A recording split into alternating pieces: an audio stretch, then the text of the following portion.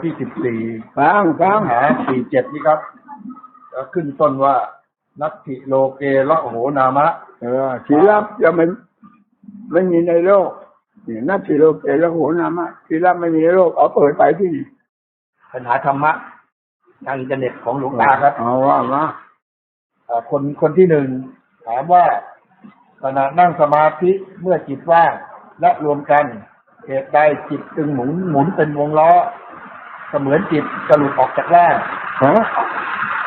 เหตุใดจิตจึงหมุนเป็นวงล้อเสมือนจิตจะหลุดออกจากร่างไม่ทราบว่าควรจะปฏิบัติอย่างไรต่อไปควรจะปล่อยไปตามจิตให้ออกหรือควรจะหาทางระงับของจิตอย่างไรบางหมุนก็อย่าปล่อยความรู้ต้องความรู้นึกอยู่กับวงกลาง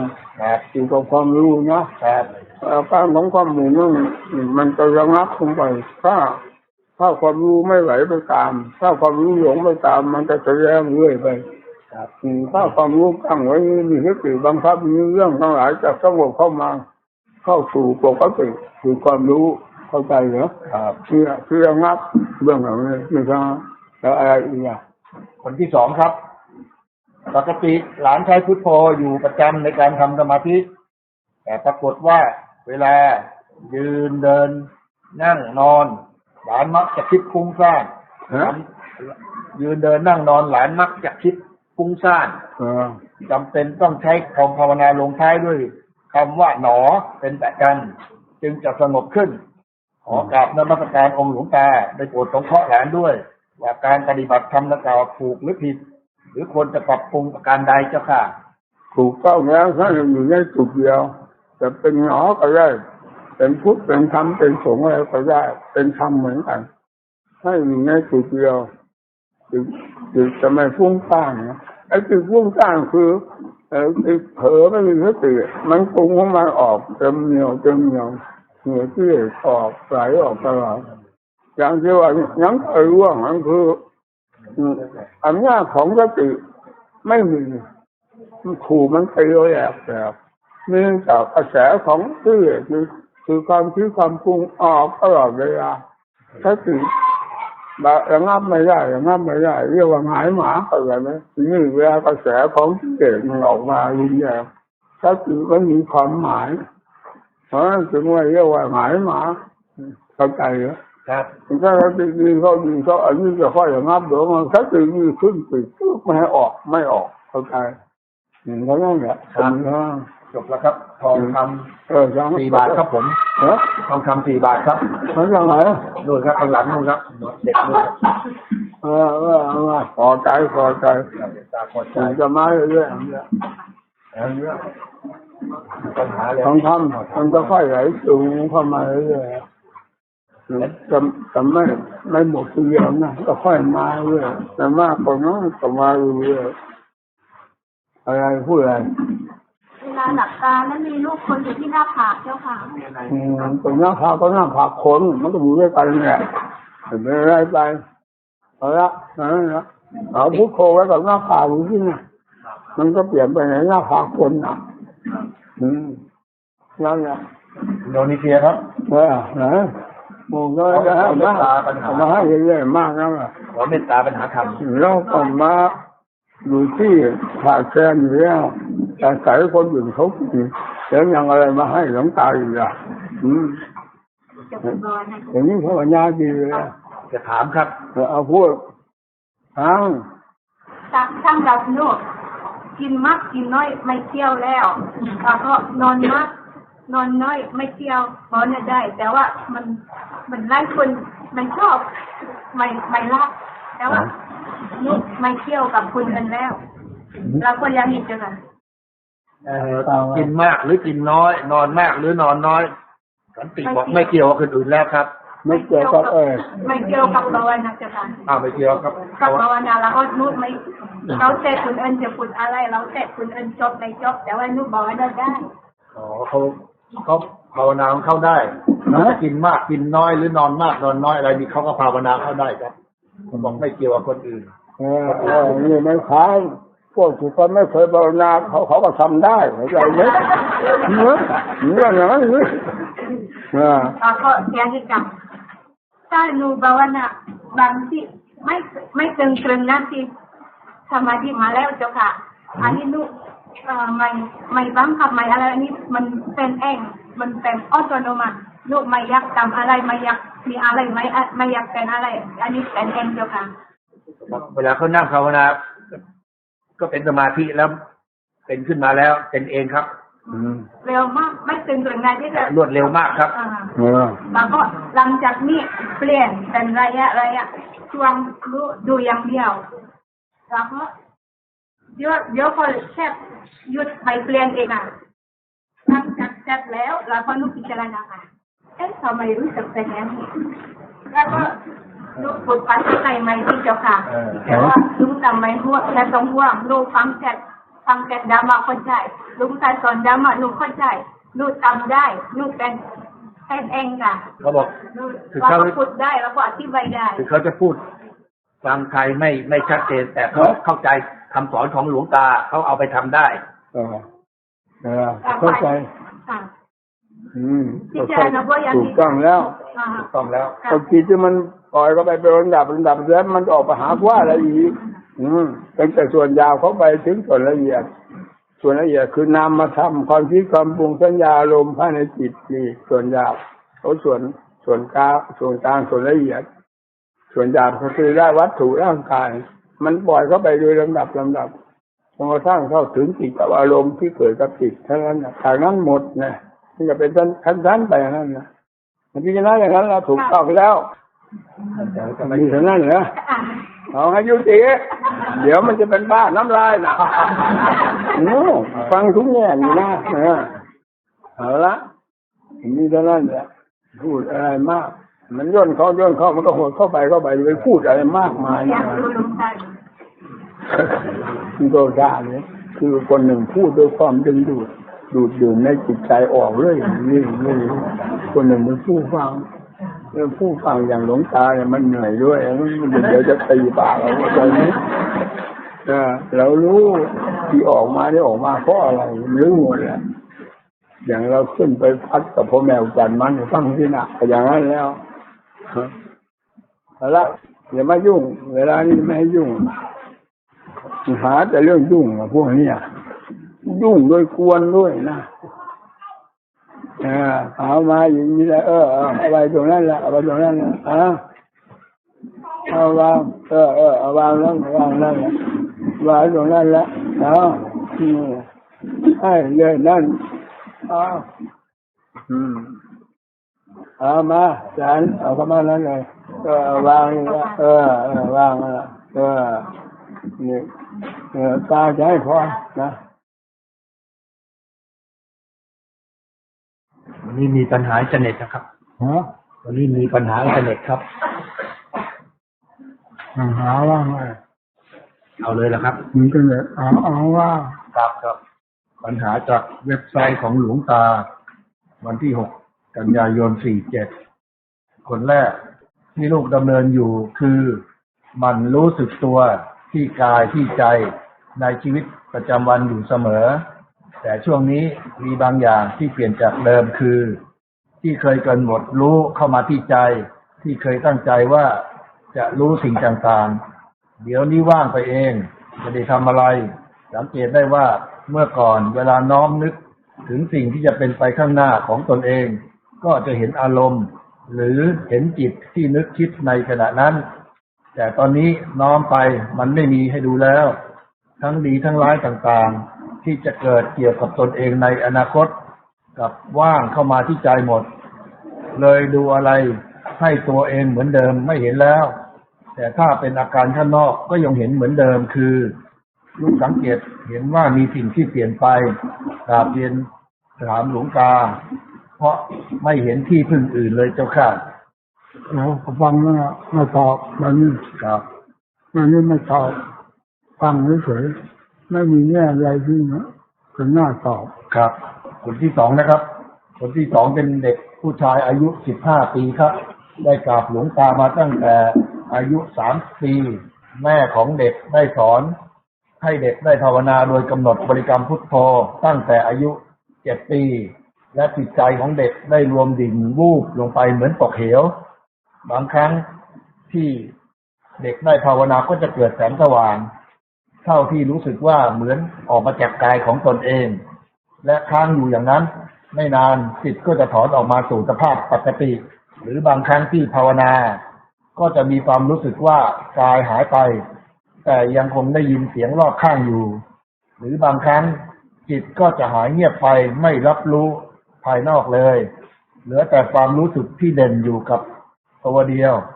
แต่ทุกครั้งที่ภาวนาจิตจะรวมได้ไม่นานประมาณ10 นาทีก็จะถอนออกมาสู่สภาพปกติอยากทราบกราบเรียนถามหลวงตาว่าที่ทำอยู่อย่างนี้ถูกต้องหรือไม่และอยากให้หลวงตาเมตตาชี้นำสั่งสอนด้วยครับคือคำนี้ถูกต้องแล้วพยายามสั่งสอนก็คือไม่พยายามทำลงไปอย่าขี้เกียจเข้าใจมันทำอย่างนี้มันจะสงบไปเรื่อยๆง่ายๆง่ายเข้าถ้าเราพยายามทำเสมอด้วยความมีสติเรื่องสติสำคัญมากนะก็มีอย่างนั้นภาวนาทำให้ถูกต้องคือบางทีวูบลงไปเหมือนตกเหวตกบ่อเนี่ยก็ถูกต้องมันคือค่อยสงบเข้าไปสงบเข้าไปเรียกสงบนี่หยับไปเลยตรงนี้เป็นไปตามจริตนิสัยในจริตนิสัยแล้วอย่างบางทีมันวูบลงไปแล้วก็มีบางทีค่อยสงบลงไปก็มีในคนเดียวกันนั่นแหละอย่าไปตื่นเต้นกับมันอาการของจิตเป็นไปได้ทุกอย่างเราอยากเห็นความพิจารณาให้ทำตามแบบพระพุทธเจ้าไม่มีใครเหมือนเลยแบบพระพุทธเจ้าเข้าไปหาจิตนี่คือว่าไม่มีใครเหมือนภาวนาเข้าไปหาจิตนี่คือมหาเหตุมันเคยพูดแล้วที่เหตุสั่งสมตัวอยู่เต็มพักธรรมอยู่ในนั้นธรรมก็อยู่ในจิตแต่แสดงตัวไม่ได้ เมื่อไม่มี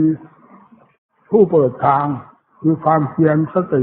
อุบายวิธีการต่างๆทำจิตตภาวนาดูใจตัวเองแล้วจะได้เริ่มเห็นเรื่องของกิเลสเรื่องของธรรมจะเริ่มเห็นเพราะมันอยู่ในจุดเดียวกันเป็นเพียงว่ากิเลสหนาแน่นมากกว่าในเบื้องต้นเป็นอย่างนั้นแค่ว่าธรรมนี่แทบไม่มีถูกติดเมื่อเราต่อก็ไปดูเรื่อยๆนี่เรื่องราวนี่จะขยายออกอย่างนี้ออกอย่างนี้นี่ถึงเรียกว่ามหาเหตุอยู่ที่จิตเรื่องราวทั้งหมดเกิดขึ้นจากจิตไม่ได้เกิดขึ้นจากอะไรนะจิตนี่ไปวาดภาพหลอกตัวเองไปเรื่อยๆแล้วไม่รู้ว่ามันวาดภาพนะก็ไปเรียนก็ดูจิตนั่นแหละต่อไปมันก็รู้เองภาพของจิตตัวของจิตก็รู้เองแล้วไม่มีอะไรพิสดารยิ่งกว่าใจในพิสดารมากเพราะฉะนั้นจึงว่าไม่มีใครเหมือนองค์ศาสดาที่สอนโลกมานี่เลยนี่สอนได้อย่างถูกต้องแม่นยำทีเดียวต่อก็ไปหาจิตนี่คือมหาเหตุความเกิดความตายความทุกข์ความทรมานอะไรอยู่ในนี้หมดจิตมารวมไว้หมดเลยอย่างที่ท่านว่าโลกศูนย์ว่างประศูนย์หมดนั่นเป็นยังไงนะคือไม่มีในหัวใจเลยว่างไปหมดเลยทั้งที่โลกก็มีอย่างก็คือใจไปหมายว่าสิ่งนั้นมีสิ่งนี้มีเวลาใจทำตัวของตัวให้ละเอียดลงไปแล้วมันก็ลบล้างตัวของมันเองนั่นแหละสิ่งเหล่านั้นเขาก็มีอยู่ตามเดิมต้นไม้ภูเขาหินฟ้าอากาศมีอยู่ตามเดิมถ้าจิตเปลี่ยนแปลงตัวเองไปในอาการต่างๆเวลาเข้าไปดูจิตแล้วจะเห็นเรื่องของตัวอย่างนั้นถ้าไม่ได้ดูจิตไม่เห็นเรื่องเหล่านี้ไม่เห็นมีแต่ยุ่งตลอดเวลาคือจิตไปยุ่งของเขาต่างหากเขาไม่ได้มายุ่งนะอะไรก็เป็นร้านอยู่นี่เพราะว่าโลกนี้ศูนย์ก็คือว่าจิตนี่มันว่างในตัวเองไปหมดมันไม่เกี่ยวข้องกับสิ่งใดเลยว่างคำว่าโลกศูนย์เปล่านะโลกเขาไม่ได้ศูนย์ตามความจริงของเขาอย่างนั้นตามความจริงของจิตเขาว่างในตัวเองเป็นโลกศูนย์นั่นมันความจริงคนละอย่าง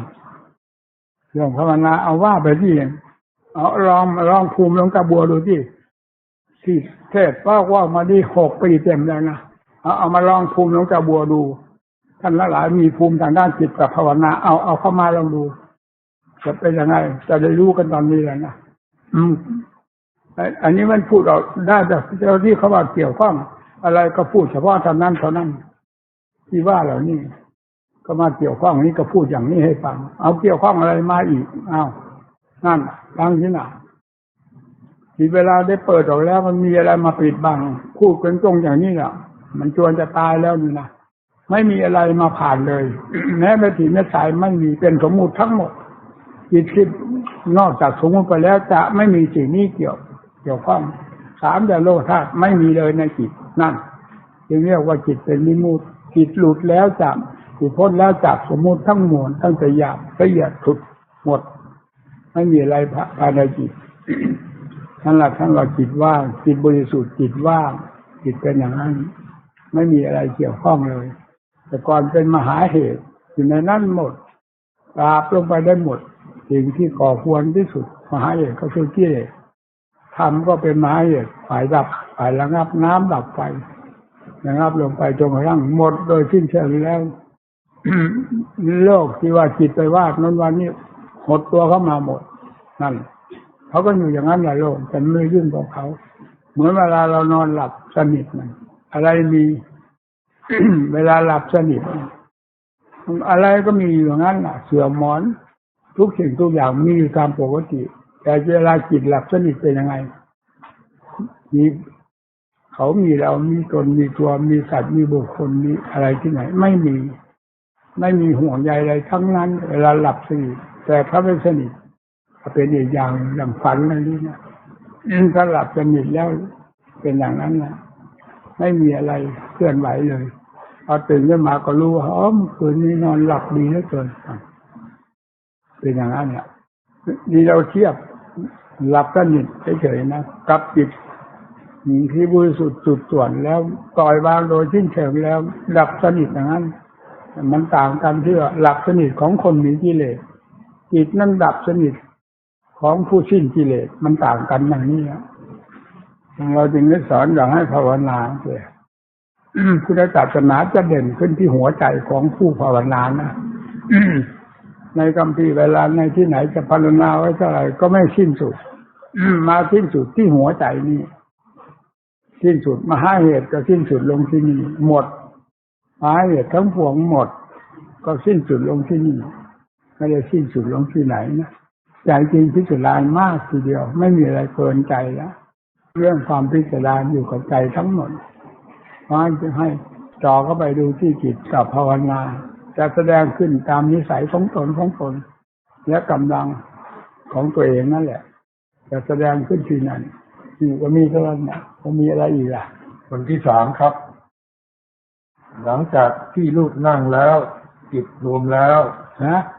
หลังจากที่ลูกนั่งภาวนาครับจิตรวมแล้วแต่ไม่มีอะไรเกิดขึ้นจะไม่คิดไม่ปรุงแต่งอะไรเลยจะอยู่อย่างนั้นเป็นนานๆแต่ละครั้งลูกอยากรู้ว่าลูกควรจะทำอย่างไรต่อไปลูกกราบเรียนหลวงปู่เวลาทำภาวนาอย่างไรเบื้องต้นทำยังไงบอกนั่งเขาภาวนาไงผมนั่งพุทโธแล้วครับอารมณ์พุทโธเหรอครับอารมณ์พุทโธแล้วเป็นไงก็นั่งแล้วจิตรวมแต่ไม่รู้สึกอะไรเกิดขึ้น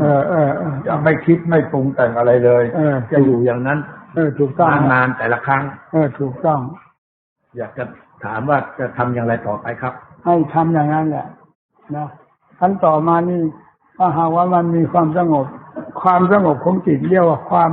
ค่อยอิ่มอารมณ์ของจิต คือจิตนี้หิวโหยตลอด อย่างนั้นอย่างนี้อยากตลอดเวลามีอะไรก็ไม่พอความอยากของจิตนี้ท่วมท้นไปเลยได้มากเท่าไรยิ่งอยากมากนี่คือกิเลสอารมณ์นี้เรียกว่ากิเลสวัตถุทั้งหลายเป็นวัตถุที่จะให้จิตไปภาคพิงไปวาดภาพขึ้นให้เกิดอารมณ์มากขึ้นได้มากเท่าไรไม่พอนี่คืออารมณ์ของจิตทีนี้อารมณ์มันนี่พอจิตสงบอารมณ์เหล่านี้พอมีหัวนี้จะสงบตัวลงนี่เรียกว่าจิตอิ่มอารมณ์ไม่อยากคิดอยากพูดอะไรนั่นแหละให้ออกทางด้านปัญญา พิจารณาดูเนี่ยธาตุดูขันธ์อย่างที่พระพุทธเจ้ามอบงานให้พระเจสาโลมานะขาทำตาตะโจที่จะลื้อภพลื้อชาติจะลื้อตรงนี้นะ เอาอันนี้แหละงานนั้นเนี่ยงานลื้อภพลื้อชาติของตัวเอง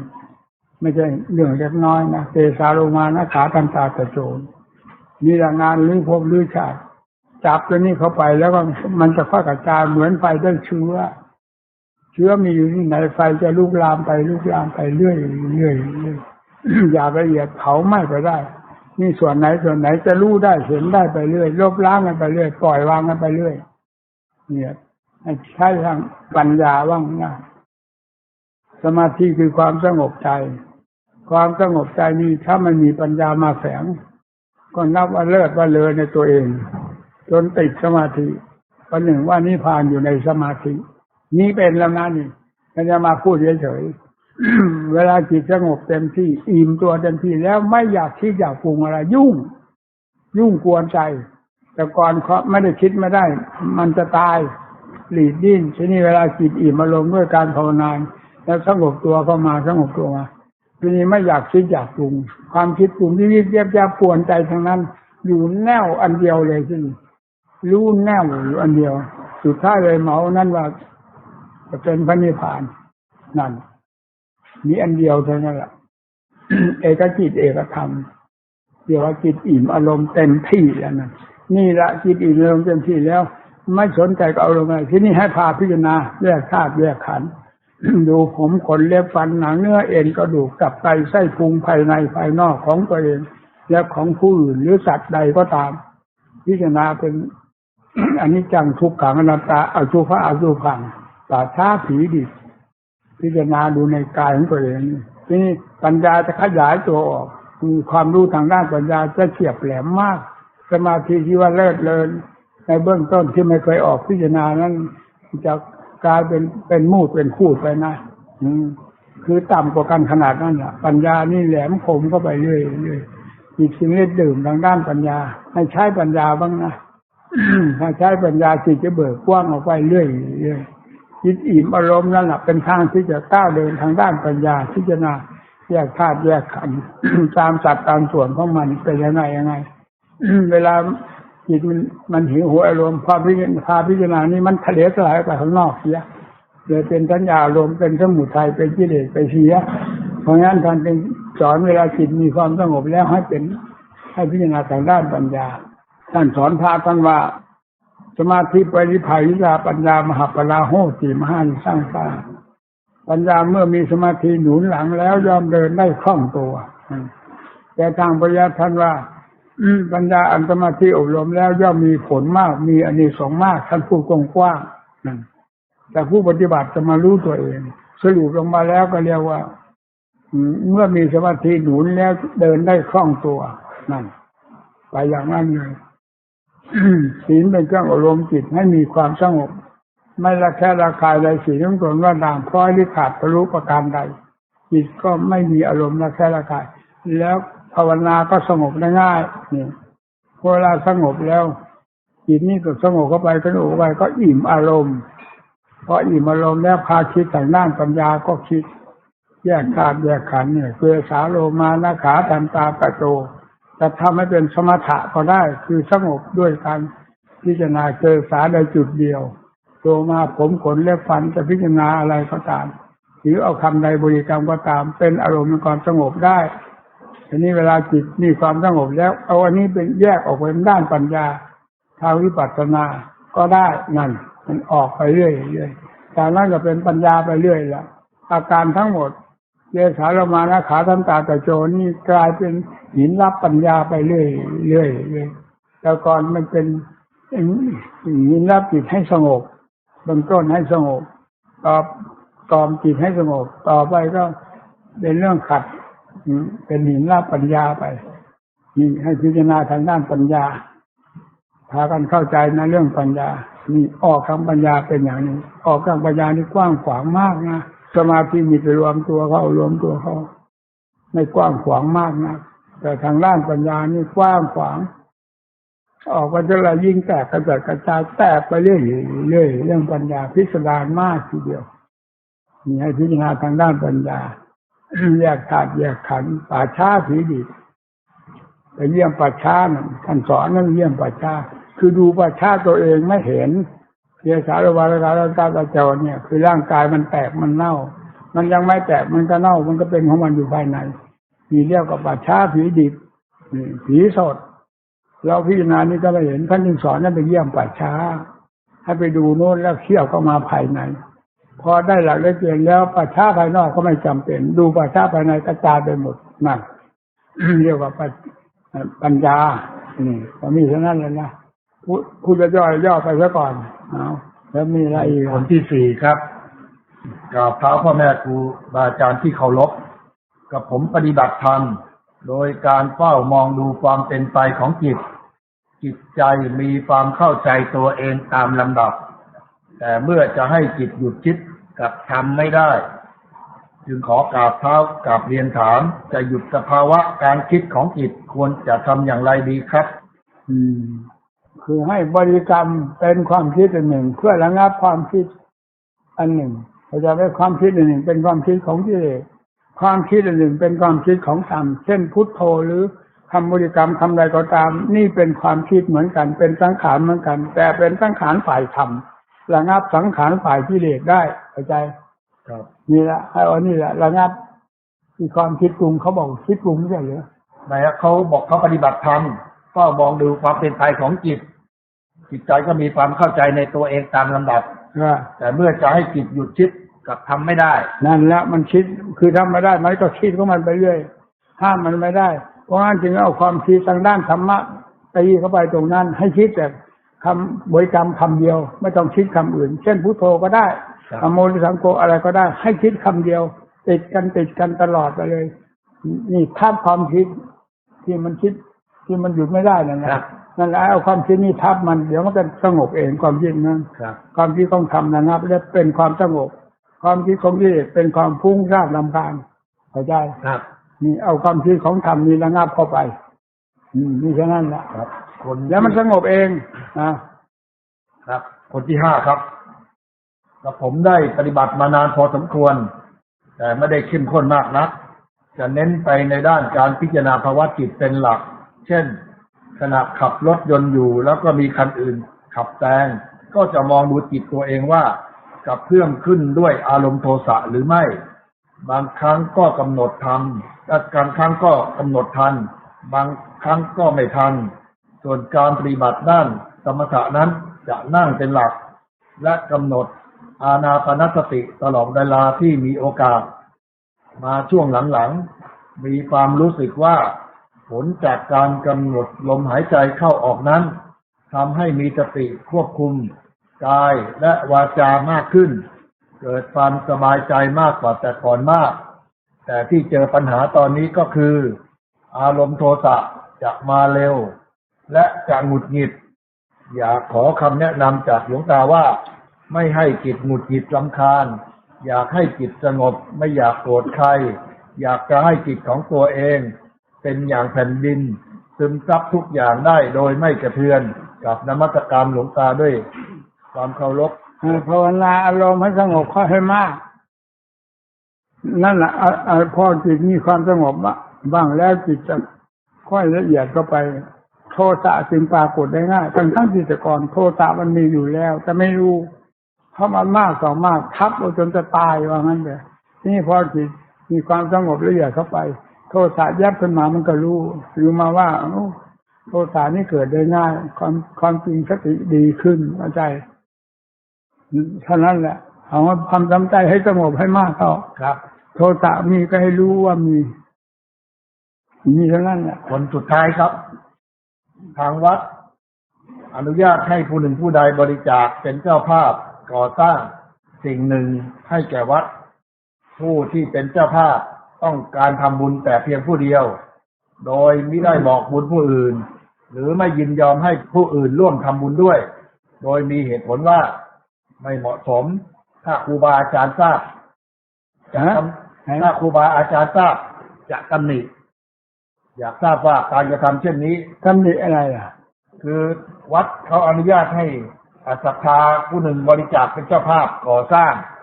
ของสิ่งใดสิ่งหนึ่งให้แก่วัดผู้ที่เป็นเจ้าภาพก่อสร้างอันนั้นเขาก็ต้องการทำบุญแต่ผู้เดียวเขาไม่บอกบุญผู้อื่นแล้วก็ไม่ยินยอมให้ผู้อื่นร่วมบุญด้วย ไม่บอกบุญผู้อื่นแล้วยังไม่ยอมให้เขาทำบุญด้วยไม่ให้ร่วมบุญด้วยเอาว่าไปโดยมีเหตุผลว่าไม่เหมาะสมครูบาอาจารย์จะตำหนิเอาได้ตำหนิเพราะอะไรโอ้โหวนไงอยากทราบว่าการกระทำเช่นนี้จะเป็นการปิดกั้นบุญของผู้ที่ต้องการร่วมบุญด้วยจิตศรัทธาหรือไม่จะปิดกั้นก็ได้ถ้าไม่ปิดกั้นก็เปิดทางเขาทำที่เขาก็อยากได้บุญเหมือนเรานี่ไปปิดกั้นเขาทำไมทางบุญด้วยกันเนี่ยมันก็ตอนนั้นเองคนทำบุญต้องมีจิตใจกว้างขวางไม่ทับแคบปิดตันอย่างนี้ถ้าทับแคบปิดตันกิเลสจะเข้าแทรกอยู่ในนั้นแหละเอามาใครจะมาทำบุญหลวงปู่บัวมีร้านออกมาเลยหลวงปู่บัวจะเปิดกว้างรับหมดเลยตลอดเข้าใจไหมไม่ทับแคบละแต่นี่แหละแก้กันนั้นต้องสอนเขาว่าให้เปิดทางบุญนะครับให้ร่วมสามัคคีกันได้เต็มที่ถ้าทำมากทำน้อยก็เป็นสงตัวเองถึงจะรวมกันทำก็ตามส่วนของใครของเรามันเป็นสัตว์เป็นส่วนของมันอยู่ในนั้นแหละอะไรที่จะเสมอภาคยิ่งกว่าทำไม่เอียงเอาเข้าไปแล้วเหตุผลที่เขาอ้างว่าเดี๋ยวครูบาอาจารย์จะตำหนิไม่ใช่ว่าครูบาอาจารย์มอบให้เขาในการทำบุญสิ่งนี้แล้วเขาถึงไม่ยอมให้คนอื่นร่วมบุญแต่เขาครูบาอาจารย์จะตำหนิงั้นนะเขาไปอ้างว่าครูบาอาจารย์จะเอามาให้หลวงตาบัวลงที่หลวงตาบัวจะตำหนิไหมเอามาลองดูที่เอาให้มันเห็นพยานกันนี่นะหลวงตาบัวจะตำหนิไหมถ้าตำหนิก็มีว่าตำหนิว่าน้อยไปตัวนั้นเองมันก็อย่างนั้นหรือว่าไงตำหนิว่าอื่นไม่เอาละนี่น้อยไปแต่มาอีกจะว่างั้นเหมือนทองคำเขาทางหลวงไม่ตำหนิเอามาเลยนะถ้าเรามาเถอะเข้าใจหรือยกทองคำเป็นต้นเลยหลวงตาบัวจะเอาหมดเนี่ยเอาว่าไปจบแล้วครับผมจบแล้วจบทีนี้อยากจบแล้วยังไม่ถามมันจะตายเลยนะยุ่งว่าวันนี้แก้แต่ปัญหาไม่พอแล้วนะแล้วพูดถึงเรื่องภาวนาให้ท่านทั้งหลายได้ฟังคนทุกคนนะให้ไปพิจารณานะจิตเป็นไม้อยู่ก็จะเบิกกว้างออกนี่นะเบิกออกจากนี้มันจะกว้างของไปทุกสิ่งทุกอย่างจะละเอียดแล้วกว้างขวางเลยจิตนี่สำคัญมากทีเดียวเนี่ยพุทธศาสนาจึงสอนลงที่จุดที่แม่นยำที่สุดเลยลงจุดนี้จะกระจายไปหมดเลยอย่างอื่นไม่กระจายมีนั่นปัญหาธรรมะของหลวงตาครับคนแรกนี่มาจากประเทศเรานะครับก็ถามว่าทำไมเมื่อเราทำดีคนจึงไม่เห็นความดีของเราผมรู้สึกว่าทำดีมันเห็นผลช้าแต่ผมก็ยังทำบางครั้งผมก็ท้อเหมือนกันผมขอกราบให้หลวงตาช่วยอธิบายแก่กับผมด้วยครับอย่าไปท้อเราจะเป็นคนเลวไปตามเขาที่เลวๆหลายๆคนทำโดยที่ว่าทำความดีคนไม่ชอบว่างั้นใช่ไหมหรือว่าไงเอาว่าอ่านอีกทำไมเมื่อเราทำดีคนจึงไม่เห็นความดีของเราเอาละหยุดซะก่อนคนไม่เห็นความดีขอให้เราเห็นความดีของเราก็แล้วกันเราทำความดีเพื่อเราไม่ได้ทำความดีเพื่อผู้อื่นใด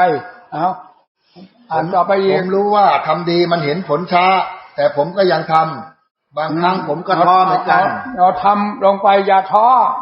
ทำลงไปอย่าท้อตอบเท่านั้นแหละที่จะตอบมากหลวงตาตอบหมดแล้วเขาขอให้หลวงตาเมตตาอธิบายเขาฟังเมตตาแล้วอธิบายแล้วครับเอาว่าไปจบคนที่หนึ่งครับมาคนที่สองครับคนที่สองเมื่อก่อนผมยังไม่รู้จักการภาวนาใจทุกข์มากเดี๋ยวนี้พอมีสิ่งมากระทบไม่ค่อยทุกข์เท่าไหร่มันค่อนข้างจะเฉยๆวิธีที่ปฏิบัติภาวนาของผมคือหายใจเข้าพุทและหายใจออกโทและทำนิมิตภาพพระทรงไว้ตลอดวันถึงปัจจุบันสามารถภาวนาได้ตลอดเกือบทั้งวันที่ระลึกรู้ได้ไม่ว่าจะยืนเดินนั่งนอนพูดคุยหรือว่าขับรถแต่ขณะที่ระลึกรู้มันจะไม่มีคำภาวนาพุทโธครับจะมีแต่เพียงรู้ว่าลมมันเข้าลมมันออกไปเรื่อยๆครับพอรู้ตัวอีกทีถึงรู้ว่าเราไม่มีคำภาวนาพุทโธกับนิมิตภาพพระมีแต่การพิจารณาลมหายใจที่ผมเผลอลืมพุทโธและนิมิตภาพพระบ่อย ขอหลวงตาโปรดเมตตาแนะนำการปฏิบัติธรรมด้วยครับที่ทำมานี่ถูกต้องแล้วเอาไปนั่งกันเลย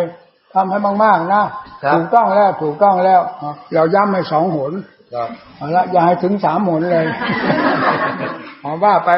ถูกต้องแล้วนี่3 หนเอาไปครับก็คนที่2จบครับมาคนที่3ครับนี่แหละทำรักษาเป็นอย่างนั้นล่ะพุทธรักษาธรรมรักษาสังฆรักษาเราปฏิบัติธรรม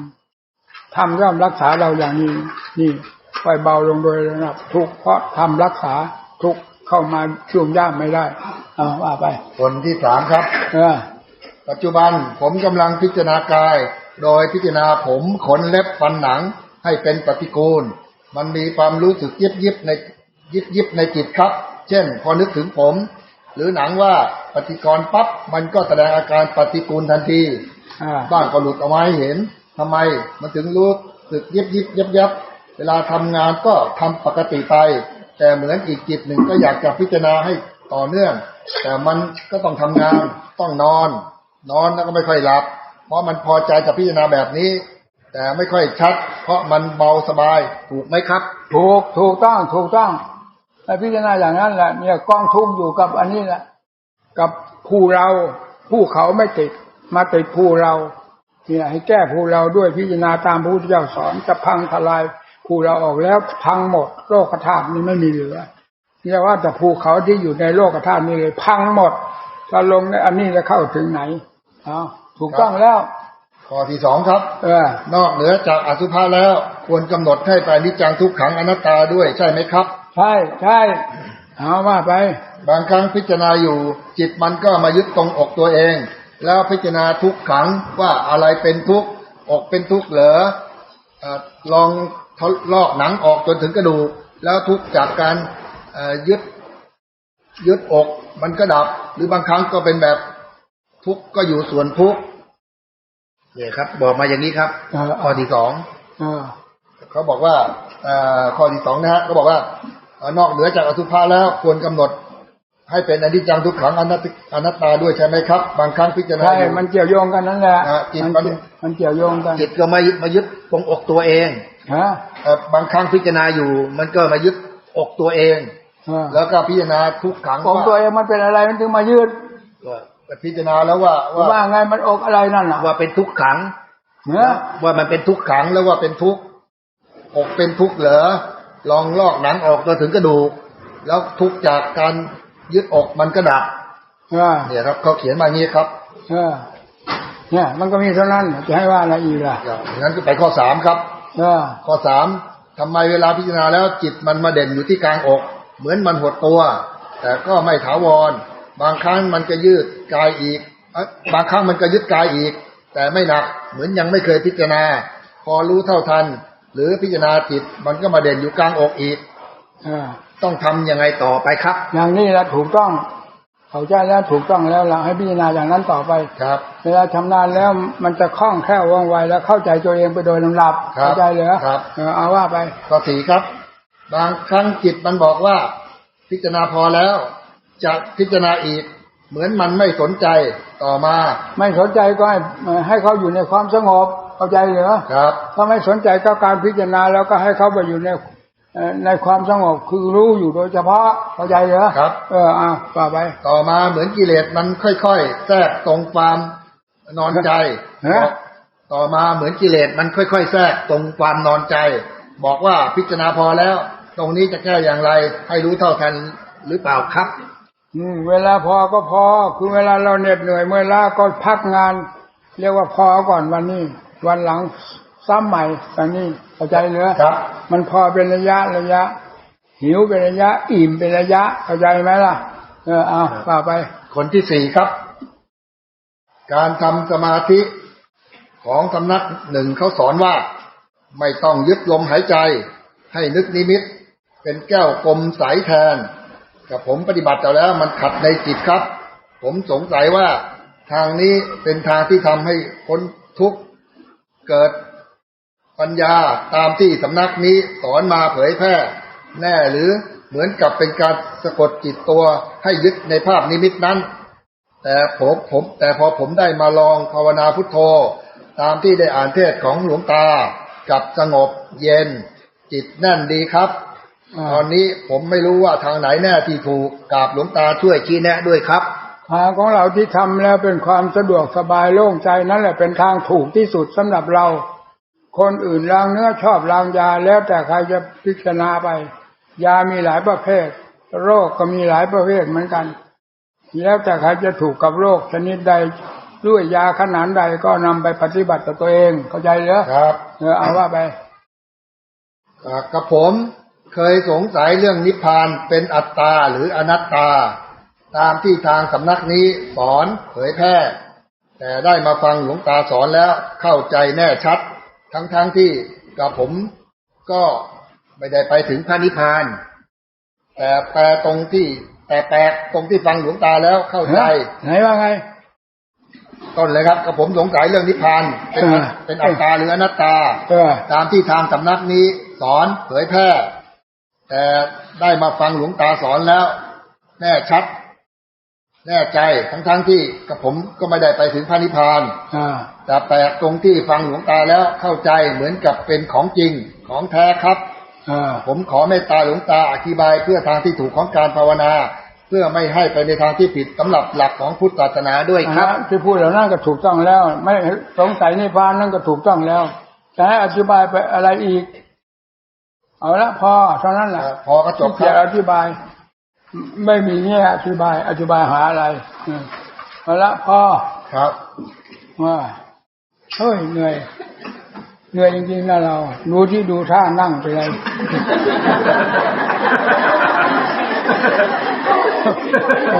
คนจะตายมันก็อย่างนี้เห็นไหมสายท่านั่นสายท่านี่เข้าใจนะเอามีอะไรมาเอาอันนี้อะไรให้เนี่ยเอานี่เอานี่เปิดแล้วนะเนี่ยเปิดแล้วเดี๋ยวมันหกเอาเปิดแล้วมันจะหกได้มาอย่างนี้แหละค่อยแทรกซึมด้วยกับส่วนใหญ่ไม่ควรจะให้ขาดทีเดียวปึ๋งไปเลยไม่เหมาะควรให้มันไหลซึมหนุนกันเข้าไปนั่นเรื่องนึงเอาหมดไปนี่เลยเอาละไปนี่เลิกแล้วนะ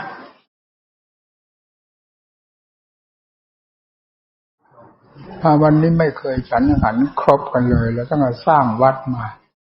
ไม่เคยฉันอาหารครบองค์ที่มีพระอยู่ในวัดนี้ขาดอยู่ตลอดคือท่านไม่ฉันประจำเรื่อยว่าแล้วองค์นั้นมาฉันองค์นี้งดแล้วองค์นั้นมาฉันองค์นี้งดแล้วจับเปลี่ยนกันไปโดยไม่มีเจตนาไม่มีตั้งตามนัดหมายนะครับเป็นตามมายาศัยแต่ก็ขาดอย่างนั้นตลอดมาการไม่ฉันอาหารนี่มันช่วยทางด้านสติได้ดีสติตั้งได้ดียิ่งอดไปหลายวันเท่าไหร่นี่ สติกับจิตนี้ติดแนบไปเลยนี่พอมาฉันเข้าว่ามันช่างมีลักษณะเผลอเป็นระยะเรียกว่าเผลอเป็นมักเป็นตอนเป็นขณะเพราะฉะนั้นท่านถึงมักจะอดอยู่เรื่อยสื่อสติสื่อเนื่องความเพียรติดต่อกันไปสตินี่ไม่ว่าขั้นใดของธรรมเป็นพื้นฐานตลอดถึงมหาสติมหาปัญญาสติเป็นความจำเป็นตลอดเลยเรียกว่าสติเป็นพื้นฐานเลยปัญญานี้ออกเป็นระยะเวลาจะออกใช้ปัญญาเช่นอย่างพิจารณาทางด้านวิปัสสนาปัญญาออกเป็นระยะก็ออกแต่เรื่องสตินี้ติดตลอดเลยนี่พอถึงขั้นสติปัญญากลมกลืนกันไปแล้วนั่นอันนั้นเป็นอันเหมือนว่าอันเดียวกันเชือกฟันติดกันไปเลยเป็นเส้นเดียวสติกับปัญญาเป็นเองท่านประกอบความเพียรกิเลสนี่เหนียวแน่นมากนะไม่มีใครทราบกิเลสทั่วโลกนี่ไม่มีใครทราบมีพระพุทธเจ้าทรงทราบตั้งเป็นพุทธศาสนาสอนโลกขึ้นมาให้รู้ว่ากิเลสและธรรมกิเลสเป็นข้าศึกของใจธรรมเป็นคุณของใจพระองค์สอนลงที่จิตเลยเจ้าจิตเป็นมหาเหตุโลกกว้างแสนกว้างไปจากจิตดวงนี้คิดอ่านไตร่ตรองยุ่งเหยิงวุ่นวายกว้างแสนกว้างไปจากจิตดวงนี้ซึ่งเป็นนักคิดนักวุ่นไปหมดเพ อจิตดวงนี้ได้รับการอบรมทุกสิ่งทุกอย่างจะถูกกลั่นกรองด้วยสติปัญญาเข้ามาเรื่อยๆเข้ามาอยู่จุดนี้หมดอยู่ที่ใจนี่พอใจเข้าอกเข้าใจทุกสิ่งทุกอย่างแล้วหายสงสัยและตัดขาดสะบั้นไปเลยสามแดนโลกธาตุนี้เป็นสมมุติทั้งมวลขาดจากจิตโดยสิ้นเชิงจิตนั่นเป็นวิมุตตินั่นวิมุตติคือพ้นแล้วจากสมมุติทั้งหลายนี่พ่อคุณค่าแห่งการบำเพ็ญธรรมตามหลักพุทธศาสนาเรื่องสติจึงสำคัญพากันตั้งใจปฏิบัติพระเราพื้นฐานแห่งความเพียรคือสตินี้จะเป็นความรู้รอบตัวอยู่ตลอดเวลามีกิจการงานต่างๆสติก็กลายเป็นสัมปชัญญะไปรู้รอบไม่ค่อยผิดพลาดแหละพออยู่จากนั้นก็เข้าจุดสติตั้งอยู่ในจุดมีการประกอบความภาคเพียรผมยิ่งจวนตายเท่าไหร่ก็ยิ่งเน้นหนักทางความเพียรให้ท่านผู้ปฏิบัติทั้งหลายได้ยึดได้เกาะเป็นที่ตายใจเพราะการสอนนี้ไม่มีสงสัยอะไรเลยสอนด้วยความแน่ใจทุกอย่างผู้ปฏิบัติจึงจะควรแน่ใจแล้วยึดนี้เป็นหลักแห่งความเพียรของตนต่อไปผลจะเป็นของผู้ตั้งใจนั่นแหละมันได้พูดอัดพูดทำฟังเสียงอัดเสียงทำชื่นตาชื่นใจสักหน่อยนะวันไหนมีแต่เรื่องสกปรกเข้ามายุ่งให้เราพูดตลอดงั้นเรารำคาญจริงๆนะไอ้เรื่องมูดเรื่องพูดเต็มบ้านเต็มเมืองมีแต่เรื่องสกปรกเข้ามาเนี่ยฟังแล้วล้างหูทั้งวันมันก็ไม่สะอาดนะแล้วพอจะเริ่มพี่คายออกบ้างนะเอามาอีกแล้วไอ้มูดคูดนั่นน่ะโปะเข้ามาหูโปะเข้ามาเนี่ยตานั่นน่ะเลยพูดตั้งแต่เรื่องเหล่านี้เรารำคาญจริงแล้วพูดจริงๆก็จิตนี้มันไม่ได้เป็นอย่างนี้มองดูมันเหมือนมูดเหมือนคูดนี่เรื่องราวอะไรขึ้นมาไม่แต่เรื่องมูดคูดส่งกลิ่นเหม็นคุ้งไปหมดเลยทีนี้เราก็อยู่ในท่ามกลางกองมูดกองคูดก็มาต้องได้ชำระสาสางอยู่โดยดีนี่แหละที่นี่รำคาญลำบากแต่ก็ทนเอาอยู่ถ้าลำพังแล้วไม่ยุ่งนะจะยุ่งอะไรกองมูดกองคูดก็รู้กันอยู่พูดแล้วมันชัดๆอย่างนี้แหละธรรมของพระพุทธเจ้าเป็นอย่างนั้นก็คิดดูที่ว่าที่ไปอัศจรรย์ตัวเองอยู่ในภูเขาทำไมจิตของเราถึงได้สว่างสวัยถึงอัศจรรย์เรานั่งหนาขนาดนี้เหรอนั่นนี่นะในวงสมมุตินั่นแหละจิตที่ว่ามันสูงเต็มที่มันจะเข้าได้คอเข็มแล้วนี่มันอยู่ปากข้อถ้าเป็นงัวก็อยู่ปากข้อมันก็ไปอัศจรรย์อยู่นั่นเนี่ยพออันนี้ขาดชาวบ้านลงไปผึ่งแล้วนี่ขึ้นมาข้าวหลังนี่เป็นกองเหมือนกองขี้ควายนั่นเห็นไหมนี่แหละวงสมมุติทั้งหมดมันเป็นเหมือนกองขี้ควายนี่เหมือนอันนี้เองต่างกันยังไงบ้างถึงมาตำหนิอันนี้ได้ลงคอทั้งที่แต่ก่อนว่าอัศจรรย์เข้าใจไหมล่ะนี่ไอ้โลกสกปรกเราพูดจริงๆนะใครจะว่าบ้าก็บ้าไปเถอะมันเต็มอยู่ในหัวใจนี่มันจ้าอยู่งั้นใจว่าไงทำพระพุทธเจ้าสอนโลกไม่ได้มีหรือโลกมูดโลกคูดมันยังอยู่กันได้เอามาชำระสามูดคูดด้วยน้ำที่สะอาดคือทำทำไมจะชำระไม่ได้ถ้ามาอยากเป็นหนอนอยู่ในจมอยู่ใน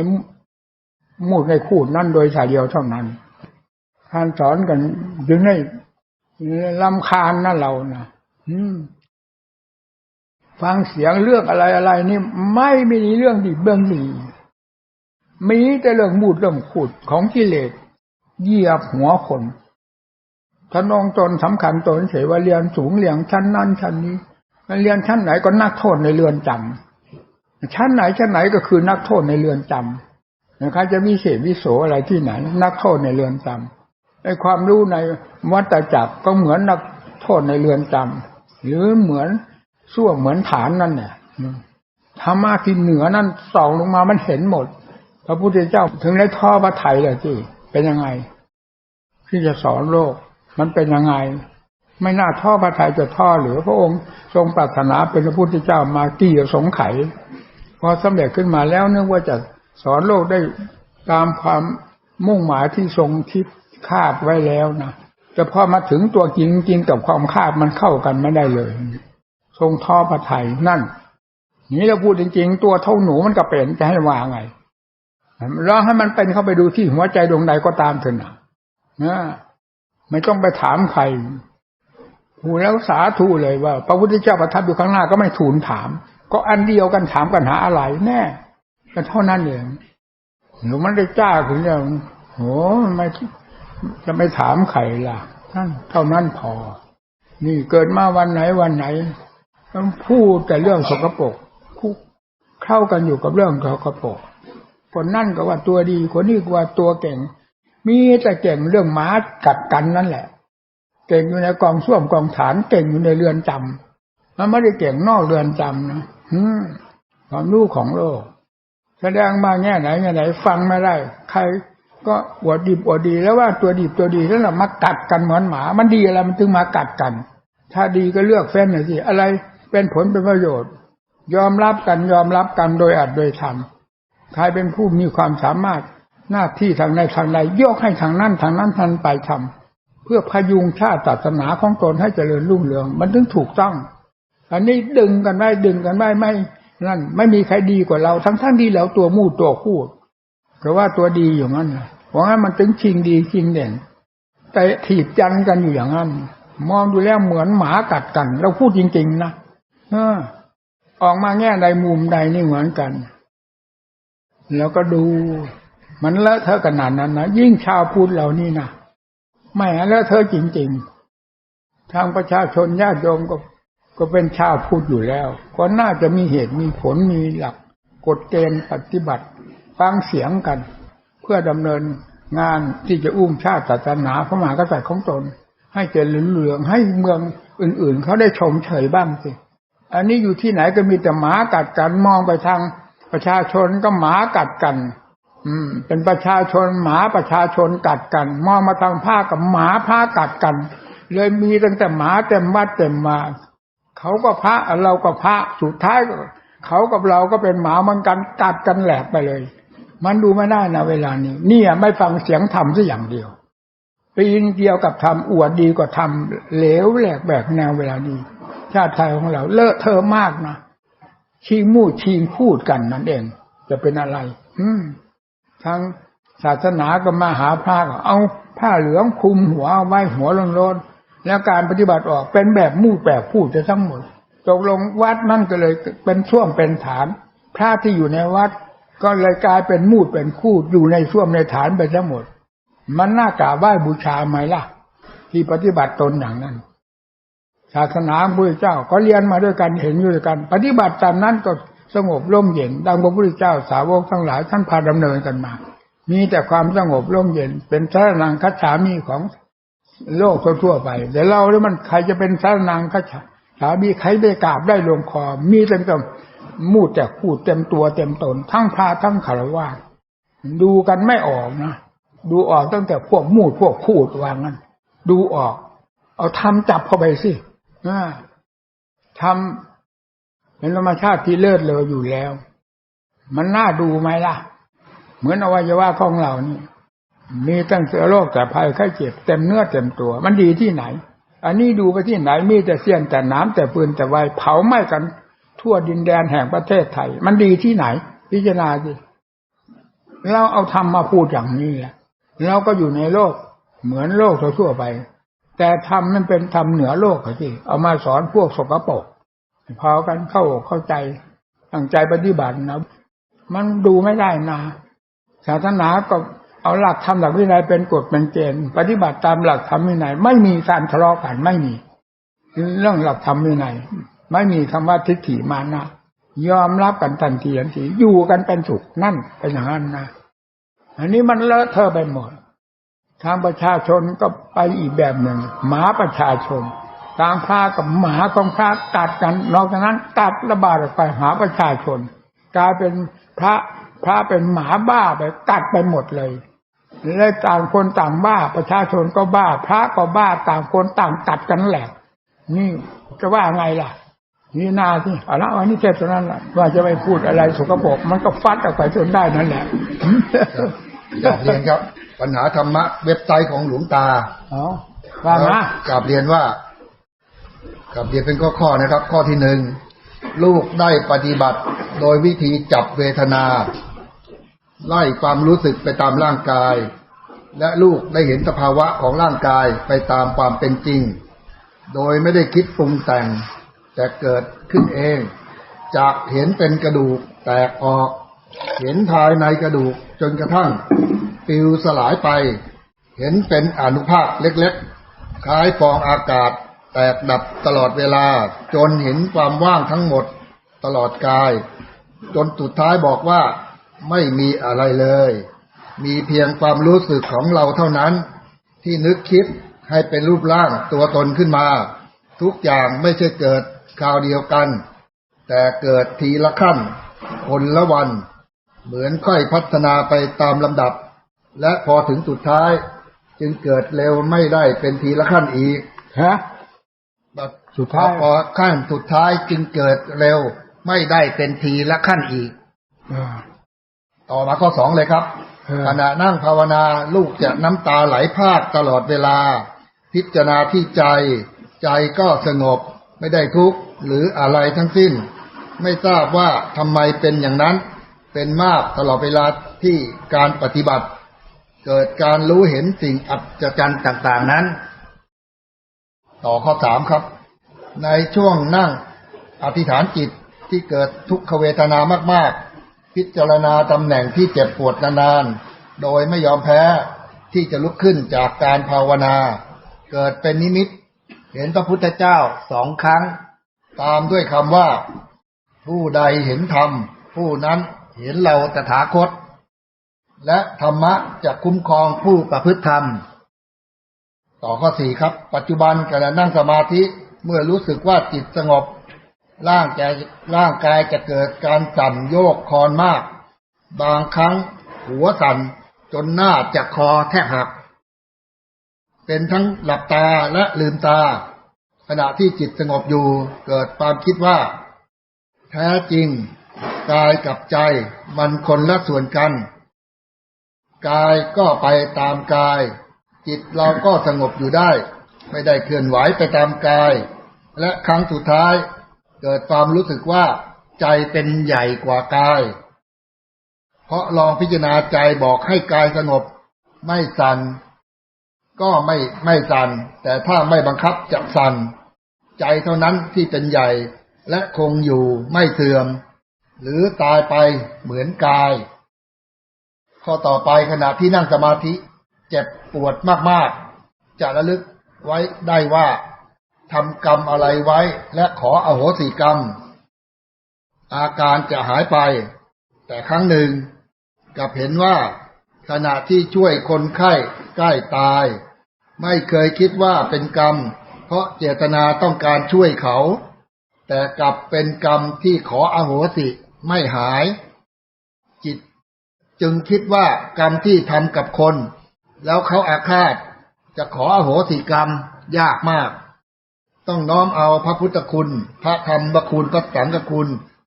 ให้อโหสิถึงหายเกิดความรู้ว่ากรรมจะเจตนาหรือไม่เจตนาก็เป็นกรรมจึงต้องระมัดระวังอย่างมากในทุกการกระทำต่อไปครับบางครั้งเกิดความรู้สึกภายนอกที่ไม่ได้เกิดในจิตแต่เกิดจริงๆที่กายว่ามีอะไรมากระทำกับเราจริงๆแล้วเราเกิดความกลัวมากควรทำอย่างไรเจ้าคะจะว่าไงพูดอีกประโยชน์บางครั้งเกิดความรู้สึกภายนอกที่ไม่ได้เกิดในจิตแต่เกิดจริงๆที่กายว่ามีอะไรมากระทำกับเราจริงๆแล้วเราเกิดความกลัวมากๆควรทำอย่างไรเจ้าคะพิจารณาในจิตไม่กลัวแต่กลัวที่มากระทบกายภายนอกเจ้าค่ะกลัวเสียสติเจ้าค่ะขอกราบเรียนถามหลวงตาว่าทั้งหมดที่ลูกเล่าถวายหลวงตามีคำแนะนำอย่างไรแก่ลูกที่เกิดขึ้นเป็นสิ่งที่เกิดจริงหรือว่าจิตลูกปรุงแต่งขึ้นเวลาเกิดนิมิตลูกคิดไปเองหรือมีสิ่งใดบอกกับลูกแน่คะลูกไม่แน่ใจขออนุญาตหลวงตาช่วยกรุณาชี้แนะสิ่งที่เหมาะสมกับอัตภาพของลูกด้วยเจ้าค่ะเพราะลูกก็ลำดับไม่ถูกว่าควรจะถามอะไรบ้างแต่ลูกจะเชื่อมั่นและยึดถือในคำแนะนำสั่งสอนของหลวงตาตลอดชีวิตเจ้าค่ะที่พูดมาให้ฟังนั้นถูกต้องมาโดยลำดับตั้งแต่การพิจารณาทุกขเวทนาอะไรๆเป็นระยะมาก็ถูกมาต้องมาเป็นลำดับ ให้อยู่ในวงนี้แหละพิจารณาอย่างนี้ก็ผิดแล้วครับแต่อาการเป็นสุดท้ายนี่เราไม่วิสัยอะไรละครับเราแต่ส่วนใหญ่มาถึงส่วนสุดท้ายก็ถูกต้องมาเป็นลำดับให้พิจารณาให้ชำนิชำนาญนะอย่าไปคาดไปหมายให้ถือปัจจุบันนักจิตปัจจุบันนักธรรมพิจารณาอยู่เป็นปัจจุบันส่วนที่เกิดไปแล้วผ่านไปแล้วอย่าถือว่าเป็นอารมณ์ไม่ว่าดีว่าชั่วไม่ต้องถือเป็นอารมณ์เอาปัจจุบันเป็นอารมณ์พิจารณาอยู่ในปัจจุบันนั้นจะเกิดสิ่งแปลกๆต่างๆขึ้นมาจากงานของตนที่ทำนั่นแหละเข้าใจเหรอครับแล้วเอาเพียงเท่านั้นถูกต้องแล้วเขากราบเรียนถามตอนสุดท้ายว่าลูกชอบที่จะทำบุญทีละมากๆอยากจะทำบุญตลอดมีหลายคนเตือนว่าลูกทำผิดควรเก็บออมบ้างเพื่ออนาคตหรือเวลาเจ็บป่วยแต่ลูกชอบคิดว่าเราจะตายเมื่อไหร่ก็ไม่รู้เมื่อมีโอกาสก็รีบทำให้เต็มกำลังของเราไม่คิดถึงวันข้างหน้าเวลาเห็นคนตายจะคิดว่าเขาเหล่านั้นต้องคิดจะทำนู่นทำนี่และเก็บเงินไว้แน่แล้วเห็นไหมเขาก็ตายเป็นอย่างนี้ตลอดทำให้ลูกไม่มีสมบัติอะไรติดตัวเลยไม่มีเงินเก็บขณะนี้ลูกอายุ38 ปีอาชีพรับราชการเจ้าค่ะลูกคิดผิดหรือถูกกันแน่เจ้าค่ะควรทำอย่างไรครับเราก็คิดถูกของเราทำถูกของเราเขาก็คิดถูกของเขาทำถูกของเขาตามภาคภูมิของเขาของเราเข้าใจไหมครับเอาละเหมาะแล้วลูกขออธิษฐานว่าขอให้ลูกหูแจ้งตาสว่างในทางธรรมได้พบพระนิพพานในปัจจุบันชาตินี้มีคนบอกว่าลูกอธิษฐานแรงไปไม่เหมาะสมมันยากมากที่เราจะนิพพานเชียวหรือเป็นฆราวาสผู้หญิงและถ้าลูกจะช่วยลื้อขนสัตว์โลกลูกก็ต้องตายเกิดอีกจะนิพพานไม่ได้ขอหลวงตาช่วยชี้แนะลูกด้วยเจ้าค่ะเฮ้ยจะแนะอะไรเลยอะไรก็มาถามอะไรก็มาถามโอ้ยเขาว่าอะไรเลยอย่างนี้เราขี้เกียจตอบนะครับต่อคนที่สองครับคนที่สองตอนที่นั่งสมาธิกำหนดพุทโธดูลมหายใจเข้าออกจนรู้สึกมีสมาธิดิ่งเกิดสภาวะในแต่ละครั้งที่นั่งสมาธิไม่เหมือนกันเช่นเสียงลมพายุที่ดังมากๆในหูบางครั้งเกิดความรู้สึกเหมือนร้อนตามท่อนแขนร่างกายบิดเบี้ยวเหมือนคนแก่แต่ก็มีอยู่ครั้งหนึ่งนั่งสมาธิแล้วรู้สึกตัวเองไม่สงบก็บอกตัวเองว่านอนดีกว่าแต่พอล้มตัวนอนกำหนดพุทโธไม่กี่อึดใจรู้สึกเหมือนมีลมพายุในหูร่างกายท่อนขาเหมือนลอยจากที่นอนแต่หนูก็ลืมตามองดูขาตัวเองซึ่งมันก็ยังอยู่บนที่นอนเจ้าค่ะมันเบามากเหมือนตัวเองจะลอยได้ซึ่งหนูกลัวมากขอกราบนมัสการเรียนถามหลวงตาเจ้าค่ะถ้าเกิดการแบบนี้ควรให้หลักธรรมข้อไหนพิจารณาอย่างเช่นสภาวะที่รู้สึกร้อนที่ท่อนแขนร่างกายบิดเบี้ยวตอนนั้นหนูพิจารณาดูร่างกายที่เปลี่ยนแปลงไปแล้วก็บอกกับตัวเองว่าไม่เคยมีใครตายเพราะการนั่งสมาธิจะขอตายถ้าปฏิบัติธรรมจนออกจากสมาธิรู้สึกว่าตัวเองเกิดปิติมากเจ้าค่ะสดชื่นอย่างไม่เคยรู้สึกมาก่อนหนูปฏิบัติแบบนี้ถูกทางหรือยังเจ้าคะถูกแล้วมากคืนตามเดิมให้ปฏิบัติอย่างนั้นแหละเข้าใจเหรอครับมันจะพบในแง่ต่างๆจะมาถามทุกแง่ทุกมุมที่เกี่ยวตอบมันอยู่ในวงปฏิบัติที่จะรู้จะเห็นจะเป็นจนได้นั่นแหละเข้าใจเหรอครับมันดำเนินไปก็ไม่มีอะไรร่อแย้มต่อความผิดพลาดเป็นอันตรายก็ไม่เห็นมีแค่นั้นแหละมีอะไรอีกอ่ะข่าวเศร้าครับมีข่าวเศร้าครับจอร์จบูธตายแล้วครับจอร์จบูธตายแล้วครับเป็นไงจอร์จบูธที่สวนแสงธรรมไอ้สุนัขสีขาวๆที่หลวงตาเคยเมตตาครับตัวไหนตัวสีขาวครับโอ้ขาวชื่อแต่จอร์จบูธมันตายแล้วตายเมื่อค่ำวันเสาร์ครับตัวมันแตกกระเพื่อมใช่ไหมตัวสีขาวมันหงอยไม่กินข้าวมา 2-3 วันก็พาไปหาหมอบอกว่าเป็นโรคตับมันก็แย่มากแล้วก็ตายเมื่อค่ำวันเสาร์เอาไปฝังไว้ใกล้ๆกุ กุฎหลวงตาที่สวนแสงธรรมแล้วครับฟังไงฟังเถอะเหมือนว่าข้างๆกุฏิเรามีจะป่าช้าหมากันถึงไอ้กายเอามาฝังแบบแบบนึงก็มีเท่านั้นก็มีเท่านั้นใช่ไหมครับผมเอาเท่านั้นวันนี้มีปัญหาธรรมะจากเว็บไซต์หลวงตาเอาว่ามาเอาเลยนะครับปัญหาจากเว็บไซต์ของหลวงตาคนที่หนึ่งเมื่อตั้งมั่นดูรู้อยู่ที่จิตจะเห็นอารมณ์ต่างๆเกิดขึ้นแล้วก็แปรปรวนไปถึงที่สุดของอารมณ์เหล่านั้นก็แค่นั้นดับทั้งหมด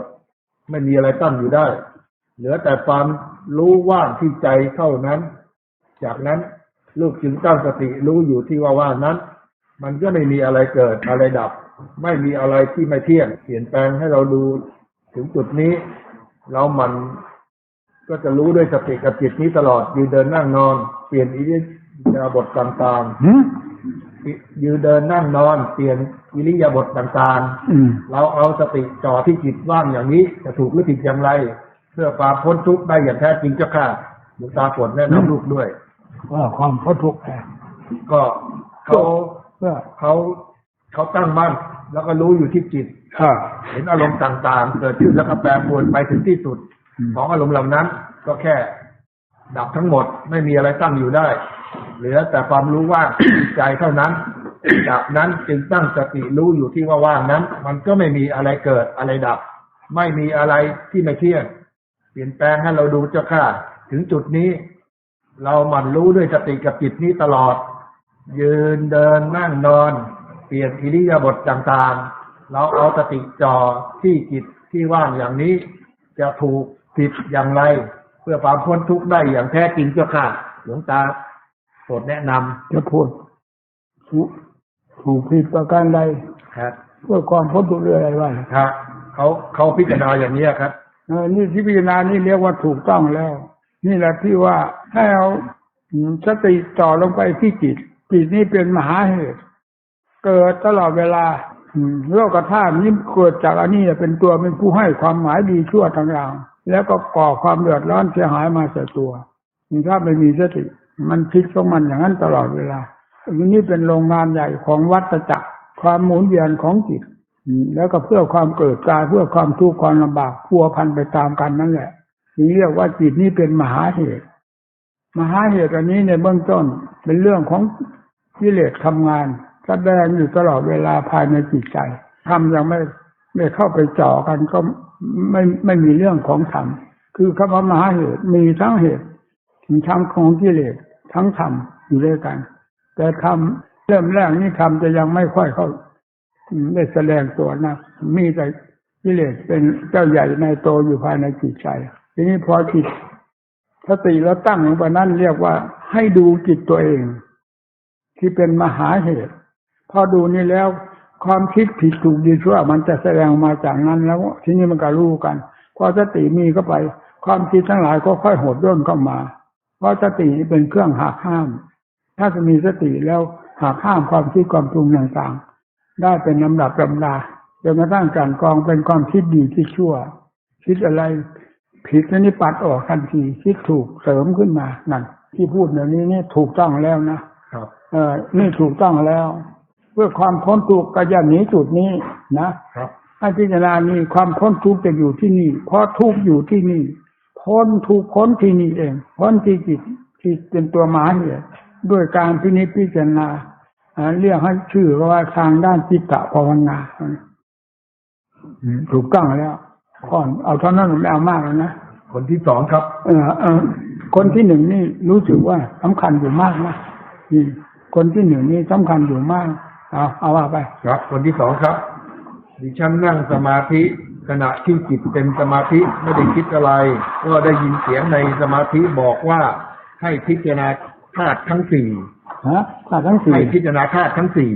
ถูกต้องแล้วดิฉันกำลังจะเริ่มพิจารณาก็ได้เห็นอวัยวะภายในตับไตไส้พุง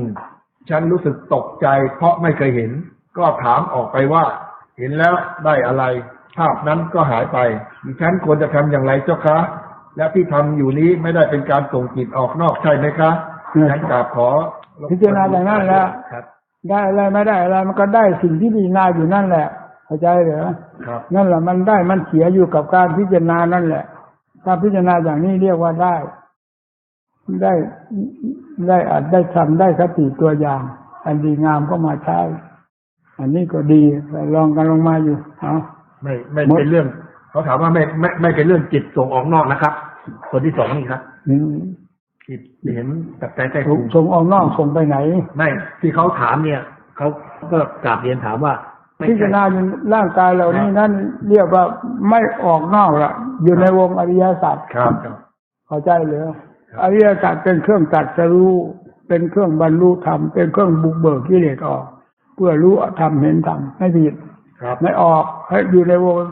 ยิ่งอยู่ในวงตะกายนี่มากเท่าไหร่ก็ยิ่งจะแตกกระจายไปมากนะใครพิจารณาเรื่องร่างกายให้มากเข้าไปเวลาพิจารณานะเวลาสงบก็ให้สงบตรีตร่อมจิตเข้ามาด้วยสติให้มีความสงบเย็นพอสงบแล้วเราออกจากความสงบต้องใช้ทางด้านปัญญาพิจารณาเรื่องร่างกายเป็นสำคัญมากเมื่อพิจารณาร่างกายความรู้แต่แปลกต่างๆมันจะพิสดารออกไปอันนี้จึงเรียกว่าไม่ออกก็ออกไปหาอริยสัจออกก็อยู่ในร่างกายไม่เรียกว่าออกเข้าใจไหมครับบ้าไปคนที่สามครับเขามีคนที่สามนี่เขาพิจารณา3 วิธีเขาพิจารณาการภาวนา3 วิธีเขาเรียนถามมาว่าวิธีที่1ผมนั่งท่องพุทโธพร้อมกับมองร่างกายภายนอกพร้อมไปนั่งท่องพุทโธพร้อมกับมองร่างกายภายนอกพร้อมกับมองร่างกายมองร่างกายภายนอกตั้งแต่ช่วงคอลงไปถึงขานั่งไปเรื่อยๆก็ไม่รู้สึกอะไรเลยรู้สึกแต่ร่างกายเท่านั้นถ้าเป็นวิธีนี้ผมจะรู้สึกว่าจับแต่ร่างกายแล้วก็ไม่เคยพิจารณาให้เป็นซากศพอะไรเลยในบางวันก็จะจับอวัยวะบางส่วนไปเลยเช่นมือที่ซ้อนอยู่บนตักหรือปลายจมูกแต่ก็ไม่เคยมองเห็นร่างกายเหมือนตาเนื้อแต่ไม่เคยมองเห็นร่างกายเหมือนตาเนื้อเป็นแต่เพียงความรู้สึกเท่านั้นนี่วิธีที่1นะครับเป็นวิธีที่1ที่2วิธีที่2ผมจับความรู้สึกตามลมหายใจพร้อมกับท่องพุทโธเหมือนว่าผมบังคับลมให้มันละเอียดคือมันละเอียดลงจริงแต่เหมือนผมบังคับมันแล้วพอนานๆมันก็จะหดสั้นมากเหมือน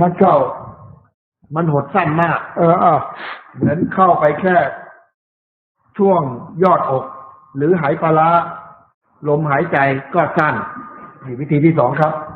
วิธีที่3ผมจะใช้คล้ายจินตนาการว่าตัวเองอีกคนหนึ่งนั่งซ้อนอยู่ในกายนี้แล้วมองร่างกายทะลุออกมาเหมือนร่างกายเป็นถ้ำหรือถุงที่ครอบอยู่กับนมัสการเรียนถามว่าผมควรฝึกทางใดวิธีใดดีที่สุดอันนี้ก็บอกเฉยๆว่าวิธีที่1ที่2ที่3ความจริงก็เป็นอาการของจิตที่เที่ยวเดินอยู่ตามสารพัดร่างกายหรือตามวิธีการต่างๆที่เขาเล่ามานี่นะมันเป็นอาการของจิตดังนั้นแต่เรียกว่าที่1ที่2ที่3ไปเฉยเราจะเอามากำหนดมาพูดมาเป็นอารมณ์นะวิธีที่1ที่2ที่3เหล่านี้เป็นอาการของจิตอันเดียวกันที่มันพิจารณาไปแล้วแต่มันจะถนัดไหนเวลาใดมันก็ออกของมันไปอย่างนั้นแหละก็ไม่ผิดแต่วิธีที่1ที่2ที่3ไม่จำเป็นจะต้องว่าพูดแหละนะครับมันยิ่งมันเกี่ยวโยงกันอยู่นี่มีอะไรอีกคนที่4ครับมาคนที่4ถามครับหนูพยายามมีสติรู้ลมหายใจเข้าออกจิตใจข้างในมีความปลอดโปร่งและมีปิติออกมาจากภายในแต่อยู่ๆก็มีจิตเป็นอกุศลมาแทรกในตัวบ้างก็เป็นคำปรามาสแรงๆว่าพระพุทธองค์และสิ่งศักดิ์สิทธิ์บ้างแต่ในใจเนื้อแท้แล้วหนูมีแต่ความสำนึกในพระมหากรุณาพระเมตตาของพระพุทธองค์แล้วกลัวตัวเองล่วงลงนรกพยายามไม่ใส่ใจมันก็เหมือนยิ่งอยากท้ากับมโนสำนึกหนูพยายามวางจิตเป็นอุเบกขาจิตว่านี่ไม่ใช่จิตเราหนูไม่มีเจตนาอย่างนี้จริงๆแต่มันไม่สำเร็จไม่ทราบว่าหนูควรจะ จริญสติอย่างไรถึงจะขจัดอกุศลจิตนี้ออกไปได้ไอ้เรื่องอย่างนี้มันมีอยู่ทั่วๆไปนอกจากไม่นำมาพูดไอ้เรื่องอาการของจิตกิเลสกับธรรมอยู่ในการมันฟัดกันอยู่ในนั้นนะเมื่อเรากำลังภาวนาพุทโธพุทโธมันไปตีพุทโธออกกันส่วนมากมันมีแต่มันตีพุทโธออกแต่ไม่ได้บอกว่ามันด่าพุทโธเข้าใจไหมครับอันนี้อาการนี้มันตีเหมือนกันอย่าไปถือเป็นอารมณ์กันแล้วกันมันจะเป็นอาการอะไรก็ให้ทราบประจำอาการของมันอย่าไปถือว่าหลักว่าผิดว่าถูกนั่นถ้าคิดอะไรจะตั้งท่ามันก็ตั้งท่าสู้เราเข้าใจไหมก็เล่านั่นแหละสู้เรานั่นแหละคนที่5ครับลูกมีงานที่ต้องรับผิดชอบมากเพียงหมั่นดูอะไรเกิดอะไรดับที่จิตรู้สึกอยู่เช่นนี้บ่อยๆอะไรมันดูอะไรที่จะเกิดที่จิตรู้สึกอยู่เช่นนี้บ่อยๆจิตจะเห็นทุกโทษของการเข้าไปยินดียินร้ายกับอารมณ์หรือความคิดปรุงแต่งจิตจึงว่าแต่ไม่สามารถทำอะไรได้ในจุดนี้จะบังคับให้ว่างนานๆก็ไม่ได้เป็นขณะจากเรียนถามว่าการหมั่นเพียรรู้สึกที่กายใจบ่อยๆนี้การหมั่นเพียรรู้สึกที่กายใจบ่อยๆนี้จะเป็นการประมาทนอนใจที่ไม่ได้นั่งสมาธิเดินจงกรมเหมือนคนอื่นหรือไม่และการที่เราตัดสินใจว่าเราจะเลือกทำงานที่ไหนที่จะดีที่สุดกับเราควรจะใช้อะไรเป็นเกณฑ์ตัดสินใจเจ้าค่ะหลวงตาเมตตาด้วยเจ้าค่ะขี้เกียจตอบไม่อยากตอบไม่ค่อยสาระอะไรพูดโกงๆครับขี้เกียจตอบครับไปคนที่6แล้วครับคนที่6กับผมปฏิบัติโดยการตามรู้ลมหายใจและกำกับด้วยคำบริกรรมพุทโธทุกคืนกลางวันผมจะตามรู้เวทนาสัญญา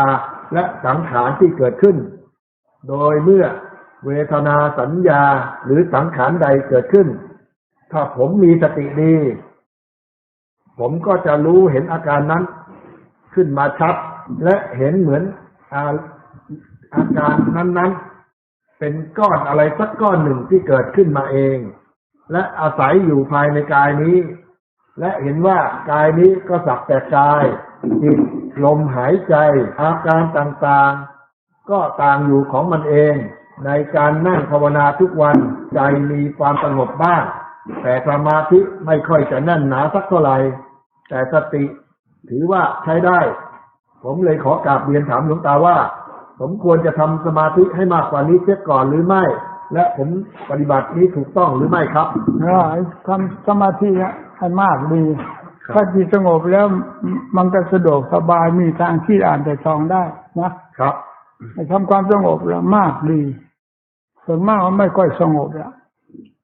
ตั้งพื้นฐานด้วยความสงบแล้วดีครับเท่านั้นแหละครับผมมีเท่านั้นเลยมีตอนท้ายที่เขาถามมาทั่วไปว่าขอเมตตาฟังคำตอบทางวิทยุนี่แหละครับตอนส่งออกไปนี่แหละครับวันที่16พฤศจิกายน2547ขอกราบองค์หลวงตาหลานมีปัญหาทางจิตคือหลานได้ฟังเทศของหลวงตาทางวิทยุหลานจึงลองนั่งสมาธิปฏิบัติตามที่องค์หลวงตาบอกนั่งขัดสมาธิหลานก็เริ่มระลึกพุทโธพุทโธพอเริ่มระลึกเท่านั้นไม่รู้ความคิดปรุงมันมาจากไหนหลั่งไหลมาไม่รู้ว่าเรื่องอะไรต่ออะไรมากมายจนหลานต้องรีบลืมตาและนั่งดูเจ้าความคิดที่มันเกิดขึ้นแทนพุทโธที่หลานระลึกไว้ตรงกลางอกประมาณ2 นาทีที่หลานนั่งลืมตาดูความคิดปรุงที่ปรุงแต่งทั้งหลายอยู่มันอยู่มันก็หยุดหลานจึงรีบเอาพุทโธเข้าแทนที่เข้าไปตรงที่คิดคือกลางอกและนั่งดูพุทโธพุทโธในขณะนั้นจิตของหลานก็เห็นการแยกกันระหว่างจิตกับกายเป็นการรวมตัวของธาตุที่เกิดภาวะความสมบูรณ์จึงตั้งอยู่ได้ส่วนจิตก็มาอาศัยเกาะอยู่ในก้อนธาตุทุกอย่างแสดงความเป็นจริงของตัวเองอย่างเต็มที่เหมือนของที่ถูกเปิดออกทั้งที่แต่ก่อนถูกปิดบังไว้อย่างมิดชิดตอนนี้เวลาหลานนั่งภาวนาจิตของหลาน จึงเห็นแต่ความไม่จีรังของร่างกายและรู้สึกหวาดกลัวทางข้างหน้าถ้าหลานปฏิบัติต่อไปไม่ได้หลานจึงขอกราบเรียนถามองค์หลวงตาว่าหลานควรจะปฏิบัติต่อไปยังไงจิตหลานขณะนี้ไม่ว่าจะนั่งภาวนาหรือไม่นั่งภาวนาก็ตามไม่เลือกการเวลาสถานที่จิตจะแยกความเป็นจริงให้เห็นไม่ว่าเรื่องของกายของจิตจะเกิดขึ้นให้หลานได้ดูได้เห็นบ่อยขึ้นและถี่ขึ้นหลานจึงขอเมตตาจากหลวงตาควรจะปฏิบัติอย่างไรจึงจะเจริญก้าวหน้าเพื่อความพ้นจากการเวียนว่ายตายเกิดองค์หลวงตาขอเมตตาอนุเคราะห์หลานด้วยจากหลานผู้คอยความเมตตาเอาภาวนาพุทโธมากความคิดการอธิบายยุ่งยากมันจะค่อยสงบไปนะครับพุทโธว่าคิดจิตตั้งอยู่กับคำว่าพุทโธพุทโธไม่แผ่ไปให้อารมณ์นั้นเกิดขึ้นมาครับภาวนาคำบริกรรมมากๆนะครับผมอันนี้เรื่องนั้นจะจางไปแต่คำบริกรรมจางเมื่อไรอันอื่นเข้าทันทีก็มีเท่านั้นแหละครับผมจบแล้วครับจบการภาวนานี่พิจารณามากคือสติต่อเข้าไปหาจิตที่เป็นต้นเหตุของมหาเหตุมาเท่าไหร่แล้วมันจะรู้เรื่องรู้ราวพวกนี้แตกกระจายไปเรื่อยเลยเพราะการภาวนาจึงรู้เหตุการณ์ได้ดีเพราะจ่อเข้าไปมหาเหตุคือมันขวาดมันคว้าอะไรก็อะไรพอจับเข้าไปเรื่องของนั่นจะสงบเข้ามาออกข่าวหลังเป็นธรรมออกเรื่อยเป็นธรรมล้วนๆไปเลยนั่นมันต่างกันนะความคิดธรรมดากับความคิดที่เกิดขึ้นจากคิดกับภาวนาต่างกันความคิดธรรมดาเป็นความคิดของกิเลสความคิดความรู้ความเห็นเกิดขึ้นจากการภาวนานี่เป็นความรู้ความเห็นของธรรมเพื่อแก้ตัวเองไปเรื่อยๆเนี่ยเอาทั้งวันนี้ก็พูดนั่นพูดนี่มันก็เป็นเวลานานเหมือนกันไม่อธิบายธรรมะอะไรการตอบครับเป็นคำถามคำตอบนี่ก็เป็นคติทำได้ดีอยู่แล้วนะอันนี้ไม่เอามากอ่ะพอมีเวลาอะไรว่ามาเรื่องอารมณ์ภาวนาครับอันนั้นที่ก็พูดออกมาสิยังบอกว่าพูดดังๆอันนี้จะฟังความภาวนามีความกลัวสุดขีดจะแก้ยังไงครับมันกลัวอะไรก็เหมือนกับจะไปอยู่คนเดียวมันกลับไม่ได้กลับมาอะไรกลัวเหมือนจะอยู่คนเดียวจะไม่ได้กลับมาอีกครับกลัวจะอยู่คนเดียวจะไม่ได้กลับมาอีกครับถ้าเอาคนทั้งหลายมันมัดคอติดกับเราคนเดียวนี่จะหายกลัวหรือยังแล้วเอาบุกกี้มามัดด้วยจะหายกลัวไหมเอาตอบกันนี่อยู่ๆก็หายกลัวว่ากลัวจะอะไรความเมตตาอย่างนี้นะมาขอคำแนะนำนะครับกลัวแล้วความกลัวมันเกิดจากใจดูความกลัวนะเข้าใจเหรอมันกลัวอะไรดูตัวมันกลัวนี่แหละตัวเป็นภัยสิ่งเหล่านั้นกลัวสัตว์กลัวเสือกลัวอะไรจออะไรเหล่านั้นไม่เป็นภัยเหมือนตัวกลัวเข้าใจไหมตัวกลัวนี่เป็นตัวเป็นภัยให้สติจับลงดูที่มันกลัวมันจะกลัวมากน้อยเพียงไรเอาดูตัวกลัวนี่นะเข้าใจเหรอเอาไปเห็นแค่นั้นแหละมันยังไม่หายแล้วตีเกาะประชุมกันให้คนหมดทั้งเมืองอุดรนี่มาลุมเราคอมัดติดกับเราคนเดียวมันจะหายกลัวไหมยังไงมีทุกแบบไอ้คำพูดของเรามันก็ได้มาทุกแบบเหมือนกันเลยเนี่ยอยู่ธรรมดาก็ไม่คิดว่าจะพูดอย่างนี้มันมาแล้วนี่มันก็ได้ตอบกันไหนนี่โอ้ปวดนี่ก็ปวดมากปัญหาธรรมะครับปวดที่เฉยไม่กลัวนั่นไม่กลัวว่าไงปัญหาธรรมะว่าไงอันนี้จากเว็บไซต์ของหลวงตานะครับจากเว็บไซต์ของหลวงตาครับว่ามาคนที่หนึ่งหลานกำลังฝึกสมาธิโดยตั้งสติให้รู้เท่าทันกับอารมณ์ต่างๆที่มากระทบจิตใจโดยพยายามให้สติความรู้ทุกอิริยาบถไม่เผลอแต่บางครั้งเมื่อเห็นอารมณ์ที่ชอบใจในบางครั้งก็ตามรู้อารมณ์นั้นไม่ทันแต่เมื่อรู้ตัวแล้วหลานก็พยายามใช้สติพิจารณาให้เห็นไปตามหลักความเป็นจริงว่าไม่สวยไม่งามหรือสักแต่ว่าเป็นธาตุสี่ขันธ์ห้าจนสามารถละวางไปได้บางขณะและพยายามตามรู้ทันความคิดต่างๆโดยกำหนดรู้ที่ผู้รู้แล้วก็ปล่อยวางไม่ตามไปปรุงแต่งใดๆจนปัจจุบันหลานสามารถละอารมณ์ที่ชอบใจและไม่ชอบใจได้มากขึ้นกว่าเดิมมีสติรู้ตามทันอารมณ์ได้มากขึ้นหลานอยากถามว่า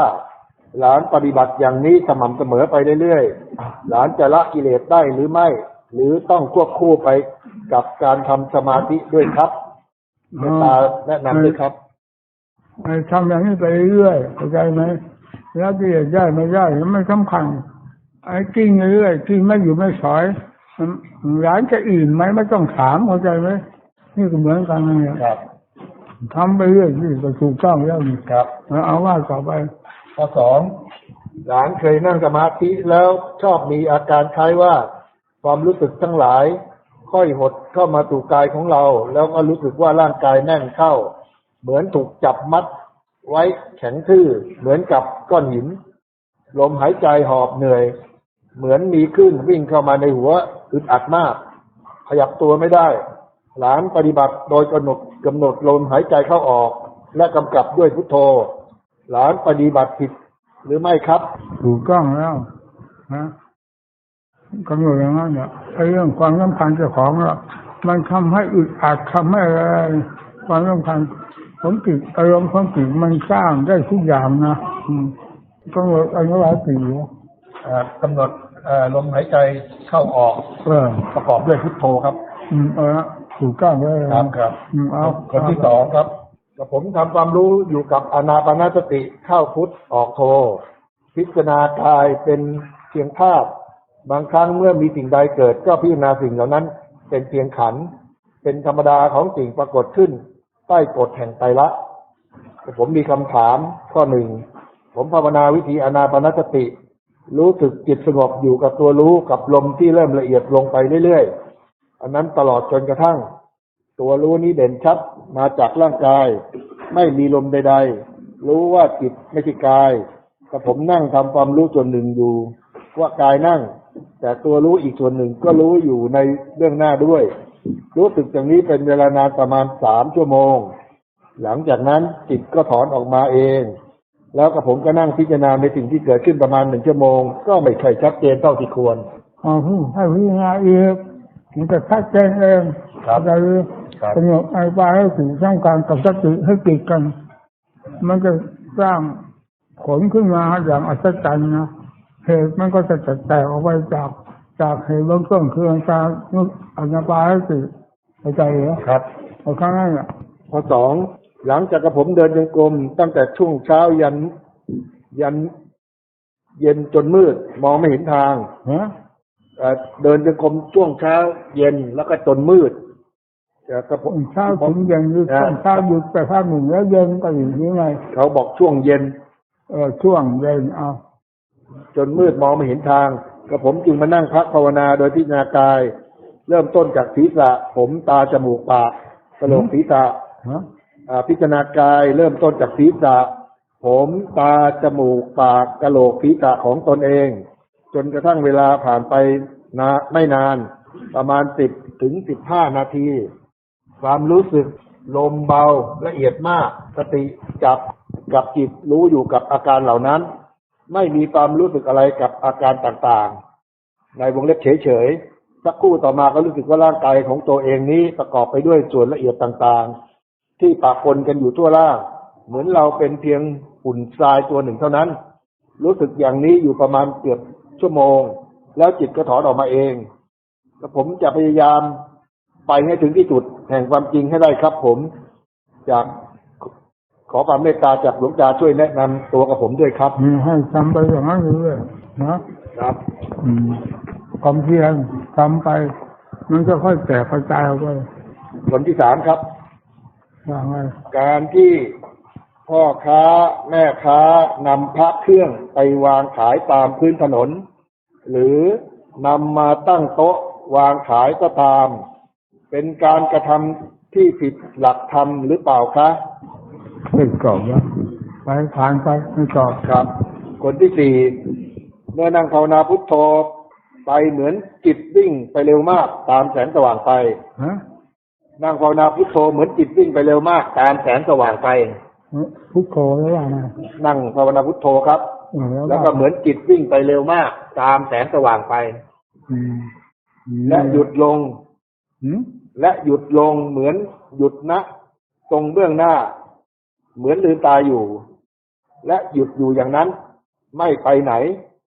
ซึ่งลูกหลานเคยได้อ่านในหนังสือของครูบาอาจารย์ว่าให้ภาวนาในกายธาตุแต่พยายามเท่าไหร่จิตก็มาหยุดอยู่เบื้องหน้าทุกครั้งไม่ไปไหน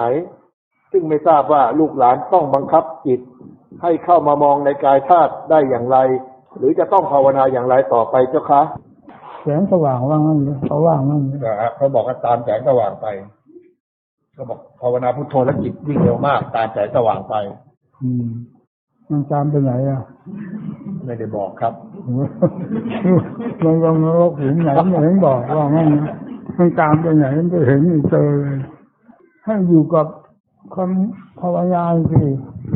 แสงสว่างมันเป็นได้เราเป็นมาหมดแล้วเรื่องนี้เขาลองตามมันไปลองดูมันจะเป็นแสงสว่างมันพุ่งเลยก็เราตามไม่ตามไม่ใช่ไหมนะเอาปล่อยลองดูมันก็พุ่งเรื่อยไม่มีสิ้นสุดเดี๋ยวมันจะพาเจ้าของให้เพลินแล้วเป็นบ้าไปเลยมันสติมีอยู่ที่นี่ก็ยับมันคือหดมันเข้ามาความรู้เรื่องเข้ามาแสงสว่างก็เข้ามาถึงกึกตรงนี้หมดเนี่ยไปอยู่กับใจเลยครับเคยหมดแล้วอย่างนี้มีใช่ไหมมีครับคนที่5นะครับข้าพเจ้าอยู่ทางภาคเหนือเวลามีการถวายสังฆทานนั้น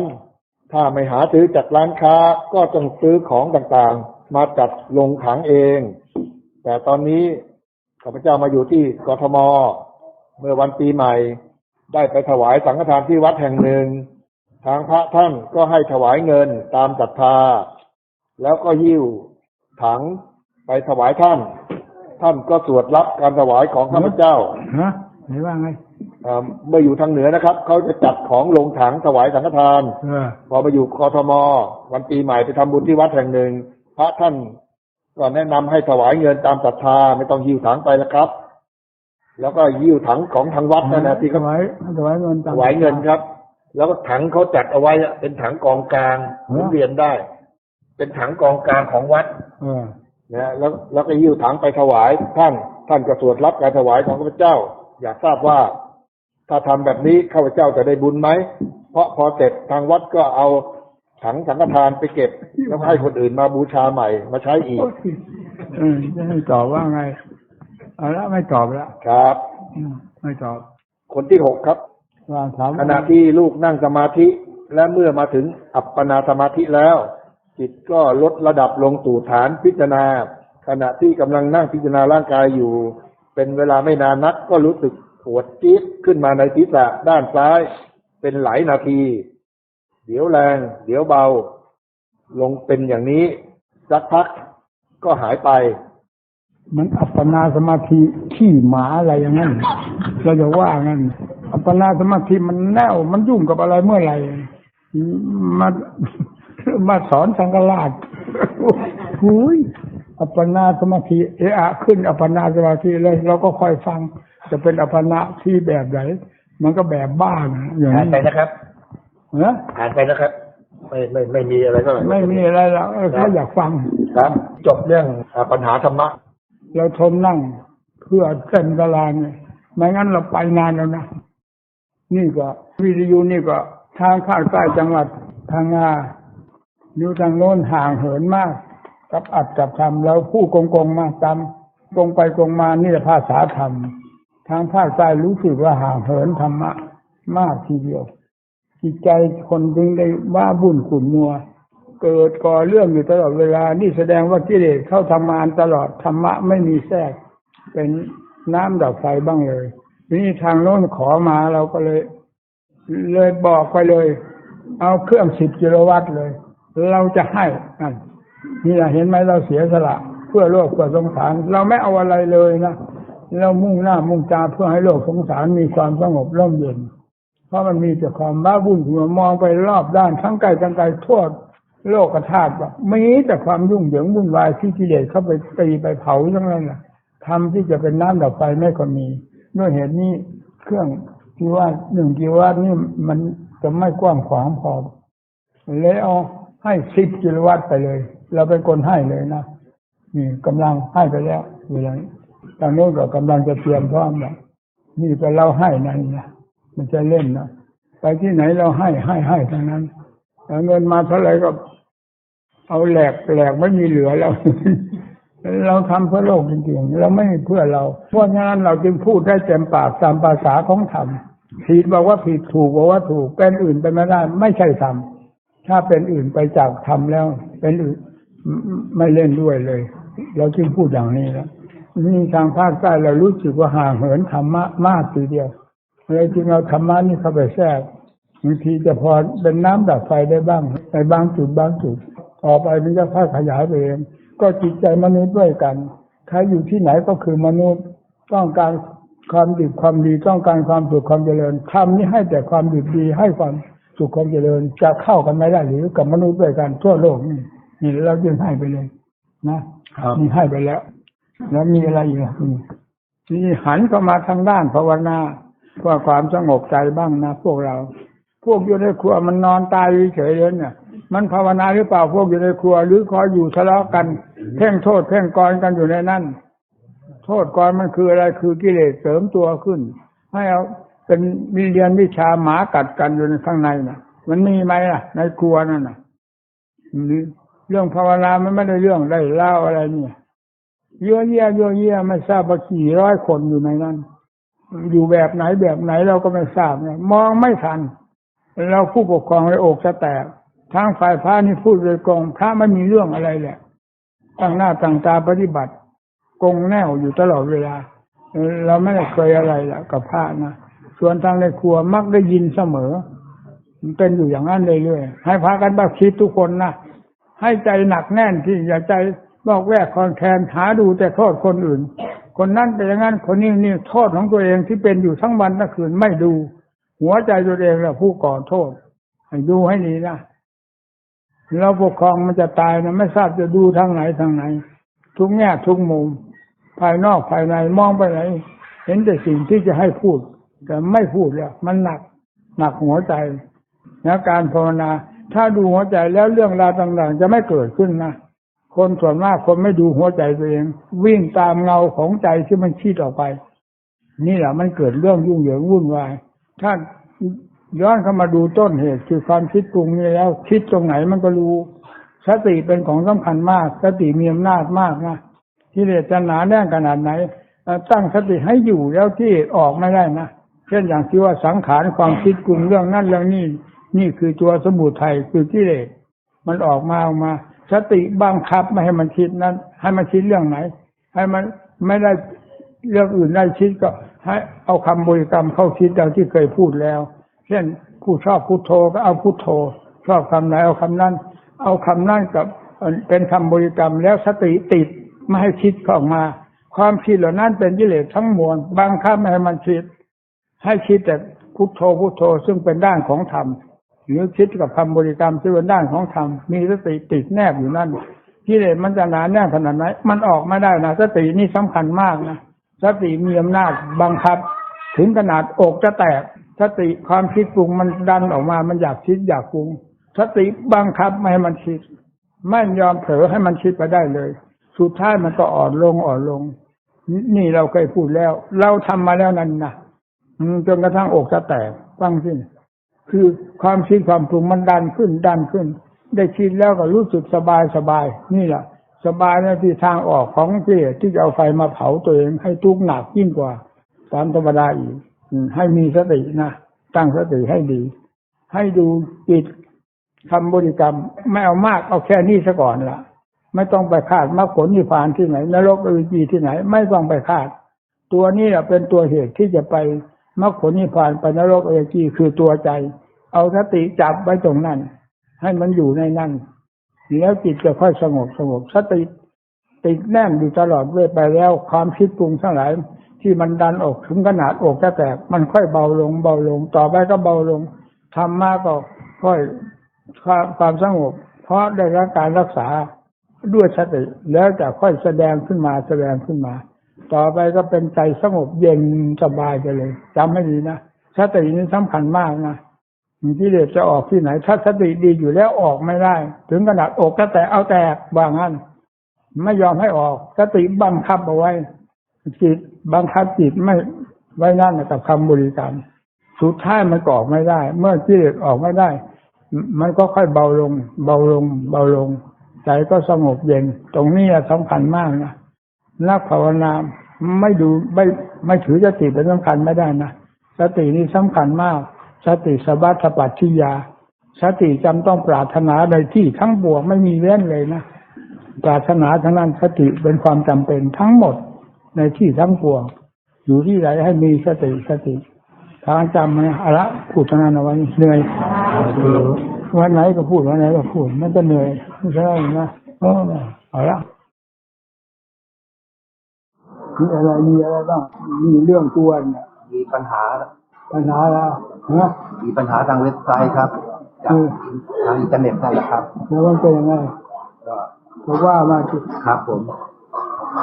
โลกมันมีปัญหาเว็บไซต์ของหลวงตานะครับคนที่หนึ่งลูกภาวนาพุทโธพยายามมีสติลูกภาวนาพุทโธพยายามมีสติจดจ่อทุกอิริยาบถลูกนั่งไปได้ประมาณ5 ชั่วโมงระยะนี้ไม่เคยนั่งต่ำกว่านี้นั่ง5 ชั่วโมงครับเอาว่าไปจิตมันจดจ่อดูสังขารที่คอยคิดปรุงรับเข้ามามันปรุงอะไรก็รู้ทันว่าปรุงดีปรุงชั่วอะไรจนบางทีคิดขึ้นมาว่านี่เราจดจ่อบังคับดูสังขารเกินไปหรือเปล่าเหมือนกับเพลินในจิตจึงทำให้นั่งได้นานเหมือนกับเพลินในจิตทำให้นั่งได้นานแต่ทุกครั้งพอนั่งไม่นานจิตก็เหมือนตกหลุมลึกแล้วรู้สึกสว่างโล่งจิตใจเบาจนไม่รู้สึกว่ามีเวทนาเลยเจ้าข้าจึงไม่รู้ว่าจะพิจารณาเวทนาตรงไหนเพราะจิตไม่รู้สึกว่ามีเวทนาจิตมันว่างๆสบายๆมีแต่ว่างๆอยู่อย่างนี้ในขณะนี้เจ้าข้าขอกราบเรียนถามหลวงตาว่าลูกควรจะทำอย่างไรต่อไปเจ้าคะอันนี้ก็ไม่พ้นสติมันจะว่างก็ให้มีสติดูกับความว่างไปจากใจความเคลื่อนไหวของใจเป็นยังไงความว่างจะเปลี่ยนแปลงมันไปเอาใจเหรอครับเขาดูอะไรเนี่ยใจเลยเขาพุทโธแล้วเขาจิตจดจ่ออยู่ตลอดมีสติตลอดนั่งได้5 ชั่วโมงอันนั้นว่าเก่งนะ5 ชั่วโมงที่คนไม่เคยนั่ง5 ชั่วโมงถ้าว่าขึ้นค่อนข้างเก่งมากนะยังไม่เคยนะยังไม่เคยสงครามแล้วก่อนสงครามนั่งหาว่ามีอารมณ์เป็นเครื่องเล่นเครื่องฟัดกันอยู่แล้วมันจะนั่งนานอย่างนั้นไม่ได้นั่งทนเฉยๆทนไม่ได้นะต้องมีอารมณ์ฟัดกันเหวี่ยงกันอยู่ในนั้นนะนี่พูดธรรมดาพูดจริงๆนะเวลามันเข้านั่นอยู่แล้ว5 ชั่วโมง4 ชั่วโมงถือเป็นธรรมดาของการนั่งภาวนามันเคยที่แรกนั่งชั่วโมงครึ่งสุดขีดโอ้ยหงายเลยนะชั่วโมงครึ่งหมดกำลังหงายเลยเนี่ยก็เอากันไปกันมา 4-5 ชั่วโมงเลยถือเป็นธรรมดาของการภาวนาเนี่ยเป็นอย่างนั้นนะนั่งปั๊บไม่ไปกว่าจะถึงระยะเวลาที่จะออกมาแล้ว4 บ้างชั่วโมงบ้าง3 ชั่วโมง4 ชั่วโมงบ้าง5 ชั่วโมงบ้างเป็นอย่างนั้นเป็นธรรมดาไม่เจ็บปวดตรงไหนพอที่จะได้ต่อสู้กับทุกขเวทนาด้วยอุบายต่างๆนะไม่มีมันหมายถึงความเคยแล้วมีอะไรอีกล่ะแล้วจิตมันว่างครับจิตว่างครับยังไงก็อย่าหนีเรื่องสตินะครับมันเกิดเรื่องอะไรขึ้นมาให้ติดตามพิจารณาปัญญาเป็นสำคัญมากที่จะตามต้อนเหตุการณ์ต่างๆที่มันมาปะทะกันจิตกับอารมณ์ปะทะกันสติปัญญาคอยดูคอยพิจารณาแล้วมีอะไรข้อหนึ่งว่าถูกไหมก็ว่างั้นหรือว่าให้พิจารณาไงเขากลับเรียนให้หลวงตาว่าจะทำอย่างไรต่อไปครับให้ทำอย่างที่เขาทำนั่นแหละครับแต่เรื่องสติปัญญาอย่าโดนละนี่วงงานของความเพียรแต่สติกับปัญญานะครับว่าไปคนที่2ครับคนที่2ลูกมีโอกาสไปภาวนาที่วัดถ้ำสาลิกาทดลองอดอาหารเพื่อทดลองอดอาหารเพื่อทดสอบดู ทำให้รู้สึกว่ากายเบาจิตเบาขณะเดินจงกรมได้พิจารณาแยกส่วนต่างๆของร่างกายไล่ลงมาตั้งแต่ศีรษะพาดูศีรษะแล้วก็พิจารณาลงมาถลกหนังหน้าตาควักลูกตาและสมองออกแล้วก็ไข้ควรไปเรื่อยๆจนจิตเหมือนรับรู้ว่าสิ่งทั้งจนจิตเหมือนรับรู้ว่าสิ่งทั้งปวงเป็นเพียงธาตุสี่จึงอุทานว่านี่เรามาหลงธาตุแค่นี้เองหรือทันทีที่จิตรับรู้ตรงนี้เกิดปิติซาบซ่านจากศีรษะและแขนลงมาถึงท่ามกลางอกในวันวิสาขบูชาลูกอธิษฐานขอถือในสัจฉิเพื่อความเพียรในการเดินจงกรมเป็นเวลา4 ชั่วโมงพิจารณาทุกขเวทนาที่เกิดจากการปวดกระดูกขาและแขนด้านขวาไล่พิจารณาดูหนังเนื้อกระดูกเหมือนยิ่งเพ่งก็ยิ่งปวดก็เลยเอาจิตมาจดจ่ออยู่กับพุทโธเร็วๆจนเริ่มเบาลงไม่ค่อยปวดพอจิตคิดว่าเอาละทีนี้สบายละคงผ่านได้ทันทีที่คิดเช่นนั้นเกิดความรู้สึกปวดแสบปวดร้อนที่ปลายเท้าข้างซ้ายพยายามพิจารณาก็ยิ่งโหมทนอยู่สักพักก็เลยยกมือขึ้นจบขอสลับมาเป็นเดินจงกรมแทนอยากขอความเมตตาจากท่านหลวงปู่เพื่อขออุบายเพิ่มเติมครับ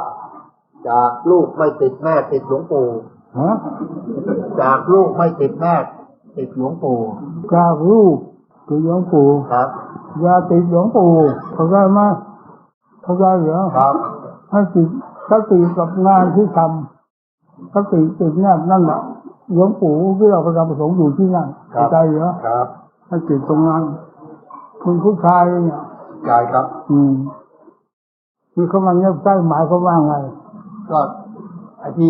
ที่ว่าเป็นล้านครั้งเนี่ยฮะเขาเปิดดูนั่นแหละครับที่ว่าสถิติที่ท่านอาจารย์สุดท้ายได้นำมากราบเรียนที่ว่าเป็นล้านครั้งนั่นแหละพวกนี้เขาดูนั่นเหรอเปิดดูในนั้นแหละครับแล้วพอเปิดเขาก็ใกล้เราไม่เคยเขามีปัญหาเขาก็ถามมาอย่างนี้ครับเกิดมาจะโคตรแม่ของกระบัวไม่เคยยืนเงียบใกล้เพิ่งมายืน2-3 วันมันก็ไม่รู้เรื่องหรอกเจ้ว่าไป2 คนมันตอบยากคนแล้วมันธรรมดาไปเลยจะตอบกันไม่ทราบจะตอบไปมันมีจุดที่ควรจะตอบค่อยตอบแต่พูดธรรมดาไปการภาวนาเอาแง่วางได้เมื่อไหร่เดี๋ยวเป็นอย่างนี้คนเดียวนั่นแหละเรื่องสำคัญก็คือเรื่องของสติปัญญาให้จิตเนี่ยอย่าถอยเรื่องความอดความทนนั่นเมื่อเวลาหมุนตัวเขาเป็นจริงแล้วคำว่าความอดความทนมันจะไปวิ่งไปหาสติปัญญาที่หมุนหาเหตุหาผลมากกว่านะคนเฉยๆคนไม่ได้คนเราอดเฉยๆคนไม่เฉยมันคนไม่ได้นะมันก็มีคำเป็นเครื่องสนับสนุนเช่นสติปัญญาเป็นทุกข์มากมันขึ้นมา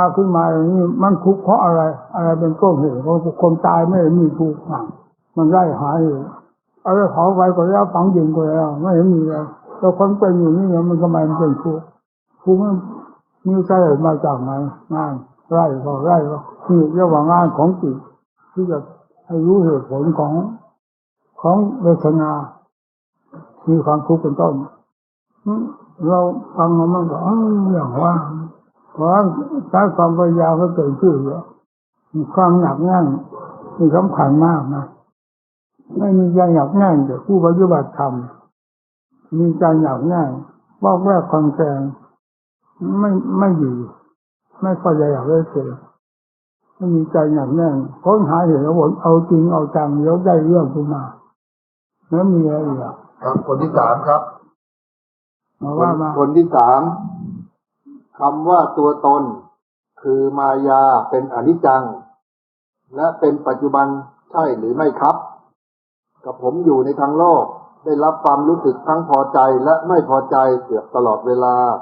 การทำใจให้เป็นปกติคือไม่เป็นไปในทางพอใจและไม่พอใจก็ได้พยายามปฏิบัติอยู่เสมอแต่ก็ยังเกิดเวทนาในทาง2 ฝ่าย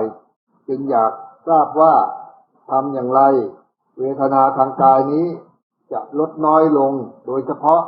ในทางที่ขับเคืองใจการพิจารณาว่าเป็นอนิจจังเป็นทางที่ถูกแล้วใช่หรือไม่ครับมันขี้เกียจเก่าพูดธรรมยาพูดทำไปธรรมยาธรรมถามมันขี้เกียจตอบว่ามีจุดที่ควรตอบก็ตอบถ้าจุดต้องการที่จะตอบไม่ต้องบอกถามทันทีเลยฮะต้องเป็นจุดการดำเนินของเราความรู้ความเห็นของเราจะเป็นจุดเป็นขึ้นเป็นอะไรอย่างนี้ก็เป็นธรรมยา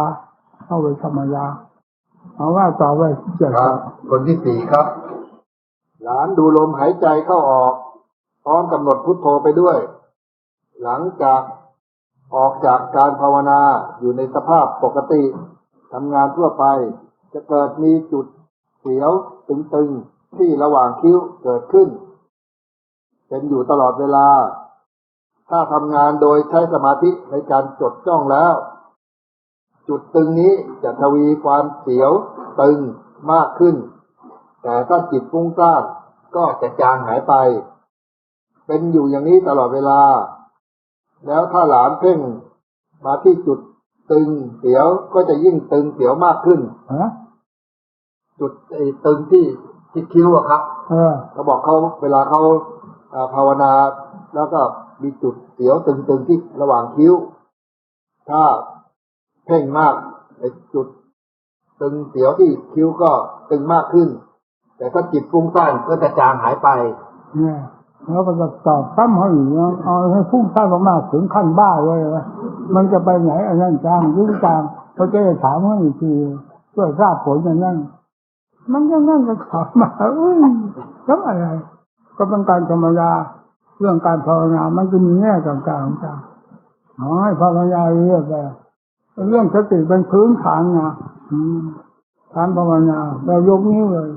ตั้งแต่ร่วมรู้คานถึงที่สุดสติเนี่ยวางไม่ได้นะเห็นชัดเจนบนเวทีภาวนาท่านจึงบอกว่าสติสัมปชัญปัตติยาสติจำต้องปรารถนาในที่ทั้งปวงคือมันมีเว้นอิริยาบถใดนอกจากหลับเท่านั้นสติสำคัญมากนะครับมีแค่นั้นเลยนะเดี๋ยวอ่านจบเลยนะครับถ้าจิตฟุ้งซ่านก็จะจางหายไปเป็นอยู่อย่างนี้ตลอดเวลาแล้วถ้าหลานเพ่งมาถึงที่จุดตึงถ้าหลานเพ่งมาถึงที่จุดตึงมันก็จะยิ่งตึงมากขึ้นและวูบวาบเหมือนจะสงบมีอาการเคลิ้มคล้ายจะเข้าสมาธิหลานอยากถามว่ามันคืออะไรและจะใช้มันในการทำสมาธิดีหรือไม่หรือต้องไม่ให้มันเกิดขึ้นอีกว่าถ้าจิตกับสติจ่อเข้าไปตรงนี้แล้วมันจะได้เห็นเรื่องต่างๆซึ่งมันเกิดมันมีอยู่เป็นประจำนะถ้าจิตสติจึงเรียกว่าให้ภาวนาคือรวมสติปัญญาจ่อเข้าไปหามหาเหตุคือใจเกิดอยู่ที่นั่นมันเกิดอยู่ตลอดเวลาธรรมดามันแต่เราไม่มีสติสตังก็เหมือนมันไม่มีมันมีอยู่งั้นจนชินชาความคิดความปรุงฟุ้งซ่านรำคาญในจิตมีพอสติจับเข้าไปเรียกว่าภาวนาเข้าไปดูต้นเหตุนี่ก็จะจับต้นเหตุได้มีแยกไปพิจารณาเพื่อเป็นสาระประโยชน์แก่ตนไปเรื่อยๆนะอย่างไรก็ตามอย่างนี้หลักคำว่าภาวนาให้มีสติอยู่กับการภาวนาของตนอาการต่างๆมันจะมีของมันเรื่อยๆพูดไม่จบภาวนาไม่จบเรื่องของจิตแต่เอาถือหลักของจิตกับสติให้ตั้งมั่นอยู่เสมออาการใดที่เกิดขึ้นมาก็ให้รู้เกิดขึ้นแล้วดับไปทั้งนั้นแหละเรานี่เป็นอาการของจิตความภาวนามันเป็นเรื่องเล็กน้อยเมื่อไหร่พูดให้มันชัดเจนที่ได้มาสอนพี่น้องทั้งหลายป้างนี่เราเคยคิดเคยอ่านเมื่อไหร่ล้มลุกคลานเหมือนพี่น้องทั้งหลายนั่งไปน้ำตาล่วงอยู่บนภูเขาเราก็เคยมาพูดกี่ครั้งคือสู้กิเลสไม่ได้ขึ้นกิเลสมันหนาแน่นซะจนพูดไม่ได้เลยเรียกว่าหงายทุกทีสู้มันไม่ได้ถึงขนาดน้ำตาล่วงบนภูเขานี่พูดอยู่ตลอดเวลานะนี่เวลาขึ้นกิเลสมันหนามันอยู่ในใจนะกิเลสคือเจ้าเรื่องนั่นแหละเจ้าเรื่องก่อควรวุ่นวายให้ทำลายทั้งนั้นแหละเรียกว่ากิเลสธรรมนั้นเป็นผู้ส่งเสริมบำรุงตนเอง ความคิดความปรุงก็คิดเพื่อบำรุงส่งเสริมตนเองในทางที่ถูกที่ดีนี่เรียกว่าธรรมความคิดที่มาเตะมาถีบมายันเหล่านี้เรียกว่ากิเลสมันเกิดอยู่ภายในใจจำให้ดีทุกคนความจริงว่ามาหาเหตุอยู่ที่ใจกิเลสก็ทำอยู่ด้วยกันแต่เวลากิเลสมีอำนาจมากกิเลสแผ่อำนาจทำความดีไม่ได้มันเตะมันถีบมันยันแหลกไปหมดนั่นนี่เวลามันเป็นอย่างนั้นก็เป็นน้ำตาล่วงบนภูเขาฟังสิเสียใจขนาดไหนตั้งหน้าจะมาสู้กับมันหงายเลยสู้มันไม่ได้ยอมรับว่าสู้ไม่ได้เนี่ยกลับเอาอีกไปอย่างที่ว่าไปอบรมโรงงานใหญ่เมื่อวานนี้ก็ดูพูดแล้วนะพ่อแม่ครูอาจารย์มั่นนั่นคือโรงงานใหญ่แล้วไปแล้วหนีแล้วป่าลงกลับมาอีกล้มอีกอยู่อย่างนั้นแต่สำคัญที่มีโรงงานผู้คอยแนะนำในทางที่ถูกที่ดีได้อุบายแล้วมาสู้ไม่ได้คราวนี้กลับไปเอาใหม่มาอีกสู้อีกสุดท้ายก็ได้เป็นลำดับโอ้เรื่องการภาวนาเป็นเรื่องน้อยเมื่อไหร่ไม่เคยคาดเคยคิดว่าจะเป็นจะรู้จะเห็นขึ้นมาภายในใจเรานั่นเองล่ะไม่แปลกตัวของเราเองแปลกใจในตัวเองที่มันเวลามันเกิดความรู้ความเห็นขึ้นมานี่มันไม่ใช่ผู้นี้นะขอให้รับการอบรมสติถูกปิดบังอยู่นี้มีแต่กิเลสทั้งนั้นไม่ให้รู้เรื่องรู้ราวอะไรทั้งนั้นมันมีอยู่เต็มโลกเต็มสารมาตั้งกับตั้งใจเหตุการณ์ต่างๆสิ่งต่างๆมีแต่จิตมันไม่รู้เรื่องรู้ราวพอทำสอดเข้าไปนี่มันจะมีความสว่างสวายมีสอนรู้หนึ่งนั่นสอนรู้สิ่งนี้เข้าไปเรื่อยนี่เรียกว่าธรรมสอนรู้ทั้งผิดทั้งถูกส่วนมากจะรู้ผิดมากกว่าถูกเพราะมันมีความผิดมากเกินตัวเพราะเนื่องจากกิเลสสร้างขึ้นมาให้เกิดความยุ่งเหยิงวุ่นวายจิตดวงหนึ่งอยู่ได้เมื่อไหร่มันหมุนที่อยู่ของมันเวลามีกิเลสอยู่นี่เหมือนฟุตบอลถูกเตะถูกถีบยันไปอยู่งั้นตลอดสิ้นตลอดจิตที่มีกิเลสหุ้มห่ออยู่เต็มที่เหนี่ยวภายในใจจิตเหมือนฟุตบอลถูกเตะถูกทิ้งตลอดเวลาจะออกไปโน่นไม่ออกเตะเข้ามาจะเตะไปจะมาบกวนอยู่ในอันนั้นแหละในบริเวณฟุตบอลอันนี้ในวัฏจักรเนี่ยมันหมุนไปหมุนมาอย่างนี้ที่จะจับมันได้ก็จากจิตภาวนานี่แหละจึงว่าพระพุทธเจ้าคือศาสดาองค์เอกไม่มีใครสอนแบบพระพุทธเจ้าเลยไม่มีนี่พระพุทธเจ้าจ่อเข้าไปหาเหตุเลยคือจิตเลยนั่นเวลาพิจารณาไปเรื่องราวมีเท่าไรมันก็จะแสดงออกมาละระหว่างกิเลสฟัดกันใครมีลวดลายยังไงนักมวยมันก็ซัดกันเต็มเหนี่ยวกิเลสกับธรรมมันหนักรู้เรื่องกันได้ในวันหนึ่งไม่สงสัยเมื่อสู้ไม่หยุดไม่ถอยเรื่องราวต่างๆมันจะเกิดขึ้นทีแรกมีเรื่องราวกิเลสสร้างแต่อุปสรรคเวลาเราจะภาวนาจะทำอะไรนี้มันสร้างแต่อุปสรรคกีดขวางทางเดินของเราตลอดเวลาให้ภาวนาไม่สะดวกนั่นมีเรื่องของกิเลสเวลาทำลงไปไม่หยุดไม่ถอยมันเรามีทางเบิกกว้างออกไปมีพอเล็ดลอดไปได้ฟัดเกี่ยงกันไปนั่นเวลาหนักเข้าทำมีกำลังมากเข้ามีความสงบร่มเย็นมีความสว่างสวายมีกำลังภายในใจรู้เรื่องของกิเลสประเภทต่างๆเข้าโดยลำดับลำดาแล้วแก้กันไปสิ่งนั้นค่อยจางไปจิตสง่างามขึ้นมาที่เรียกว่าธรรมทำบำรุงจิตใจให้สง่างามขึ้นมากิเลสทำลายจิตใจให้บอบช้ำขุ่นมัวแต่ให้จิตที่หายไม่มีแต่แล้วการฟอกช้ำเป็นทุกข์ทรมานมากก็เพราะกิเลสนั่นแหละทำมีเวลาเราฝึกในทางจิตใจมันจะเป็นขึ้นมากขึ้นน้อยอย่าถอยมันสติปัญญาอย่าปล่อยวางให้ยึดอยู่กับผู้รู้เป็นรากฐานสติปัญญารอบอยู่กับผู้รู้จะไม่เสียถ้าเปิดเผยไปตามภาพต่างๆที่หลอกออกไปจากใจนี้นั่นเสียนั่น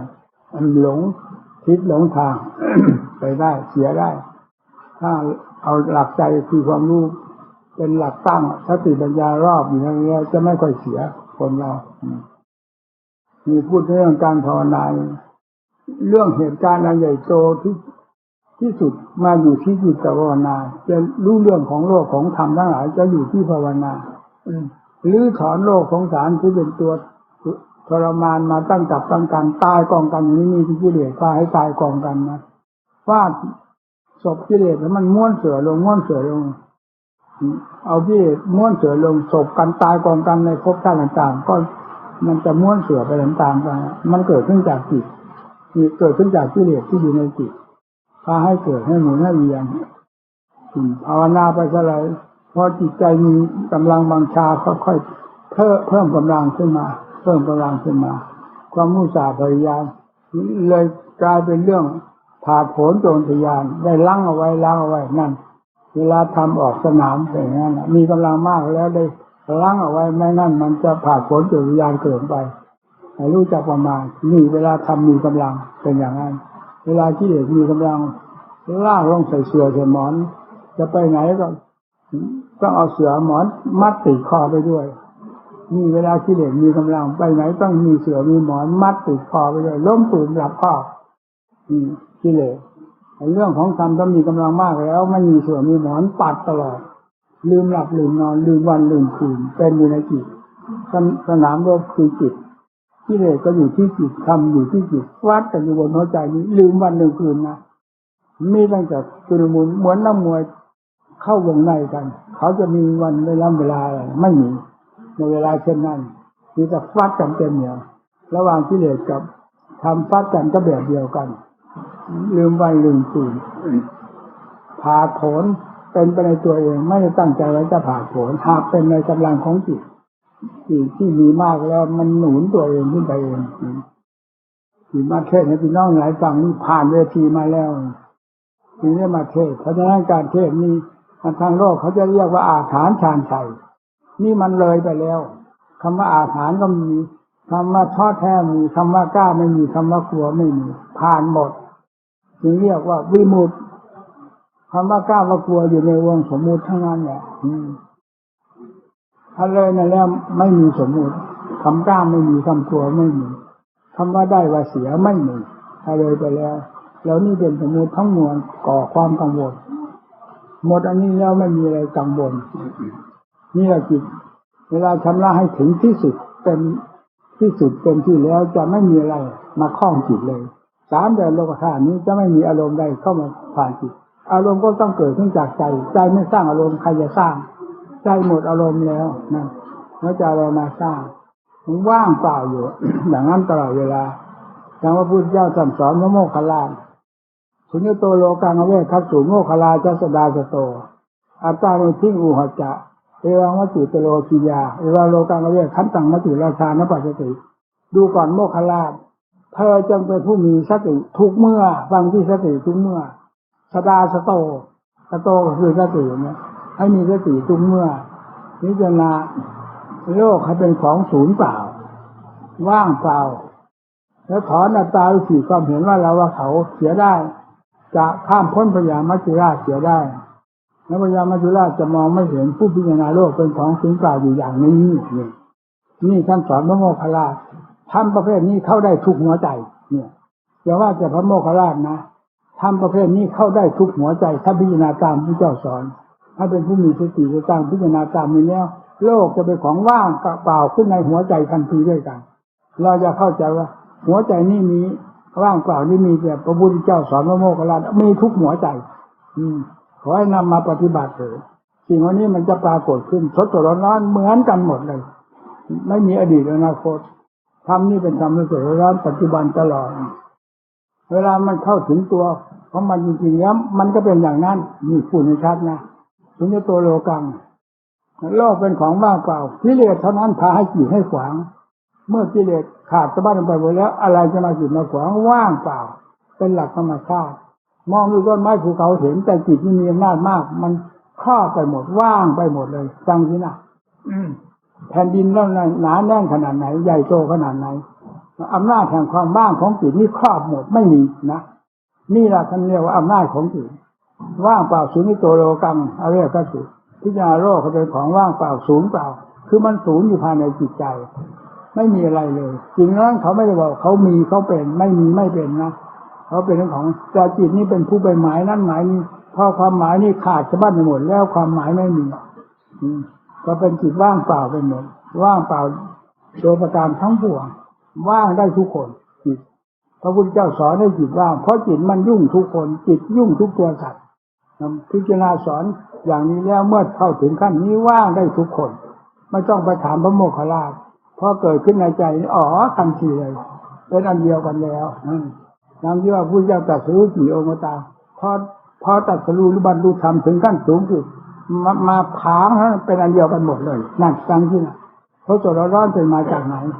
เนี่ยเป็นอย่างนั้นนะพระพุทธเจ้าตรัสรู้องค์นั้นตรัสรู้อย่างนั้นตรัสรู้ไม่ใช่ตรัสรู้ปรากฏผลขึ้นมาแล้วแปลกๆต่างๆกันนะไม่แปลกพอตรัสรู้ผางขึ้นมาแล้วเป็นอันเดียวกันหมดเลยนี่ความว่างจากศูนย์เปล่าจากจิตที่บริสุทธิ์ก็เป็นแบบเดียวกันเป็นได้ทุกคนไม่ว่าหญิงว่าชายนิสัยของเราที่จะสร้างคุณงามความดีสร้างได้ทุกหัวใจเวลาผลเกิดขึ้นมาก็เป็นสมบัติของตัวเองด้วยกันทั้งนั้นเมื่อถึงขั้นที่ควรจะรู้จะเห็นแบบเดียวกันพระพุทธเจ้าสอนไว้กลางๆจิตนี้สมควรที่จะรับธรรมเหล่านี้ได้โดยกันทั้งนั้นนอกจากนอนอยู่ไกลเท่านั้นนี่เราก็พูดถึงว่าเราไม่เคยพลาดเคยคิดที่มันจะมาเป็นพูดอยู่อย่างนี้เราก็ไม่เคยจะโลกทานกับผู้ใดนะฟังที่นี่เพราะว่าโลกเป็นของศูนย์เปล่ามันก็ศูนย์เปล่าอยู่แล้วตั้งแต่เรายังไม่พูดในหัวใจนี้ไม่มีอะไรเลยมันว่างอยู่นั่นตลอดเวลานี่เป็นหลักธรรมชาติจะให้เป็นอย่างอื่นอย่างใดไม่ได้แล้วนี่คือที่ว่างโดยประการทั้งปวงเวลาพูดอย่างนี้จะเป็นโลกทานกับสิ่งนั้นสิ่งนี้เป็นสิ่งไม่มีจิตธรรมชาตินี้ไม่มีออกเป็นหลักธรรมชาติของตัวเองเลยเนี่ยจิตพอลงในถึงขั้นอยู่แล้วพระพุทธเจ้าทุกพระองค์เป็นอันเดียวกันเลยนั่นแหละเป็นอย่างนั้นพระพุทธเจ้าพระสงฆ์สาวกบรรดาท่านผู้บริสุทธิ์เป็นธรรมชาติอันเดียวกันถามขึ้นมาที่ถึงกันหมดเลยนี่แหละที่ว่าพุทธเจ้าตรัสรู้อย่างนี้เลยหรืออย่างนี้เลยคือมันถึงใจนะมันไม่เคยรู้เคยเห็นเวลามันถามขึ้นมาทีนี้มันเป็นขึ้นมาแบบอัศจรรย์แบบไม่เคยคาดเคยคิดพระพุทธเจ้าตรัสรู้อย่างนี้เหรออย่างนี้เหรอย้ำแล้วย้ำเล่าให้ถึงใจเพราะธรรมชาติมันเลิศเลอสุดขีดสุดแดนว่าอะไรก็ไม่ถึงใจว่าอย่างนี้เหรออย่างนี้หรือซ้ำเข้าไปทำแท้เป็นอย่างนี้เหรอนั่นเห็นไหมล่ะพระสงฆ์แท้เป็นอย่างนี้หรือเป็นอันเดียวนี่เท่านั้นไม่ได้มีสองมีสามนะพระพุทโธธัมโมสังโฆนี่เป็นทางก้าวเดินเข้าไปหาต้นตออันใหญ่หลวงคือธรรมแท้พุทโธเพื่อหาธรรมเข้าหาธรรมแท้ต้นธรรมแท้นี่คือเป็นต้นใหญ่จริงแตกออกไปก็เป็นพุทโธเป็นธัมโมกิ่งไปเป็นสังโฆรวมกันแล้วเป็นธรรมแท้อันเดียวกันนั่นถึงว่าพระพุทธเจ้าแท้เป็นอย่างนี้หรือจะรู้อย่างนี้หรือธรรมแท้เป็นอย่างนี้หรือพระสงฆ์แท้เป็นอย่างนี้เป็นอันเดียวกันนี่เท่านั้นว่างั้นนะไม่ได้เป็นอย่างอื่นนะพระพุทธเจ้าพระธรรมพระสงฆ์มาเป็นหนึ่งอันเดียวกันได้อย่างไรนี่มันเป็นแล้วนั่นน่ะแต่ก่อนไม่เคยคิดเลยค่ะพุทโธธัมโมสังโฆติดจิตไปตั้งแต่เริ่มรู้เรื่องสาภาวะจนกระทั่งถึงวาระนั้นล่ะในขณะนั้นพอกิเลสทั้งมวลขาดสะบั้นไปเรียกว่าสมมุติทั้งมวลขาดสะบั้นไปจากใจ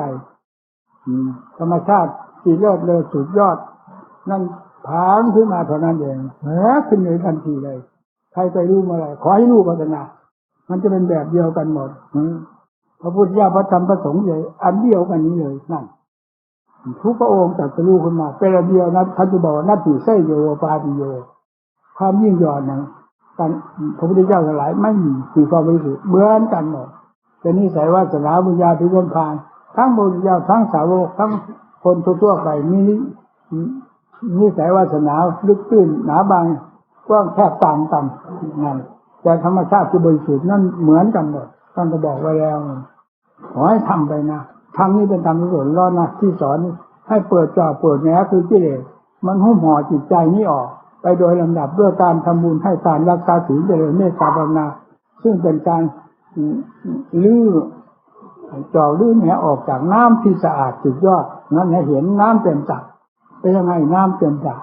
เอาตังมาอาบดื่มได้เราดูนี่เป็นยังไงนั่นเปิดออกเมื่อเปิดเจาะแหนออกเหลือมีแต่น้ำล้วนๆแล้วเป็นยังไงนั่นแหละทำล้วนๆที่เรียกปัญหาเป็นเจาะเป็นแหนปกคลุมถอนออกไปด้วยวิธีการต่างๆแล้วจ้าขึ้นมามันก็จะเหมือนกันนั่นแหละไม่ถามกันพระพุทธเจ้าไม่ว่าพระองค์ใดสาวกเลยไม่ถามกันเลยพอรู้ถามเป็นเดียวกันเลย นี่ได้มาพูดกับพี่น้องหลายฟัง4 ปีแล้วเนี่ยหรือว่าเรามาโกหกหรือพิจารณาดูเราสอนด้วยความเมตตาแสบล้มแสบตาแล้วจะว่าเรามาโกหกอยู่หรือโกหกอะไรปฏิบัติเจ้าของโกหกมันจะรู้ทำได้อย่างไรการปฏิบัติหลอกลวงตัวเองโกหกตัวเองหาความที่จะรู้ทำไม่มีตายที่หมดเราต้องจริงต้องจังทุกอย่างเขาทำเป็นของจริงทำด้วยความโกหกเข้ากันไม่ได้ต้องเอาจริงเอาจังเมื่อถึงขั้นจริงจังหนักเข้าจริงเต็มส่วนแล้วเหมือนกันหมดเลยไม่เคยรู้ก็เห็นมันก็รู้ขึ้นมาเห็นขึ้นมาภายในใจดวงนี้ดวงนักรู้ธรรมดาอย่างที่มีกิเลสอยู่มันก็เป็นนักรู้มันกันไม่ถอยแต่รู้อยู่ในวงวัฏจักรในเรือนจำเกิดแก่เจ็บตายในวัฏจักรนี้พอรู้พ้นจากนี้แล้วเลยไปเลยเห็นแต่โลกจะว่างเปล่าไปหมดก็จิตว่างหมดแล้วว่างหมดด้วยคือว่างหมดแล้วว่างหมดด้วยนั่นนี่แหละอำนาจแห่งจิตเป็นอย่างนี้นะขอให้พากันเชียงฟังเสียงธรรมนะถ้าฟังเสียงกิเลสมันจะตายกองกันอย่างนี้นะเกิดมาเกิดตื่นขึ้นมาก็ตื่นขึ้นมากับเรื่องกับเรายุ่งเหยิงวุ่นวายจนกระทั่งถึงหลับถ้าไม่มีหลับตายได้ง่ายมนุษย์เราเพราะความคิดปรุงมันกวนมากทีเดียวคิดจะนอนไม่หลับจากนั้นเป็นบ้าไปเลยก็มีนี่แหละกิเลสมันกวนถึงขนาดนอนไม่หลับหรือคิดให้เป็นบ้าไปเลยก็มีทำต้องความสงบใจบังคับเข้าไปที่เมื่อไม่คิดอย่างนี้แล้วจิตสงบแน่วน้ำก็ใสน้ำนิ่งใสเริ่มใสไม่มีอะไรกวนจิตนิ่งอารมณ์ทั้งหลายก็ไม่กวนสารส้มแฝงลงไปภาวนาพุทโธธัมโมสังโฆตามแต่ทำโดยใดนี่เหมือนสารส้มเอาแฝงเข้าไปแล้วน้ำคือจิตนี่จะค่อยใสสะอาดขึ้นมาภายในใจของเราเมื่อเต็มที่แล้วไม่ได้ถาม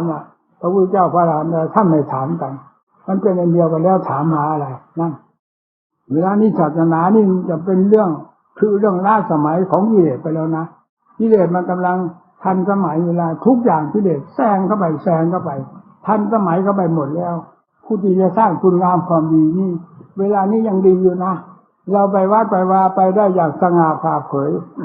ไม่ระมัดระวังเพราะไม่เชี่ยนน้ำประเภทนี้ยังไม่เกิดทั้งที่มันยังมีอยู่มันยังไม่แสดงตัว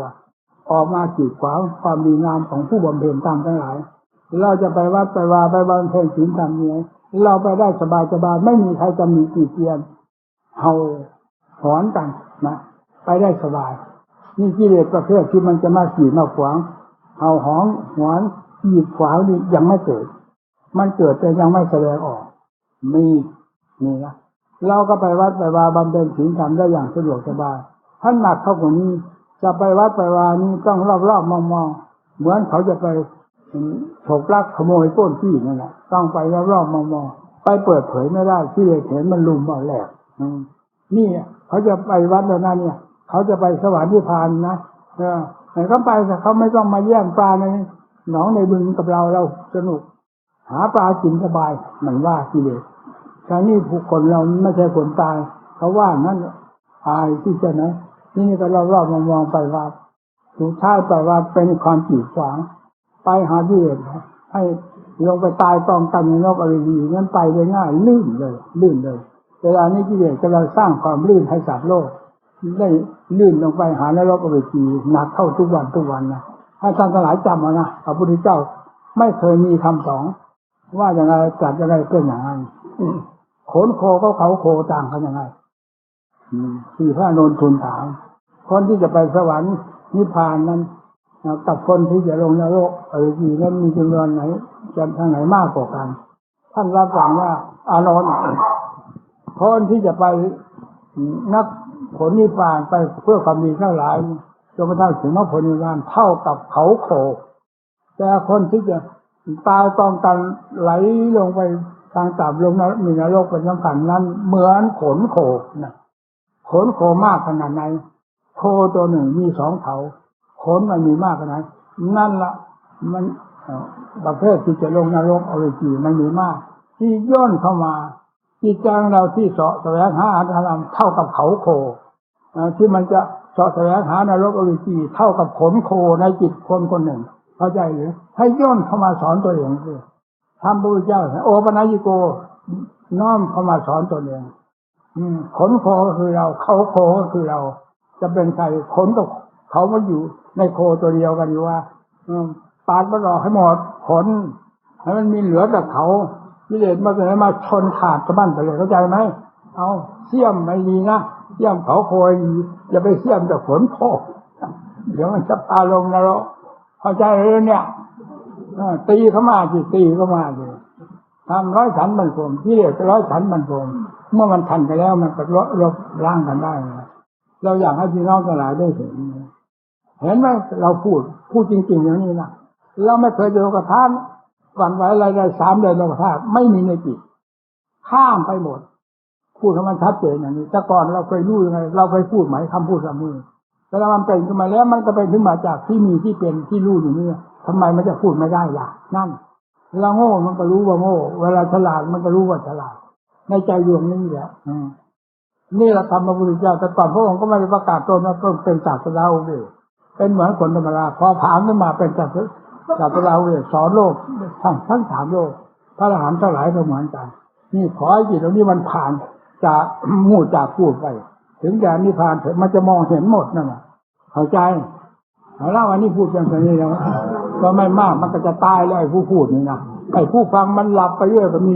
เหงาก็มีเรื่องหมอนติดหลังไว้ก็มีก็ไม่รู้ไอ้เราพูดเทศบ้าไปเลยไอ้ผู้ฟังไม่ทราบมันเอาอะไรติดหลังมาเอาหมอนเอาเสื่อติดหลังมาไปหาตรวจดู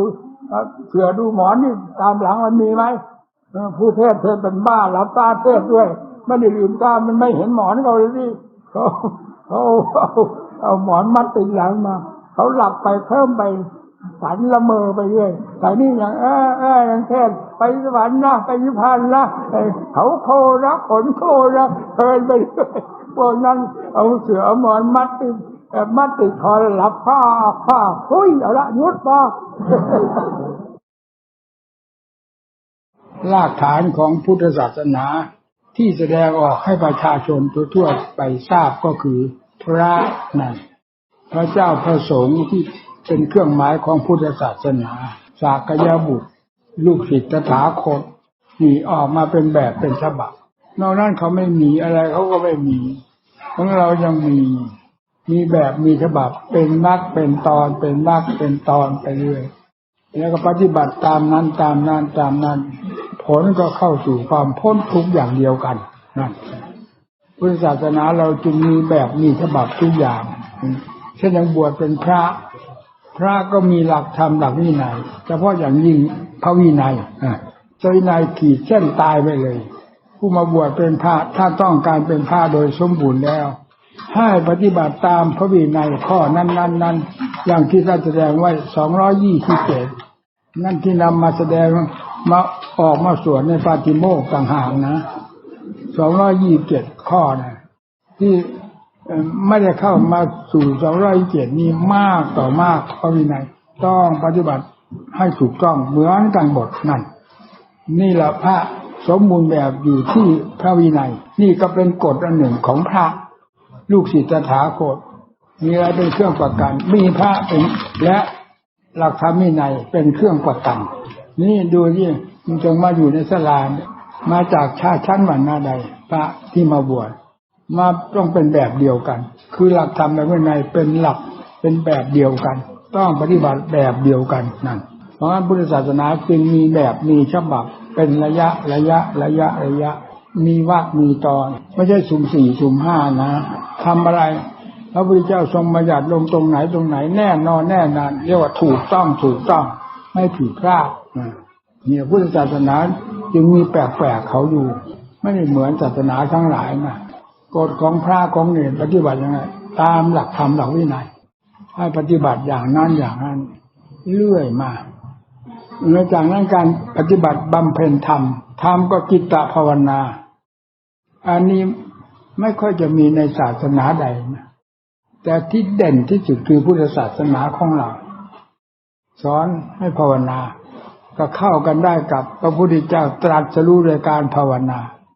จะได้เป็นพระพุทธเจ้าขึ้นมาเป็นพระองค์แรก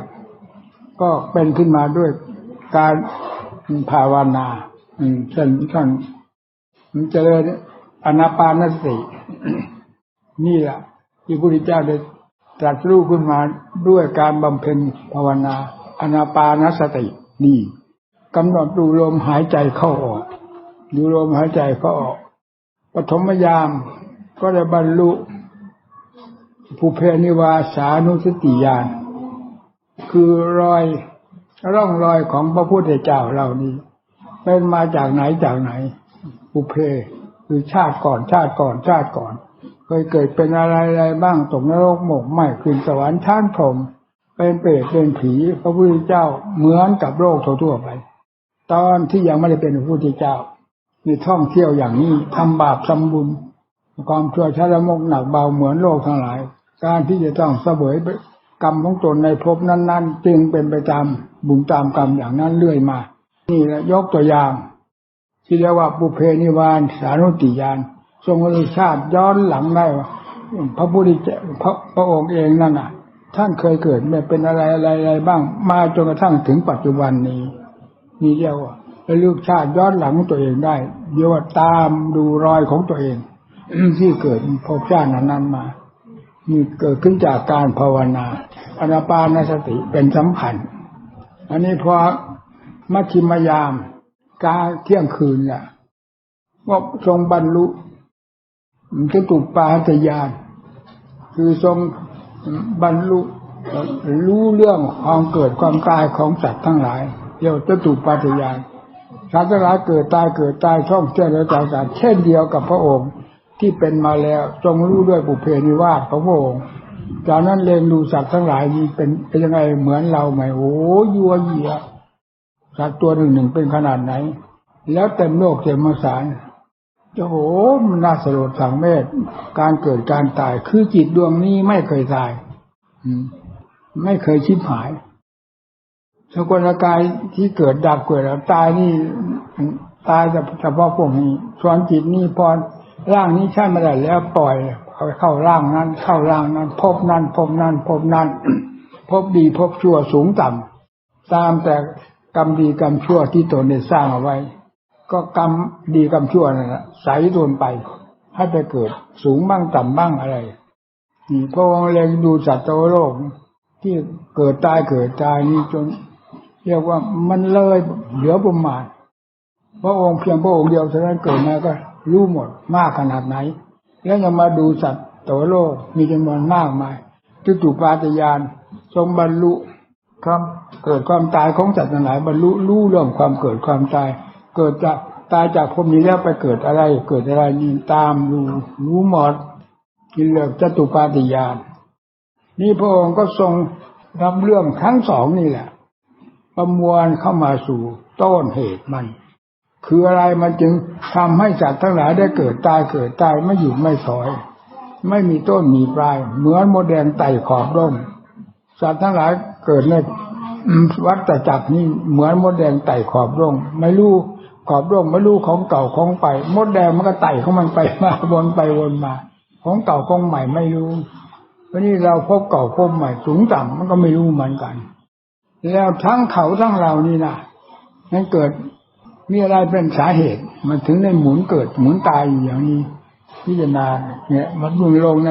ปัจจัยการอวิชชาปัจจยาสังขาราต้นตอมันอยู่ที่นี่พิจารณาค้นลงไปยังก็ถึงอวิชชาต้นตอแห่งกิเลสทั้งหลายอยู่ตรงนั้นบ่อแห่งภพแห่งชาติอยู่กับกิเลสก็อยู่ตรงนั้นนั่นแหละจึงได้ถอนพรวดขึ้นมาหมดอวิชชาปัจจยาสังขารานี่พออวิชชาดับแล้วก็กลายเป็นทุกสิ่งทุกอย่างก็ดับภพชาติทั้งหลายดับหมดโดยสิ้นเชิงไม่มีอะไรเหลือเลยนี่เกิดขึ้นจากการภาวนานะเนี่ยแบบฉบับจริงๆพระพุทธเจ้าต้นฉบับพระพุทธเจ้าเป็นนักภาวนาพระองค์แรกพระสงฆ์สาวกก็โดยลำดับมาภาวนาจึงเป็นรากแก้วแห่งพุทธศาสนาท่านมีแบบมีฉบับมาอย่างนั้นเวลาตรัสรู้แล้วก็ สอนบรรดาสัตว์ทั้งหลายมีเบญจวัคคีย์เป็นต้นให้บรรลุธรรมอยู่ในป่า เพราะพระพุทธเจ้าทรงบำเพ็ญธรรมอยู่ในป่าไปบำเพ็ญก็อยู่ในป่าตรัสรู้ธรรมก็อยู่ในป่ากรุงพาราณสีว่าไงก็ตำรามีอยู่นี่นะทรงบำเพ็ญอยู่6 ปีหาวิธีนั้นหาวิธีนี้วิธีนี้ไม่ถูกปล่อยเอาวิธีนี้เอาวิธีนั้นเพราะเป็นสิ่งที่ไม่เคยทำก็ต้องบึกบืนจนกระทั่งวาระสุดท้ายคืนสุดท้ายนี้จึงได้ระลึกถึงอานาปานสติที่พระองค์ทรงบำเพ็ญตั้งแต่คราวเป็นพระราชกุมารพระราชบิดาพาเสด็จไปแลกนาขวานประทับอยู่ที่ใต้ร่มว่าใหญ่เนี่ยผู้ใหญ่ไม่อยู่ท่านอยู่ของท่านเป็นเด็กมาเจริญอานาปานสติความกระจ่างแจ้งขึ้นในนั้นนั่นเวลาบำเพ็ญแบบนั้นแบบนี้ไปแบบไหนก็หลุดไม้หลุดมือเพราะไม่ถูกต้องจึงปล่อยมาแล้วลึกถึงอานาปานสติในคราวทรงพระเยาว์อยู่จึงเอายืดอันนั้นมาเป็นอานาปานสติในคืนมันจะตรัสรู้นั่น นี่ท่านตรัสรู้ขึ้นมาแล้วนี่แบบฉบับของพุทธศาสนาเรามีแบบมีฉบับทุกอย่างนะไม่ใช่ทำอย่างลอยๆนะทำทุกแบบมีแบบมีฉบับเป็นขั้นๆเป็นตอนๆเป็นอย่างพระนี่ก็เหมือนกันแบบของพระคืออะไรเป็นแบบของพระแท้ธรรมวินัยนั่นเป็นแบบของพระชีวิตของพระอยู่กับธรรมกับวินัยธรรมวินัยนี่เป็นเครื่องกั้นอันตรายพระวินัยเครื่องกั้น2 ภาคทางไม่ให้ออกนอกลู่เราทางเดี๋ยวจะตกเหวตกบ่อไปส่วนธรรมเครื่องแก้กิเลสทำใจให้สงบเรียกว่าธรรมเดินศูนย์กลางไปนี่สติธรรมปัญญาธรรมวิริยะธรรมขันติธรรมอุตสาห์พยายามบำเพ็ญเดินจงกรมนั่งสมาธิภาวนาอยู่ในท่ามกลางแห่งธรรมและวินัยนี่เรียกว่าธรรมพระวินัยเป็นรั้วกั้น2 ภาคทาง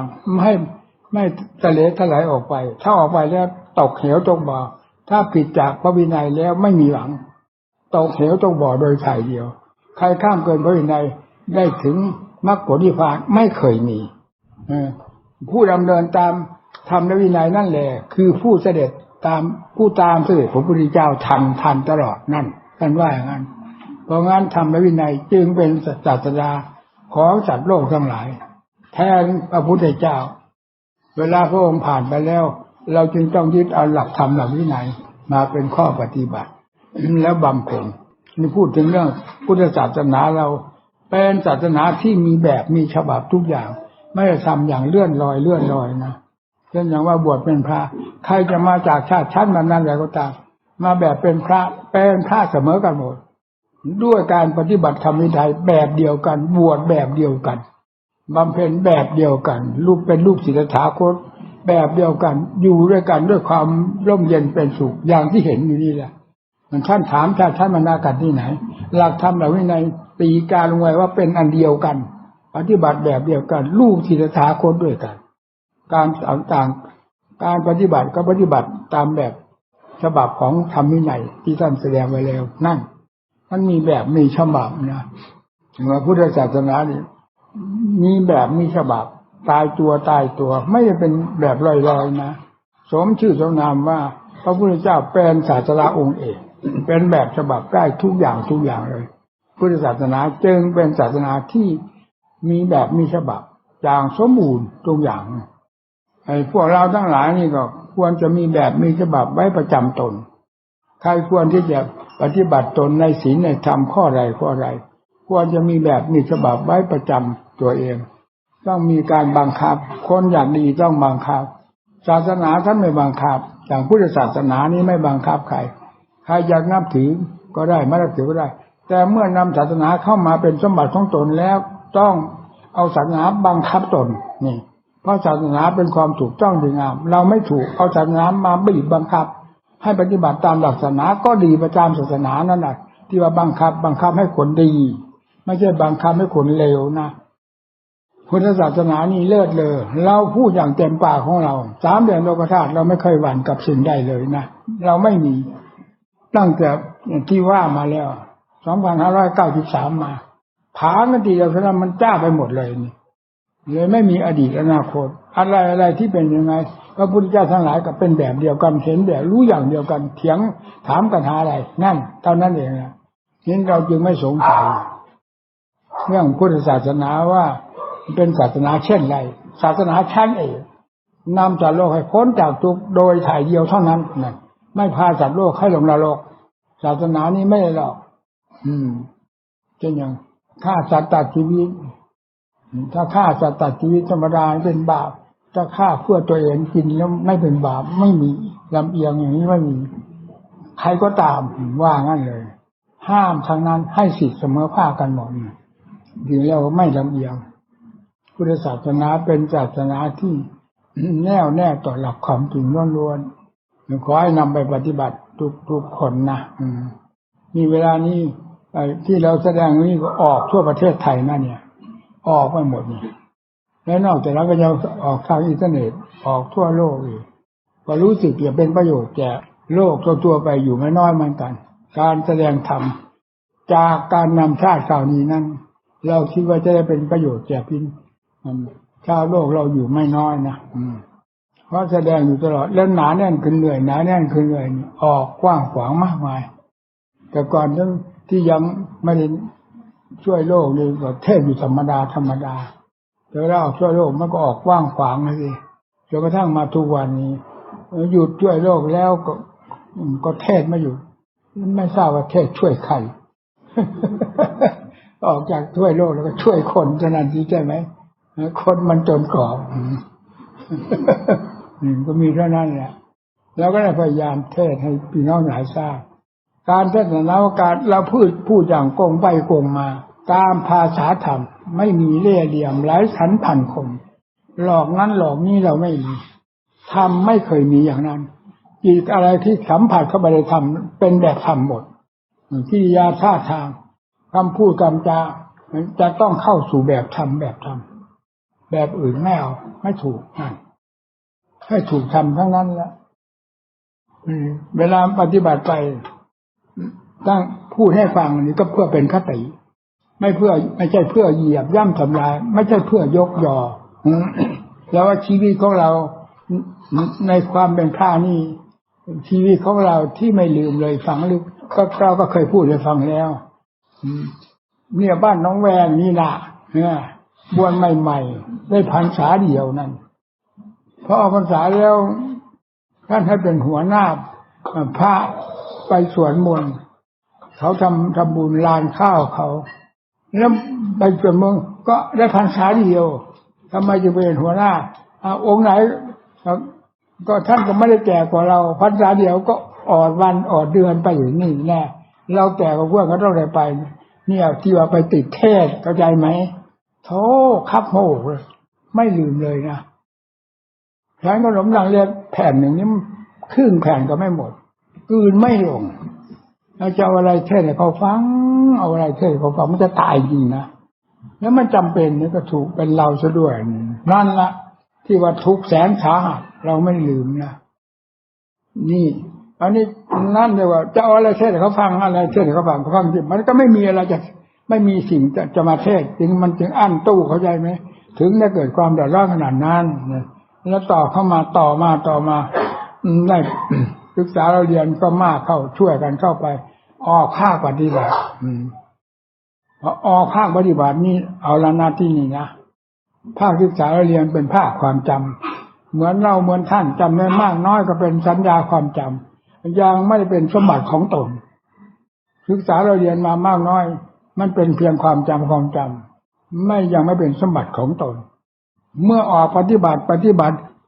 ตัวเองนะที่นี่นะไม่ว่าอะไรจะการบำเพ็ญภาวนาทีนี้เป็นปรากฏขึ้นแล้วที่นี่เราออกปฏิบัติผลปรากฏขึ้นเป็นของเราแล้วเริ่มจิตเริ่มสงบนี่ก็จิตเราเป็นที่สงบสมบัติแห่งความสงบสมถะธรรมนี่ก็เป็นสมบัติของเราเริ่มแล้วนะนั่นเริ่มเพราะเรามันไม่มีเป็นวรรคเป็นตอนลุ่มๆดอนพอปฏิบัติออกจริงๆไม่มีอะไรมายุ่งเลยนะในระยะ9 ปีไม่มีอะไรมายุ่งเลยเพราะว่าหยุดแล้วการเรียนได้สมมรรคสมหมายตามที่ได้ตั้งความปรารถนาไว้ว่าเราจะเรียนให้ถึงชั้นมหา ไปเรียน3ประโยคแล้วพออยู่พอกินการก้าวเดินในการปฏิบัติทำไม่จนกรอกลงถึงขั้นมหาแล้วนี่ละพอจบนั้นปั๊บออกเลยคราวนี้ไม่มีเยื่อใยหมดนี่ละที่นี่เอาละนะขึ้นเวทีปฏิบัติความจดความจำมีมากมีน้อยก็ไม่สนใจละมีแต่ภาคปฏิบัติทีนี้ผลเนี่ยการปฏิบัติในที่มันสำคัญนะปริยัติเราก็เรียนมาได้รู้ได้เห็นทุกสิ่งทุกอย่างหายสงสัยที่ภาคปฏิบัติในปฏิบัติมาเนี่ยมันก็รู้ขึ้นทุกสิ่งทุกอย่างตามกำลังของตนอันนี้ก็หายสงสัยไปโดยลำดับจนกระทั่งปัจจุบันนี้หายสงสัยโดยประการทั้งปวงเรียกว่าภาคปฏิบัติมีผลโดยสมบูรณ์เต็มหัวใจปริยัติปฏิบัติปฏิเวทปริยัติได้แก่การศึกษาเรียนเป็นแบบแปลนแผนผังปฏิบัตินำแบบแปลนนั้นออกมาปฏิบัติเหมือนเรามาปลูกบ้านปลูกเรือนตามแปลนผลก็คือผลงานเราก็รู้เห็นผลงานที่เราเริ่มสร้างเริ่มขุดดินวางท่ออะไรเทคานไปเลยละก็เห็นผลมาโดยลำดับจนกระทั่งสำเร็จเป็นตึกรามบ้านช่องโดยสมบูรณ์ปฏิเวทคือความรู้ผลงานของตนเป็นลำดับประจำตนตลอดมาเช่นเดียวกันทีนี้จิตเป็น สมถะคือความสงบใจจิตเป็นสมาธิขั้นใดนี่จากการปฏิบัติผลคือความรู้แจ้งปฏิเวทมันก็รู้จิตของตัวเองรู้ว่าจิตเรานี่มีความสงบมากน้อยมากน้อยจนกระทั่ง มีความสว่างกระจ่างแจ้งขึ้นปฏิเวทคือความรู้แจ้งในผลงานของตนมันก็รู้ตามโดยลำดับได้เบิกกว้างใช่เพราะผลงานมีมากมันก็รู้เลยสิเราให้ทะลุเลยนี่งานนี้ไม่มีอะไรมาตัดให้ขาดว่าขาดตอนนะงานของเราก็รู้สึกจะเป็นวาสนาอยู่นะตั้งแต่วันก้าวออกปฏิบัติไม่มีอะไรที่จะมายุ่งเราได้เลยออกปฏิบัติออกคนเดียวซะด้วย ตลอดไปเลยพ่อแม่ครูอาจารย์มั่นนี้ส่งเสริมตลอดองค์อื่นไม่ไงนะมันต่างกันอยู่อันนี้แหละบางทีมาลาท่านไปเที่ยวเช่นไปองค์เดียวไปทำไมเท่านั้นพอแล้วมันบางทีไปโซโอไปหาอะไรเนี่ยมักจะมีอย่างนั้นถ้าท่านนิ่งๆก็ไปได้สำหรับว่ามันจะไปทางไหนแล้วคิดว่าจะไปทางนั้นไปกี่องค์ไปองค์เดียวขึ้นเลยนะก็ไม่เอาใจมั่นเพราะว่าไปองค์เดียวทำอาหารไปองค์เดียวนะใครไปยุ่งธรรมดานะที่สายนิ้วไปตามพระตามเนรให้ท่านไปองค์เดียวใครจะไปยุ่งท่านนะเนี่ยนั่นแหละเรื่องมันจึงไม่ขาดว่าขาดจะก็พุ่งเลยกลับมาท่านทีไรมีแต่หนังห่อกระดูกทั้งที่ยังหนุ่มน้อยนะระยะนั้นอายุ30กว่าอายุยังหนุ่มน้อยเป็นเหมือนคนอายุ80-90 ปีคือเป็นหนังห่อกระดูกมามันไม่มีเนื้อดัดเจ้าของการกินเนี่ยสัมพันธ์ดัดมากนะเอามาท่านที่ไหนก็เป็นอย่างนี้ออกไปก็ฟาดกันเลยเอามาดีไม่ขาดว่าขาดตอนคือไม่มีงานเข้าอะไรแล้วเข้ามากีดมาขวางให้ขาดว่าขาดตอนไม่มีแต่งานภาวนาอบรมจิตใจล้วนเลยตั้งแต่ต้นจนกระทั่งถึงวาระสุดท้ายเป็นเวลา9 ปีหลัง9 ปีที่ตัดสินกันก็ได้พูดให้ฟังแล้วหลังวัดดอยธรรมเจดีย์นั่นแหละเดินตั้งแต่นี้ตลอดผลทางภาคปฏิบัตินี้เกิดขึ้นเรื่อยนะทำเกิดที่นี่นะแต่ก่อนกิเลสเกิดกิเลสเกิดตาหูจมูกลิ้นกายสัมผัสสัมพันธ์อะไรกิเลสเกิดทั้งนั้นนะเวลาทำมีกำลังแล้วตาหูจมูกซึ่งเป็นเครื่องใช้นี่แหละความสัมผัสสัมพันธ์ก็เรียกทำเกิดนั่นสติธรรมปัญญาธรรมจะเกิดขึ้นเรื่อยจนกระทั่งทะลุไปเลยนี่เรียกว่าธรรมเกิดเราพูดสรุปความนะนี่ภาคปฏิบัติทำเกิดจากภาคปฏิบัติเกิดอย่างนี้ไม่เคยรู้ก็เห็นรู้ขึ้นมาเห็นขึ้นมาหายสงสัยเรื่อยจนกระทั่งทะลุพางมาหมดหายสงสัยทั่วแดนโลกธาตุก็ประกาศขึ้นในจิตดวงเดียวนี่แหละนี่เรียกเป็นปฏิเวทโดยสมบูรณ์นะนี่เราก็ปฏิบัติมาเนี่ยในจิตดวงนี้เวลาล้มลุกคลานก็เคยพูดแล้วเวลามันมีกำลังแข็งมันแข็งขึ้นมาแต่เรียกว่าทำเกิดมากเกิดน้อยที่จะไปสนใจสอนใครไม่มีนะ จะสอนเจ้าของเท่านั้นทำเกิดเพื่อแก้เจ้าของปัญญาอะไรเกิดก็เพื่อแก้เจ้าของเรื่อยจนทะลุพุ่งไปเลยที่นี่จะแก้ใครต่อใครมันก็เป็นมาอย่างที่ว่านี่แหละพากันตั้งใจปฏิบัตินะทำพระพุทธเจ้าดีเลิศเลยมรรคผลนิพพานสดๆร้อนๆอยู่ที่หัวใจของผู้ปฏิบัติธรรมรักใคร่ใฝ่ใจเลยทำแต่ว่ายิ่งภาวนานะสำคัญมากนะมันจะดีดดิ้นขนาดไหนก็ตามเถอะไม่เหนือสติเป็นเครื่องบังคับไปได้ละสตินี้เราเชื่อสุดยอดเลยเพราะเรานำมาใช้แล้วกิเลสมันจะหนาแน่นขนาดไหนก็ตามนะสติบังคับอันนี้ออกไม่ได้นะออกไม่ได้นี่ให้พากันตั้งใจปฏิบัติศาสนาพุทธเจ้านี่เป็นศาสนาที่เลิศเลยเป็นยังไงเราเป็นลูกชาวพุทธมีแต่พูดเร็วให้ไม่ได้นะให้มันเลิศเลยในเจ้าของอย่างน้อยอย่าได้ตำหนิเจ้าของได้อยู่ในบ้านในเรือนหน้าที่การงานใดเป็นภัยต่อเรางานใดเป็นคุณต่อเราให้เราคัดเลือกแล้วก่อนแล้วค่อยทำลงไปทำไปอย่าเห็นแก่ได้แก่ทำด้วยความอยากความทะเยอทะยานเสียผลได้ไม่ได้ใช้ความพิจารณาต้องใช้ความพิจารณาเสียก่อนดีชั่วในกิจการต่างๆผิดถูกประการใดดูเสียก่อนแล้วค่อยทำคัดเลือกไปอย่างนั้นนะเอาจำมานะวันนี้เอาแค่นี้นะว่าจะไม่พูดมากนิดน้อยดิวฮะมีธรรมะครับถามปัญหาธรรมะมาธรรมะว่าไงมีดังนี้นะครับปัญหาธรรมะจากอินเทอร์เน็ตของหลวงตาคนที่หนึ่งหลานเจริญสติควบคุมไม่ให้เผลออยู่ทุกอิริยาบถเมื่อถึงระยะที่พิจารณาทางด้านปัญญาหลานพิจารณามาถึงอสุภะภายในภายนอกตามที่หลวงตาสั่งสอนเป็นขั้น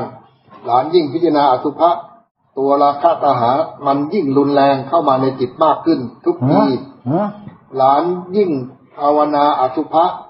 ตัวราคะตัณหามันยิ่งรุนแรงเข้ามาในจิตมากขึ้นทุกทีหลานพิจารณาทุกอิริยาบถไม่ให้เคลื่อนจากอสุภะหลังจากชำนาญอสุภะภายนอกมาแล้วจิตมันก็เหมือนดึงหดเข้ามาให้พิจารณาอสุภะภายในจุดระหว่างพิจารณาอสุภะชำนาญในระดับหนึ่งจิตก็แวบๆเข้ามาเหมือนตั้งใจจะให้พิจารณาอสุภะไล่เข้าหาความจริงผลก็คือจิตยังมีกามราคะอยู่มันอยู่ในขั้นสู้กันและพิจารณาจิตก็ดูลื่นเริงแต่บางครั้งเหนื่อยหนักมากเจ้าค่ะบางครั้งเหนื่อยแล้วก็หนักมากผู้หญิงเนี่ยผู้หญิงครับขณะนี้หลานเดินไปไหนในชีวิตประจำวันจิตมันก็เหมือนเป็นอัตโนมัติเดินอสุภะกลับไปกลับมาย้อนหน้าย้อนหลังโดยไม่ต้องบังคับให้พิจารณาหลานก็ดำเนินการมานี้ถูกต้องหรือไม่เจ้าคะและควรจะพิจารณาอย่างไรต่อไปเจ้าคะแล้วมันจะบอกว่าผลมันเป็นยังไงล่ะคือเราที่พิจารณามาเรื่อยนี่ผลเป็นยังไงบ้างไอ้เราก็มาถามสิ่งที่ถูกผลของตัวเองที่ได้รับมันเป็นยังไงบ้างเขาในนี้นะครับเขาบอกว่าเขาพิจารณาอสุภะแล้วก็มีความชำนาญขั้นหนึ่งเป็นภายนอกพอพิจารณาอสุภะภายนอกว่างั้นนะพิจารณาทำไมราคามันยิ่งกำเริบครับใช่ครับว่างั้นใช่ไหมครับโอ้มันพิจารณานั่นมันไม่ใช่พิจารณาอสุภะมันพิจารณาสุภะคนนี้ก็สวยคนนั้นก็งามก็ใจไหมมันก็กำเริบไปเรื่อยถ้าพิจารณาเป็นอสุภะแล้วเหมือนป่าช้าผีหยิบผีใจมันถอยทันทีเนี่ยเข้าใจเหรอครับถ้าพิจารณาอย่างนั้นมันไม่ได้ก็ให้เข้ามาพิจารณาภายในตัวซะก่อนมันเช่นอย่างท่านสอนให้ไปเยี่ยมป่าช้าก็พิจารณาอสุภะไปเยี่ยมป่าช้าท่านก็บอกวิธีคือลงข้อเยี่ยมป่าช้าถ้าไปเยี่ยมศพในข้างนั่งปรากฏว่าเป็นศพที่ตายเกลื่อนไม่ได้ฝังไม่เผากันนะให้ไปเยี่ยมศพแล้วให้ไปดูตั้งแต่ที่ตายเก่าๆจนเป็นกระดูกอะไรขยับเข้าไปหาตายใหม่นั่นแล้วอย่าไปทางใต้ลมให้ไปทางเหนือลมบอกอย่างนั้นท่านบอกไว้ทีให้พี่เจ้าจนกระทั่งเข้าใจอสุภะเรียบร้อยแล้วกลับมาก็อสุภะนั้นเข้ามาหาตัวเองก็เอาตัวเองนี่เป็นอสุภะเป็นป่าช้า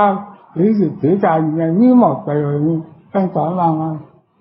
คือพิจารณาภายนอกมันพิจารณาแบบนั้นไงว่ามันไปเห็นนะคนนี้สวยไงนะมันนั่นสวยแล้วมันก็ยิ่งกำเริบเข้าใจไหมถ้าพิจารณางั้นกำเริบทั้งนั้นแหละมันไม่ใช่พิจารณาอสุภะมันพิจารณาสุภาพคือความสวยงามแล้วพิจารณาเจ้าของพิจารณาเป็นอสุภะพิจารณาภายนอกเป็นอสุภะถ้าพิจารณาภายนอกกำลังน้อยพอให้พิจารณาภายในซะก่อนท่านบอกทำซ้ำจากเรื่องของนี้แก้ได้เรื่องราคะตัณหามันจะเหนือเมฆมาก็ตามไม่พ้นอสุภะนี้ไปได้แล้วอันนี้ฟาดขาดสะบั้นลงไปเลยอสุภะนี้เวลามันทำงานจริงๆของง่ายเมื่อไหร่เราจึงเรียกว่าขั้นชุลมุนอสุภะนี่ถึงขั้นที่พูดถึงเรื่องอสุภะที่เขาถามปัญหามานะเราพิจารณาอย่างนั้นซะก่อนถอยหน้าถอยหลังถอยหาผลบวกของเราอันนั้นที่เป็นผลลบให้ถอยห่างออกมาหาผลบวกพิจารณาแล้วก็ได้ไปเรื่อยๆจนกระทั่งถึงพิจารณาที่มองไปที่ไหนมันเป็นซากทั่วไปหมดเลยนั่นเวลามันทำงานนะมองอยู่ไหนร่างไหนไม่มีคำว่าสวยงามมีซากอสุภะทุกฝั่งเกลื่อนไปหมดเลยมีจิตส่วนกำหนดพอมองเห็นภาพผึ่งขาดสะบั้นไปหมดนี่เรียกว่าอสุภะมีกำลังแก่กล้านั่นมองไปไหนเป็นอันเดียวกันหมดนี่เรียกว่าขั้นชุลมุนของสติปัญญาที่ทำงานเกี่ยวกับอสุภะเรียกว่าชุลมุนนะยังไม่เรียกว่าอัตโนมัติอันนี้เป็นขั้นที่รุนแรงเป็นขั้นที่ชุลมุนวุ่นวายมากทีเดียว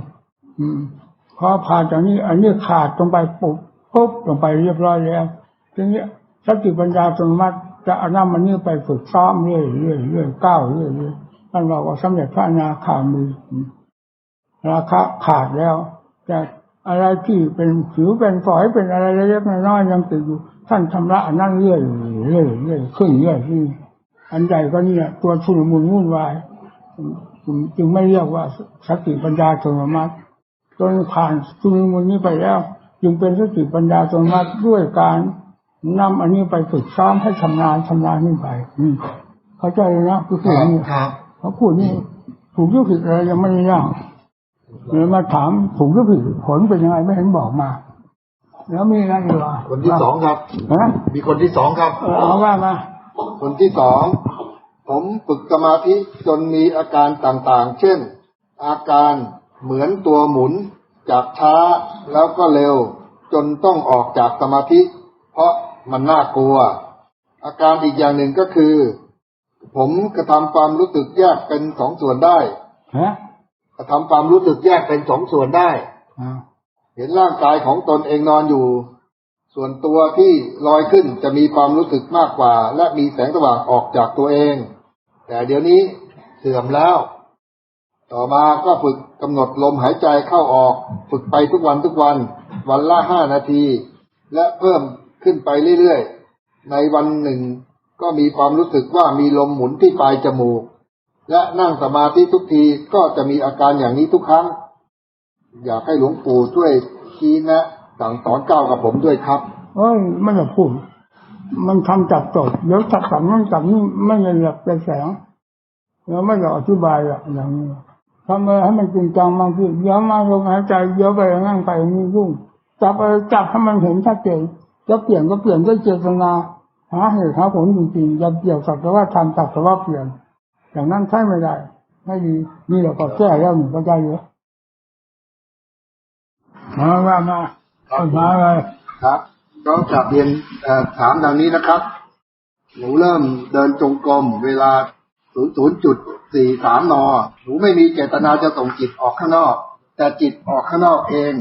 มีสติรู้ตามจิตมีความรู้สึกแปลกๆหันไปมองข้างหลังตกใจมากๆเพราะมีผีสมัยแมนจูเรียผีสมัยแมนจูเรียผีคนจีนละครับผีครับผีตาผีครับเป็นพวกผีครับว่าไงผีที่ไหนว่าผีจีนแบบสมัยแมนจูเรียสมัยเก่าด้วยนะครับว่ามาเราจะเอาสมัยใหม่ขึ้นรับกันเอาผีแมนจูเรียเหรอแมนจูเรียครับเราจะเอาผีสมัยใหม่รับกันเอาว่ามาผีแมนจูเรียนะครับไว้ผมเปียยาวๆใส่หมวกจีน สวมเสื้อยาวสีดำมีเขี้ยว4 เขี้ยวปากมีเลือดแดงเล็บมือปากมีเลือดแดงปากกินเลือดนะครับกินเลือดครับเล็บมือยาวหน้าเศร้าๆบางตัวกระโดดตามหลังและบางตัวกระโดดข้างหน้าและกระโดดรอบๆตัวหนูรู้สึกกลัวมากเพราะเห็นทั้งกลางวันกลางคืนและเห็นสิ่งที่น่ากลัวอีกแยะเป็นเวลา10 กว่าวันแล้วพยายามดึงจิตกลับมาทุกๆครั้งแต่ก็ดึงไม่ได้จิตและกายเหนื่อยมากจิตพยายามดึงจิตกลับแต่ดึงไม่ได้จิตและกายเหนื่อยมากครับมันวิ่งตามมันกระโดดอยู่ข้างหลังก็มีตามหลังมาก็มีอยู่ข้างๆก็มีรอบๆตัวก็มีครับว่าได้เพราะอย่างนี้หนูจึงเชื่อหลวงตาที่ว่าไม่ให้ภาวนาส่งจิตออกนอกเพราะเป็นอันตรายจะดึงจิตกลับไม่ได้ก็ยิ่งน่ากลัวจิตก็ยิ่งไปไกลหนูหาวิธีหยุดโดยหยุดภาวนาแต่ก็ได้ฟังเทศของหลวงตาในวิทยุอยู่ตลอดไม่ได้นอนจนกระทั่งจิตกับเสียงเป็นอันเดียวกันหลังจากนั้นจึงบังคับจิตได้ถ้าผีมาอีกหนูขออนุญาตส่งมาให้พระที่วัดนี้พระแยะหนูไม่เอาแล้วไหนว่าไงถ้าผีมาอีกถ้าผีมาอีกหนูขออนุญาตส่งผีมาให้พระเพราะวัดนี้พระมากส่งผีมาให้พระครับเขาไม่เอาแล้วเขากลัวครับเดี๋ยวพระท่านไม่กลัวเหรอ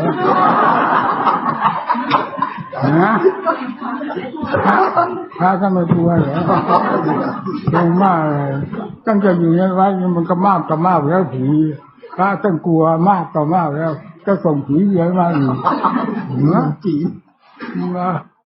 ก็เอาว่าไปข้อที่2นะครับเวลานั่งภาวนาไม่รู้สึกตัวรู้แต่ผู้รู้อยู่อย่างเดียวขณะนั้นมีความรู้สึกว่าตัวลอยขึ้นและกลับลงมาบางครั้งเอ็นไปทางซ้ายบ้างทางขวาบ้างนับเป็น10 ครั้งหนูรู้สึกจิตพยายามจะไปแต่ไปไม่ได้บางครั้งเวลานอนก็เป็นขาขยับไปมามือก็ขยับไปมาหัวก็ขยับไปมาอาการแบบนี้เป็นบ่อยๆหนูควรจะทำอย่างไรเจ้าคะเอาทำใจให้มีความสงบไม่ต้องปล่อยให้มันออกเพ่นพ่านนั่นแหละดีนะเรื่องอย่างนี้เป็นอาการของจิตที่ออกข้างนอกแล้วมีข้างนอกเข้ามาเกี่ยวข้องกับพันกันไปความสงบใจนี่แหละเหมาะที่สุดสำหรับนักภาวนาการความรู้ความเห็นนี่ก็ไม่เห็นมีจำเป็นอะไรจะต้องมาเล่าอะไรอย่างนี้ถ้าท่านรู้จะเท่าไหร่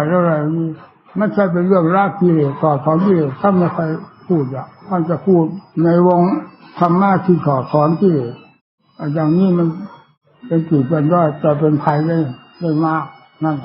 ท่านจึงไม่ค่อยจะสนใจพอเห็นนี่ถอยที่เข้ามาเนี่ยไม่ต้อนรับพูดง่ายๆว่างั้นถ้าเกี่ยวข้องกับมันก็ไปใหญ่ละเรื่องอย่างนี้เข้าใจป่ะล่ะครับเรื่องนี้เป็นเรื่องภายนอกใจมีภัยถ้าหลงตามมันเป็นภัยถ้ารู้ตามมันแล้วจะเล่นกับมันบ้างก็ได้ไม่เล่นก็ได้ถอยจิตเข้ามาปั๊บเรียกว่าไม่ต้อนรับแขกเข้าใจไหมถอยปั๊บเข้ามาปิดประตูก็แขกมันจะอยู่ข้างนอกก็มีความหมายเข้าใจเรื่องการภาวนาเป็นเรื่องเล็กน้อยมาเลยพิจารณามากทีเดียวมันก็พูดอย่างนี้เข้าใจทันทีเลยก็มันผ่านแล้วก็คอจะเคยมาพูดให้ฟังไหมล่ะไม่พูดไม่เห็นมีจำเป็นอะไรจะต้องพูดหาอะไรนั่นพูดเฉพาะสิ่งที่จะเป็นประโยชน์แก่โลกแก่สงสารธรรมะท่านสอนอย่างนั้นรักใหญ่อยู่ตรงนี้นะท่านไม่ได้พรรณนาเรื่องนอกเรื่องนาอะไรไปยิ่งกว่ากลางละถอนที่เป็นภัยจิตใจของเราอยู่เป็นประจำอันนี้กันเน้นหนักเลยจุดนี้มากอย่าไปยุ่งย่างกับข้างนอกมากนะให้พิจารณาอาการของจิตมันแสดงอะไรให้ดูมันเกิดมันดับมันเกิดมันดับมีในจิตนี่แหละไปดูอะไรนอกนะหางมเงาโน่นงมเงานี่ตัวของตัวที่คว้านู่นคว้านี่ไม่ดูตัวเองที่มันคว้านู่นคว้านี่น่ะดูเข้ามาให้สงบเข้าไปในที่สงบแล้วก็พิจารณา เอาอะไรมันยังเหลืออยู่อะไรที่ควรจะพิจารณาสืบต่อแล้วตามมันไปพิจารณาให้รู้อะไรมันรู้แล้วมันปล่อยของมันมันก็เข้าใจนั่นเข้าใจหรือญี่ปุ่นนี่อ่ะติดเสื้อหนูแกะเองอ่ะมันแกะไม่ได้ถ้าคุณกับลุงกันเยอะไหนว่าไงมันแบบเข้าใจจนแล้วก็ไปเรื่อยๆเขาแก้ด้วยตัวเองไม่ได้แต่ถ้ามากราบเรียนหลวงตาแล้วก็เข้าใจแก้ได้ก็ได้แล้วอย่างว่าเรื่องนี้มันยุ่งยากข้างนอกกวนนะ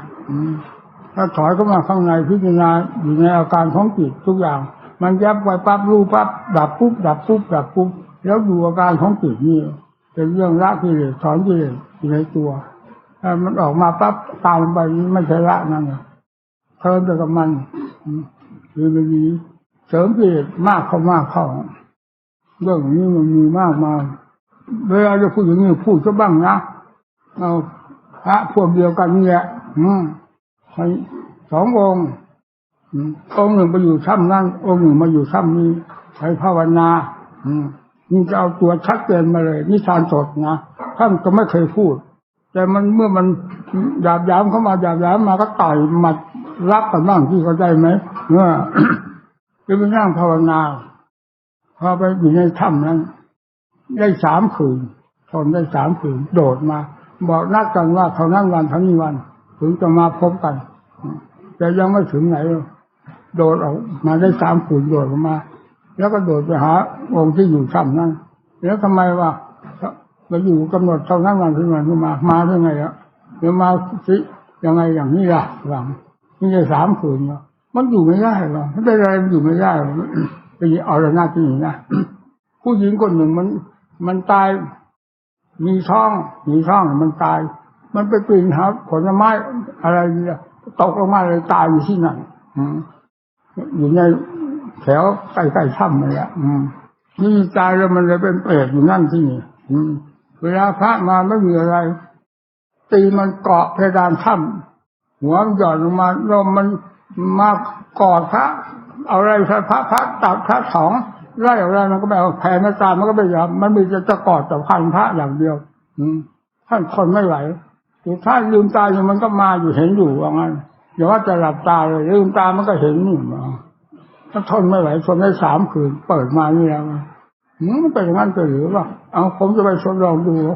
มาอีกลองไปอยู่ที่นะนี่คือความรู้เหมือนกันเข้าใจไหมมันยอมรับกันทันทีพอมาได้2 คืนองค์นี้เห็นแล้วแบบโอ้ยอยากว่าเลยผมทนได้2 คืนท่านทว่าเก่งกว่าผมได้3 คืนว่ะนั่นเป็นอย่างนั้นนะเปรตมันเป็นอย่างนั้นนะผู้หญิงตายมีเศร้าขึ้นปีนขึ้นเห็นผลไม้อะไรที่ปีนขึ้นไปตกลงมาแล้วตายอยู่นั่นนะมีช่องนี่นะมันก็มีอย่างนั้นนะโลกของการเต็มไปหมดแล้วนอกจากไม่พูดเรื่องของเราไปเรื่องของมันไปเยอะตอนนั้นเองเรื่องของเราที่แก้กิเลสจะไปหลงตามมันก็ให้เป็นเรื่องของเราไปปัดออกพิจารณาตัวนี้ตัวมันดิ้นมันดีดออกมารับสิ่งต่างๆตัวนี้ไม่ออกมันก็อยู่สบายสงบเย็นลงไปเลยนี่การภาวนาให้สงบลงที่หัวใจสงบลงไปออกรูปนั้นนี่ไม่เรียกว่าสงบเข้าใจนี่เลยเห็นไหมที่เคยเล่าให้ฟังว่าไล่แม่แก้วลงภูเขาร้องไห้นี่ลงไปก็อย่างนี้เองละสอนอะไรก็ไม่ฟังสอนอะไรก็ไม่ฟังให้ออกบ้างไม่ออกบ้างได้ไหมเอาสอนออกมาเป็นระยะจนกระทั่งยังไงก็ไม่ได้ยังไงก็ไม่ได้แสดงว่าจะเชื่อเรื่องความรู้ก็เห็นเกี่ยมากกว่าเชื่อเราเขาบังคับเลยเอาไม่ให้ออกบอกงั้นเอาไปปฏิบัติคราวนี้ก็เด็ดแหละว่าเอาไม่ให้ออก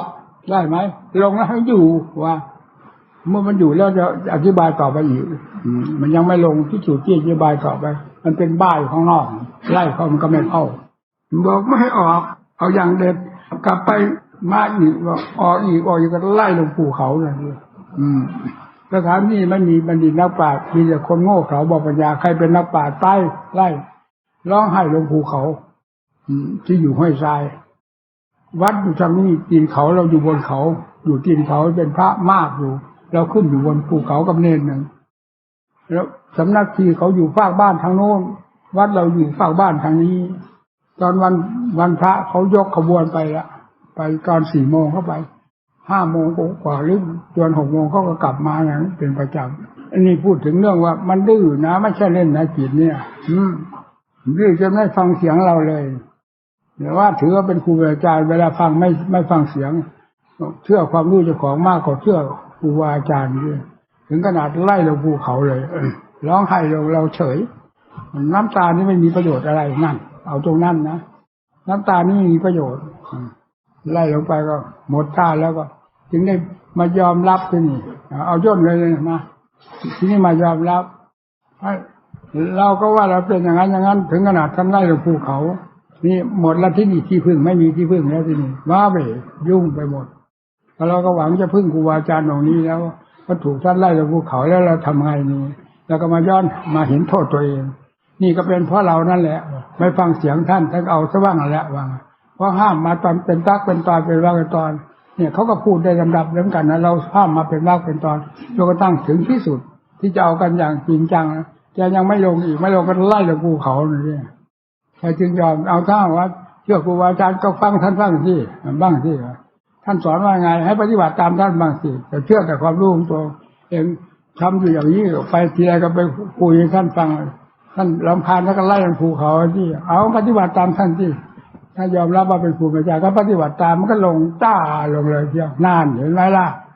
พอลงแล้วพอลุกขึ้นจากที่แล้วกราบไปหาภูเขาพอบ่ายวันหลังไปเลยไม่จำเป็นถึงวันเสาร์วันอาทิตย์ละ4 วันกลับไปเราไม่ลืมนะธรรมดา8 วันวันพระก็ไปทีนึงวันนั้น4 วันเขากลับมาเรากำลังปัดตาดอยู่4 โมงเย็นมาโผล่ขึ้นมาก็ขึ้นมาได้อีกนี่เอาอีกเลยที่เย็นเนี่ยมาหาอะไรเนี่ยไปเราโอ้ยเดี๋ยวพูดก่อนเขามีอะไรเอามา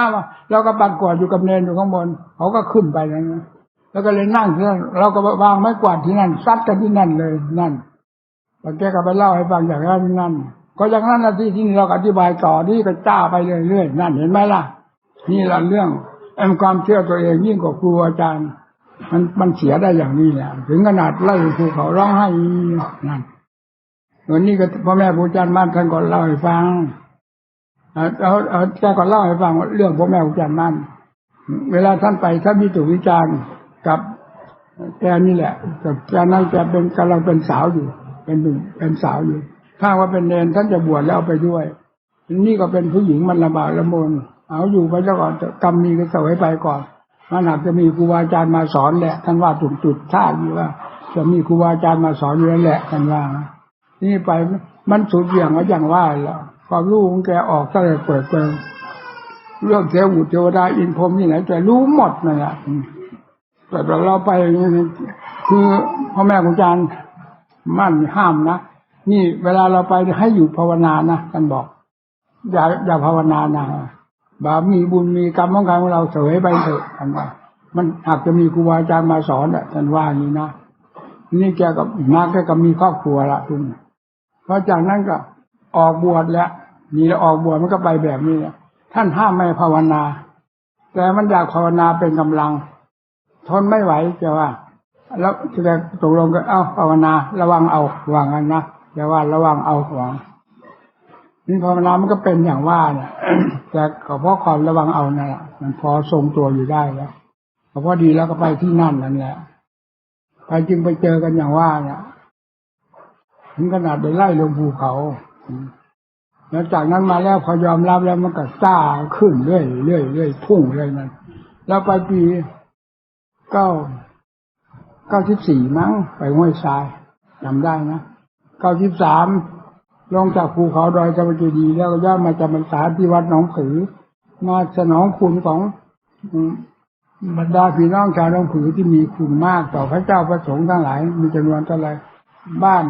หลังคาเรือนมี74หลังคาเรือนพระจำนวนเท่าไรเขาเลี้ยงดูได้หมดนี่เวลาครูอาจารย์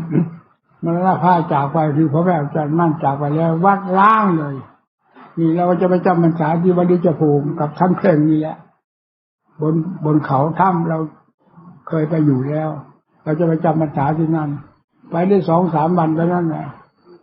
แล้วก็ไปเล่าเรื่องให้ฟังแล้วโดดจากภูเขาลงมาจำพรรษาที่หนองผือเรื่องราวเป็นอย่างนั้นที่นี่พูดเรื่องอะไรหลงแล้วนะหลงแล้วถือต่อมาแม่แก้วครับแม่แก้วภาวนาที่ว่าจิตถามที่ว่าจิตออกนอกนะ มาจะมันจากหนองผือจากนั้นเราก็ไปหนองไผ่ทรายเอาละเข้าใจ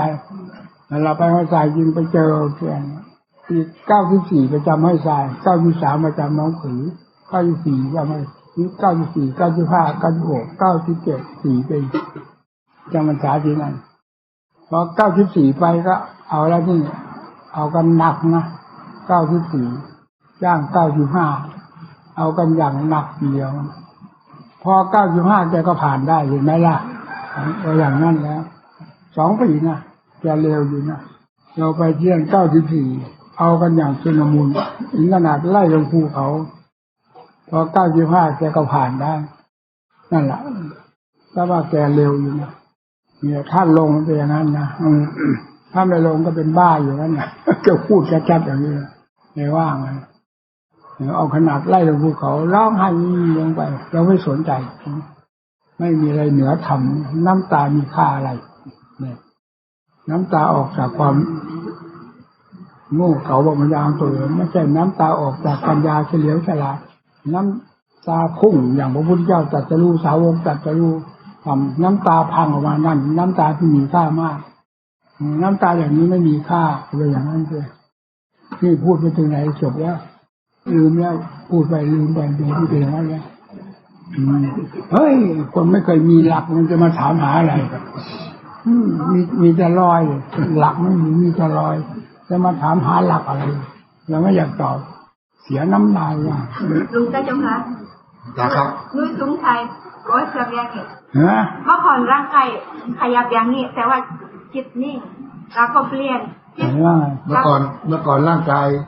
ขยับแต่จิตนิ่งครับแล้วก็อีกอันนึงร่างกายนิ่งแต่ว่าจิตนี่มันแบบตั้งบนแล้วก็ไปตั้งร่างยกมันแบบ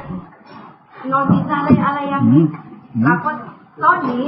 ร่างกายด้วยจิตด้วยมันขยับอุ่นไหวอะไรนี่มันว่าจะว่าไงล่ะบางครั้งร่างกายนิ่งนะแต่จิตขยับขึ้นลงซ้ายขวาดูหลักมันไว้นะจำไว้ความรู้อยู่ที่นี่มันจะเอ็นไปไหนมันก็ลงมาหาความรู้ตั้งความรู้ไว้ไม่มันออกมันก็ไม่ออกนะหลักจริงๆคืออยู่ความรู้มีสติบังคับอยู่กับความรู้ไม่มันเคลื่อนไหวออกมันก็ไม่ออกเข้าใจเหรอ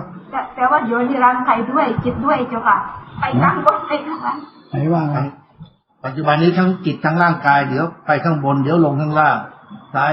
บ้างขวาบ้างครับเรื่องการภาวนามันมีทุกแบบนะแต่จะมาเล่าให้ฟังทุกแบบมันไม่อยากฟังนะเรานะคือมันไม่รู้กี่แบบกี่ฉบับที่มันเป็นอยู่ในวงเวทีภาวนามันจะออกทุกแบบทุกฉบับให้เราพิจารณารอบครอบในตัวของเราเช่นอย่างว่าตั้งสติให้ดีอย่าหนีหลักผู้รู้นี่แหละสำคัญถ้าไม่หนีหลักผู้รู้แล้วมันจะเอ็นไปไหนมันก็สงบเข้ามา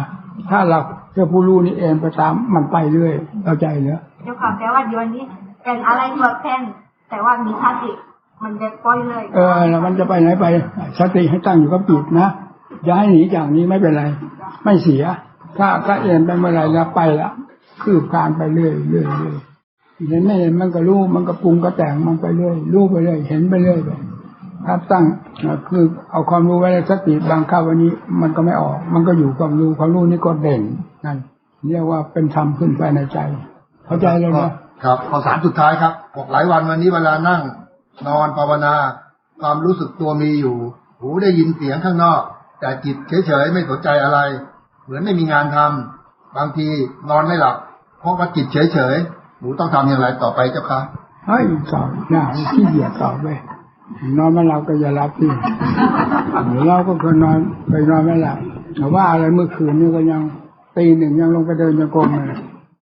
เรามันก็นอนไม่หลับก็ใช่ไหมแต่เราไม่เห็นเป็นบ้าวะธาตุขันมันปวดมันปั่นปวดในธาตุในขันกำลังจะตีหนึ่งนะนอนมันไม่หลับมันกวนอยู่ในธาตุในขันลงเดินยังกรมตีหนึ่งนั่นอย่างนั้นแล้วเอาแน่กับมันได้มาอะไรเรื่องธาตุเรื่องขันเข้าใจเหรอแล้วเอาธาตุเอาขันมาเป็นอุปสรรคยุ่งไปหมดใจก็เลยว่าเมย์ไปใช่ไหมไรคำถามเว็บไซต์ของหลวงตาครับคำถามจากเว็บไซต์ของหลวงตาครับถามว่าไงคนที่หนึ่งครับพิจารณาทุกข์ที่เกิดจากการนั่งไล่หาต้นตอของความทุกข์ตามอุบายที่หลวงปู่เคยสอนไล่ลงไปตั้งแต่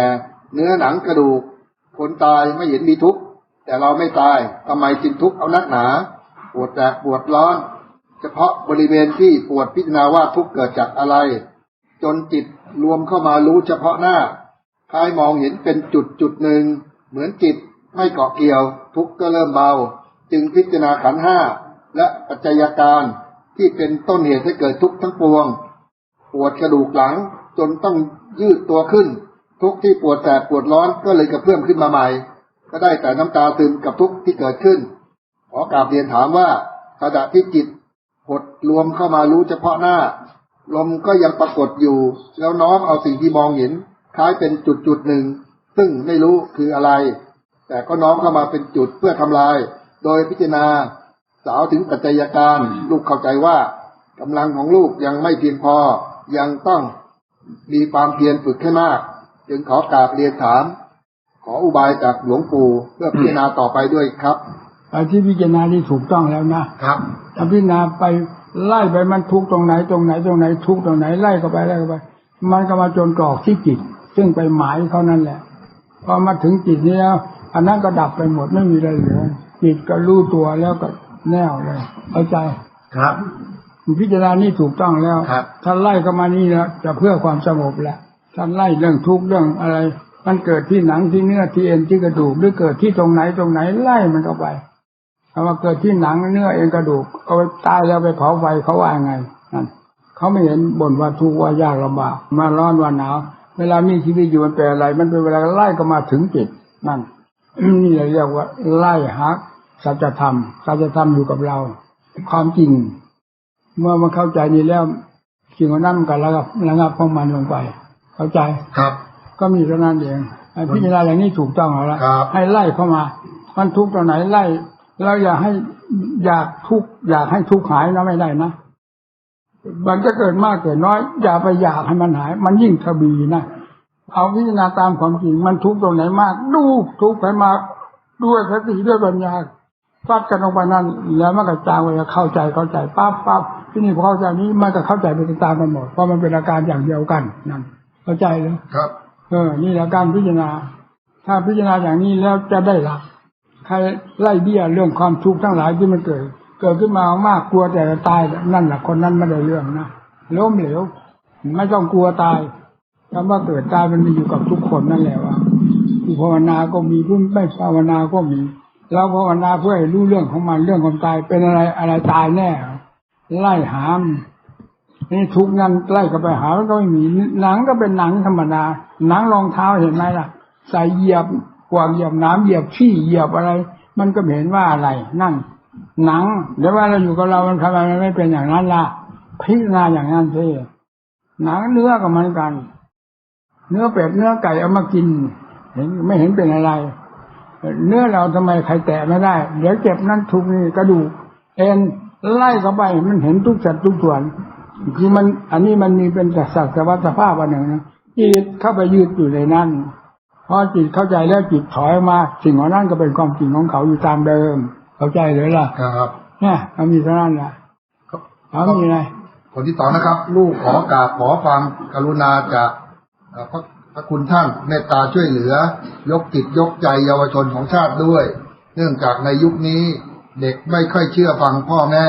เถียงครูอาจารย์มีความประพฤตินอกกรอบศีลธรรมพูดจาไม่สุภาพก้าวร้าวแต่งกายไม่สมควรและมีการเรียนแบบในสิ่งที่ไม่ดีแต่กลับเห็นว่าเท่เก๋ไก๋และเป็นกันมากๆทำให้เป็นกังวลและเป็นห่วงอนาคตของเด็กที่จะโตเป็นผู้ใหญ่ของชาติว่าจะเป็นอย่างไรต่อไปเหมือนมีใครบางกลุ่มต้องการให้สังคมและประเทศชาติเป็นแบบนี้แทรกเข้าไปในทุกรูปแบบไม่ว่าจะเป็นเพลงการแต่งเนื้อแต่งตัวการสื่อสารต่างๆสถานบันเทิงมอมเมาเยาวชนด้วยเห็นแก่เงินเป็นที่ตั้งไม่เห็นแก่ประโยชน์ส่วนรวมพ่อแม่หัวใจแทบสลายไม่รู้ว่ากำลังสู้กับอะไรรัฐบาลเคยบอกว่าให้ความสำคัญกับการพัฒนาคนแต่ต่างคนต่างก็ทำไม่มีพลังเพียงพอลูกมองไม่เห็นใครแล้วก็เห็นแต่ความเมตตากรุณาความเด็ดเดี่ยวของพระคุณท่านหลวงตากับผลงานที่ผ่านมาต่อคนในชาติขอได้โปรดช่วยสงเคราะห์เยาวชนของชาติ เขตเช่นการช่วยศาสนาที่ผ่านมาด้วย เพื่อให้เป็นผลในรูปธรรมด้วยเถิดกราบเรียนด้วยความเคารพอย่างสูงจากแม่ที่เฝ้ารอการกลับมาของลูก นี่อะไรจากแม่ที่เฝ้ารอการกลับมาเป็นคนดีของลูกอ๋ออันนี้มันก็มีอยู่ทั่วไปก็เพราะการไม่ระมัดระวังการปล่อยเนื้อปล่อยตัวทั้งเด็กทั้งผู้ใหญ่มันก็เลอะเทอะไปหมดถ้าต่างชนต่างเข้มงวดกวดขันตั้งแต่เด็กถึงผู้ใหญ่ตั้งเนื้อตั้งตัวที่ปฏิบัติปรับปรุงตัวเองให้เป็นคนดีและเป็นตัวอย่างแก่คนอื่นได้มันก็ดีไปทั่วหน้ากันนั่นแหละถ้าต่างคนต่างปล่อยเนื้อปล่อยตัวนี่บ่นเท่าไรว่าเท่าไรก็เท่าเดิมยิ่งทวีรุนแรงมากขึ้นเพราะเวลานี้คนเรามีปล่อยเนื้อปล่อยตัวมากทางด้านอัตด้านธรรมถือเป็นข้าศึกไปแล้วเวลานี้ด้านอัตด้านธรรมเป็นสิ่งช้าล้างสิ่งสกปรกกลายเป็นข้าศึกต่อความสกปรกไปแล้วความสกปรกไม่ยอมรับดีอยู่ตั้งแต่ความสกปรกของตัวเองสกปรกขนาดไหนก็ว่าดีว่าดีนี่ละคนที่ทำผิดได้มากตลอดไม่มีเวลายับยั้งชั่งตัวได้ก็คือเห็นความสกปรกของตัวว่าเป็นของดีถ้าเห็นความสกปรกเป็นของสกปรกตามธรรมที่ท่านสอนไว้แล้วธรรมท่านเป็นข้าศึกต่อใครล่ะความสกปรกมันเป็นข้าศึกต่อเราคือกิเลสนั่นน่ะถ้าแก้ตรงนี้มันก็แก้ได้แหละทีไอ้พวกเปรตพวกผีเนี่ยว่ามันชัดๆอย่างนี้นะคัดค้านต้านทานธรรมเอาธรรมเป็นข้าศึกต่อเขาเองแล้วเอาธรรมเป็นผู้ต้องหาเวลานี้กีดกันท่านั้นท่านี้เรื่องการเรื่องธรรมสอนโลกให้เป็นคนดีมามากต่อมากแล้วไอ้เรื่องความสกปรกโลกรังของกิเลสไปสอนใครให้เป็นคนดีแม้แต่เจ้าของก็เลอะเทอะพอแล้วจะไปสอนใครเป็นคนดีเพราะอำนาจของกิเลสนี่ไม่เคยมีนี่แหละที่โลกมันเดือดร้อนทุกวันนี้เพราะเชื่อกิเลสมากกว่าเชื่อธรรมถ้าธรรมออกมาสอนก็มีกีดมีกันทุกสิ่งอย่างที่เห็นนี่อย่างนี้ที่ฟังที่น่ะไอ้มูดคูดท่วมฐานนั่นน่ะมันไปสั่งสอนอบรมธรรมของพระพุทธเจ้าที่กระเทินโลกมานานให้ปฏิบัติตามมันพวกมูดพวกพูดนั่นเวลานี้มันน่าสลดสังเวชไหมทำเป็นสิ่งที่เดิมมาดั้งเดิมสอนคนชั่วขนาดไหนก็ตามดีได้ถ้าเอาธรรมเข้ามาสอนปฏิบัติตามธรรมแล้วถ้าไม่ยินดีในธรรมยินดีแต่ความชั่วแล้วเลวไปตลอดยังเหลือแต่ลมหายใจฟอดๆตอนนั้นตายแล้วก็จมเลยเจ้าของว่าจะขึ้นฟ้าขึ้นเมฆอะไรก็ตามแต่จิตใจที่ต่ำทรามแล้วจมทั้งนั้นแหละไม่มีใครเกินพระพุทธเจ้าเรื่องความแม่นยำในการสอนโลกสอนขารธรรมตามไม่ชอบแล้วฝืนไปแต่ก็คนนั่นก็ฝืนตัวเองทำลายตัวเองนั่นแหละก็มีเท่านั้นหรือว่าอะไรอีกล่ะพูดไปมันนานแล้วมันเหนื่อยนะเวลานี้กำลังฆ่าศึกศัตรูของกิเลสสิ่งเลวร้ายสิ่งสกปรกทั้งหลายกำลังลุมตีธรรมนะเวลานี้นะออกทุกแบบทุกฉบับลุมตีธรรมเป็นผู้ต้องหาไปแล้วเวลานี้ไอ้พวกกิเลสตัณหาเหมือนคนในคุกในเรือนจำนะมาแผ่อำนาจด้วยอำนาจป่าเถื่อนสกปรกของมันนะเวลานี้คนชั่วความชั่วมันกำลังระบาดกระจายมาตีพวกคนดีคนดีผู้มีศีลธรรมทั้งหลายให้หมอบราบเนี่ยเป็นอย่างนั้นในเวลานี้ฟังเอาดูเอากิริยาที่ออกนี่การที่จะส่งเสริมศาสนาเราไม่ค่อยเห็นมีนะมีแต่การเหยียบย่ำทำลายแบบนั้นแบบนี้มาโดยลำดับลำดาเราฟังอยู่ตลอดเวลาการฟังนี่ฟังด้วยจิตเหนือโลกแล้วไม่ใช่ธรรมดานะถ้ามันจะออกมาแบบไหนฟังหมดเหนืออยู่ตลอดเวลาแล้วมันออกมาสกปรกแบบไหนแผ่บางพานมาแบบไหนมันก็รู้หมดเรื่องของกิเลสแผ่บางพานเหมือนอึ่งอ่างกับวัวเข้าใจไหมล่ะอึ่งอ่างมันตัวเท่ากับปั้นวัวตัวใหญ่ขนาดไหนเขามาหากินตามภาษาของเขาเลยวัวก็ดีวัวเท่ากับธรรมมีความหนักแน่นมั่นคงใหญ่โตครอบโลกธาตุคือธรรมอึ่งอ่างได้จากกิเลสของพวกเราเนี่ยพองแข่งกับธรรมแล้วสุดท้ายก็อึ่งอ่างนั่นท้องแตกอันนี้ความชั่วช้าละมกมันจะระเบิดหัวอกมันเองทำท่านเหมาะสมทุกสิ่งทุกอย่างมาตั้งกับตั้งกันแล้วจะไปแก้ไขระเบียงท่านให้เป็นอะไรอีกไม่มีนอกจากแก้ไขระเบียงเราให้เป็นไปตามธรรมเท่านั้นถึงจะเป็นคนดีได้ถ้ายังฝืนให้ถือว่าของชั่วนี้เป็นของดีตลอดไปจะเลวตลอดไปคนเราหาความดีไม่ได้เลยนะทั้งจำมานะเราก็ไม่เคยเห็นแต่ก่อนบวชมานี่ได้72ปีที่ใส่73แล้วนะครับลืมแล้วนะบวชมานี่ก็ลืมแล้วตั้งแต่บวชตั้งแต่ปี2477วันที่2พฤษภาคม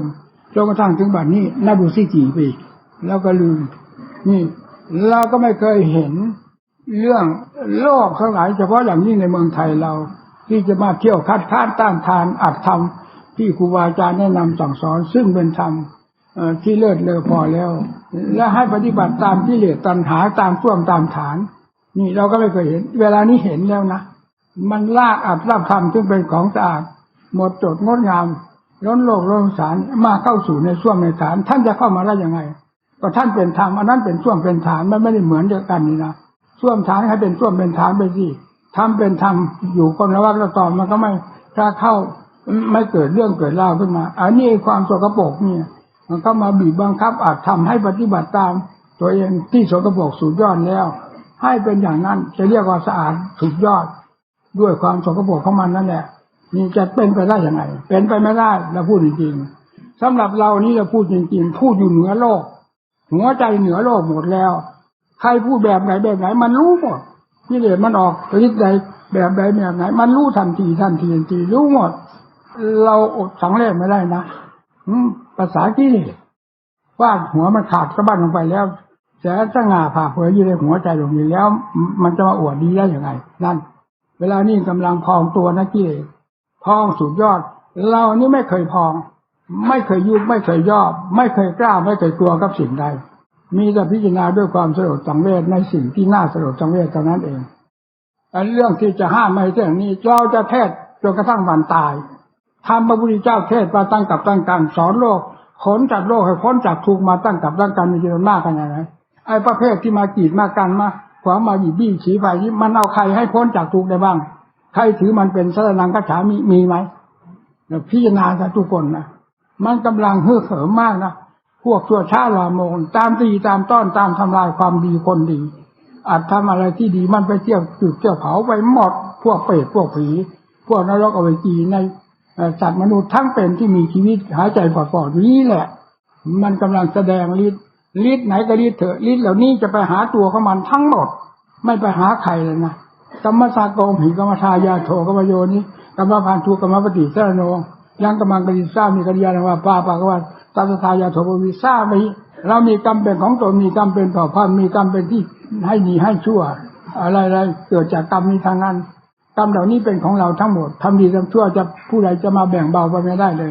นี่กรรมเป็นของมันทุกคนที่มันทำชั่วกรรมเป็นของเราทุกคนที่ทำดีให้พากันจำมันนะเชื่อพระพุทธเจ้าต้องเชื่ออย่างนี้สิถ้าจะเชื่อพวกเปรตพวกผีจมไปด้วยกันนะแล้วไม่ดีนะเรานี่เทศตลอดเอาธรรมพุทธเจ้ามาเทศไม่อยู่ในวงเหล่านี้วงเรือนจำของวัฏจักรเราไม่อยู่ความสกปรกไม่มีอะไรเกินวัฏจักรเราไม่อยู่ธรรมอันนี้เป็นธรรมที่พ้นแล้วทุกสิ่งจากนำมาสอนโลกที่สกปรกอยู่ในช่วงในฐานลากขึ้นใครจะเชื่อก็เอาไม่เชื่อก็จำเป็นก็ตามกรรมของสัตว์เท่านั้นแล้วมันจะมาโอ้มาอวดมากีดของธรรมไม่แสดงโอ้ไปเลยอวดไปจะแสดงเต็มเหนี่ยวของเราตามทางของศาสดาทุกพระองค์ท่านดำเนินมาอันนี้สอนโลกได้รับความสุขความเจริญพ้นจากทุกข์ไปมากมายเพราะธรรมพระพุทธเจ้าไม่ใช่เลยพ้นจากทุกข์ไปเพราะการกีดกันของกิเลสตัวสกปรกบอมแบมนี้นะพากันจำหมดนะให้พากันก้าวเดินเขาจะไปไหนก็ไปเถิดสำหรับหลวงตาบัวนี่ยันได้เลยอย่าว่าจะมาห้ามเฉยๆไปที่ไหนจะตามเทศมันตลอดธรรมะต้องเป็นธรรมะอย่างนั้นที่จะไปเป็นนักโทษหรืออยู่ในเรือนจำก็เทศอยู่ในเรือนจำสอนนักโทษสูนี่เข้าใจไว้มันต้องอย่างนั้นสิเอาละพอ